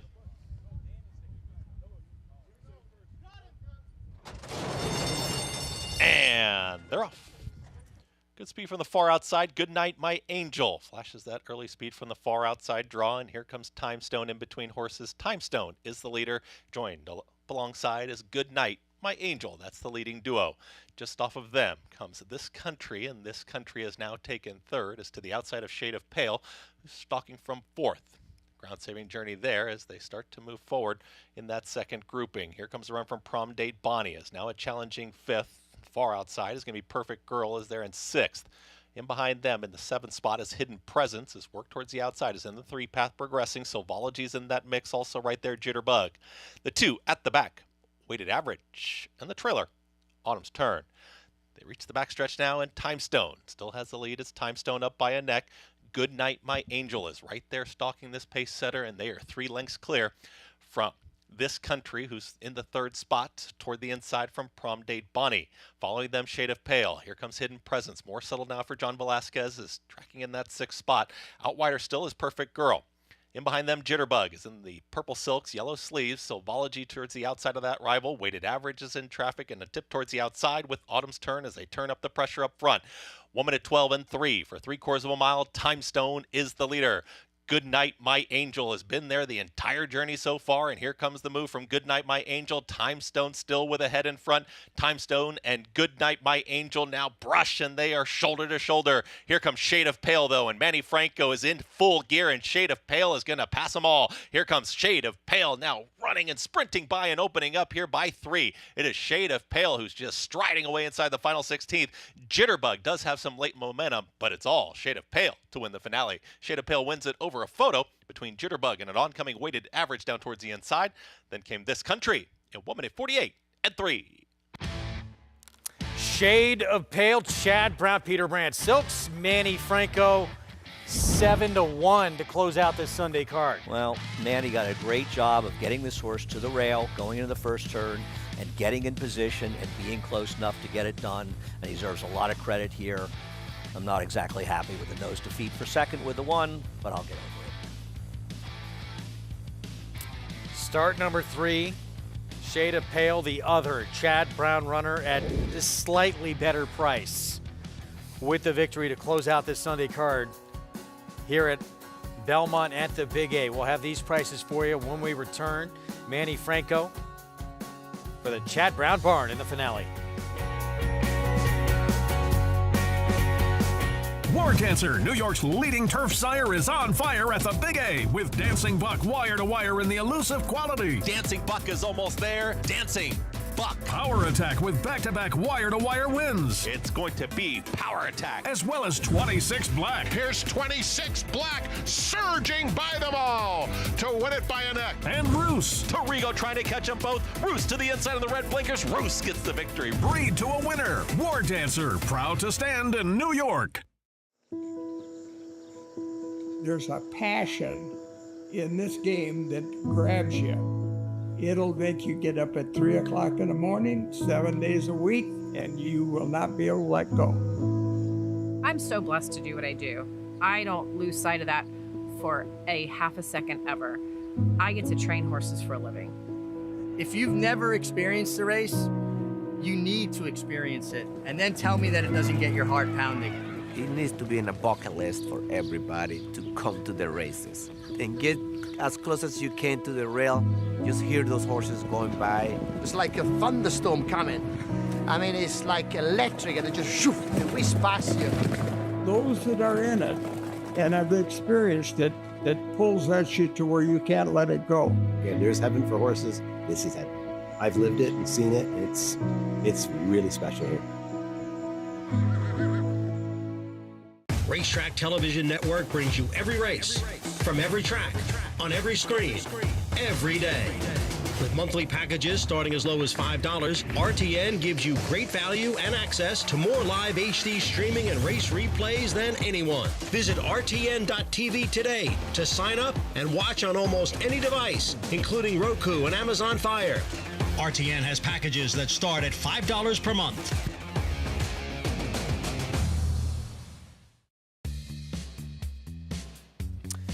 It's this other Chad Brown runner who closes out the card here on this Sunday afternoon. Belmont of the Big A, Shade of Pale. Manny Franco for Chad, and owner Peter Brandt. Just a sensational ride by Manny, saving ground every bit of the way until he angled out in the stretch. What a great ride he gave this horse, and she really delivered big improvement for her in this race. And for fans of Procol Harum, you got the money here. Used to love how at dead shows they would often, as the show ended and the lights came on, they would play Lighter Shade of Pale over the PA. And I'm not sure what Eric's plan was, but Campano short for second and galloped out right past the winner, though. Nearly, yeah. Chad Brown exacta, just shy. Shade of Pale Jitterbug, then the Chad Brown other runner weighted average completes the trifecta with this country checking in fourth at 45-1. Let's go to the finale at Monmouth Park at Oceanport, New Jersey. Final race. We got to get it in. Of the meets. We have a drop dead time of 5:25, so we're warning people. 6 furlongs, $10,000 maiden climbing race, 3-2 favorite here. What do you think of Rocky Seas, the 9? Tell you, I'm a little emotional right now. I know one thing. I would rather bet the last winner at Monmouth at 8-5 than take 3-2 on anybody in this race. Big drop for the 9, though. I agree, but this is quite a race. How about the 3 coming in from Timonium for Claudio Gonzalez? That'll be my top choice here. Okay. For no particular reason other than has less chances. I see Nate Jude, my old friend, is in here. I had enough of that horse. Well, yeah, Nate Jude, Paco Lopez. I hope they get to show it. Being told Aqueduct we have a Belmont of Big A, $48,000 pick 6 carryover. Yes, we do. Amazing that there were 5 horses alive. Amazing. So Matt Dinnerman to deliver the finale of the meet here from Monmouth. It's the 9 Rocky Seas. First time in for a claiming tag, and it's a big drop down to 10,000. Here it is. And to the outside post, Fancy's Rosebud. The final race of the season, thanks to all our fans. We'll see you back here next year.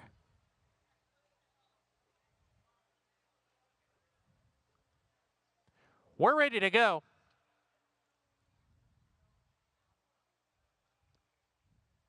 And Laroff in the nightcap. Fancy's Rosebud on the far outside wins the start. Bahamian Baby in the meantime had to slam on the brakes, went in tight off of heels coming out of the chute. Fancy's Rosebud wings it on the lead, opens up 2 on Quiet Dancer running in second. Rocky Seas third with Baby Cakes. Then Nadude, 5 lengths off the pace, 3 lengths clear of I Want Ruffles, and Bahamian Baby is at the tail. There's a half mile to go. Fancy's Rosebud leads the charge, 1.5 lengths in front, getting a little bit of a breather going into the far turn run. Here's Rocky Seas and Quiet Dancer. Quiet Dancer between horses. Rocky Seas in the 3 path. And now Fancy's Rosebud is hard sent to keep pace. Rocky Seas in the 3 path. Comes and grabs the lead with 5/16 to go. Now Bahamian Baby has come from last, attempts to make a 3 furlong move, is losing ground coming off the turn, is caught wide, but is trying to get up with Rocky Seas, who swings off the corner, leads by 1.5 lengths. Bahamian Baby still trying second. Up the inside, I Want Ruffles is finding her best stride late. Rocky Seas still in front. Bahamian Baby still second. On the inside, I Want Ruffles trying to get there, but it's Rocky Seas and Sammy Camacho. Rocky Seas wins the finale at the 2024 Monmouth Park season. Bahamian Baby, I Want Ruffles second and third. It is the class dropper in the finale. Rocky Seas to close things out at Monmouth. Winning the Sam way a Camacho favorite should. Holding on. Enjoyed this Sunday card. It was fun. It was fun. Opening week, Belmont at the Big A Fall Meet in the books. And as you said, next Saturday is a terrific card to come. Tremendous card. I tweeted out the overnight if you're interested. We look forward to it. It was Bel Pensero, this exacta given out by Andy Serling back in the 7th at Monmouth in that Pinot Grigio, the Joey P. Smittix Spice had to deal with big invasion in his last start in the Harvey Pack. Big drop in class. Nelson Avenue, gate to wire with Dylan Davis. Back in the 4th at Aqueduct. And Gaslight Dancer, 3-win day for Arad Ortiz Jr. in the 8th. We'll see you on Thursday at 1 Eastern.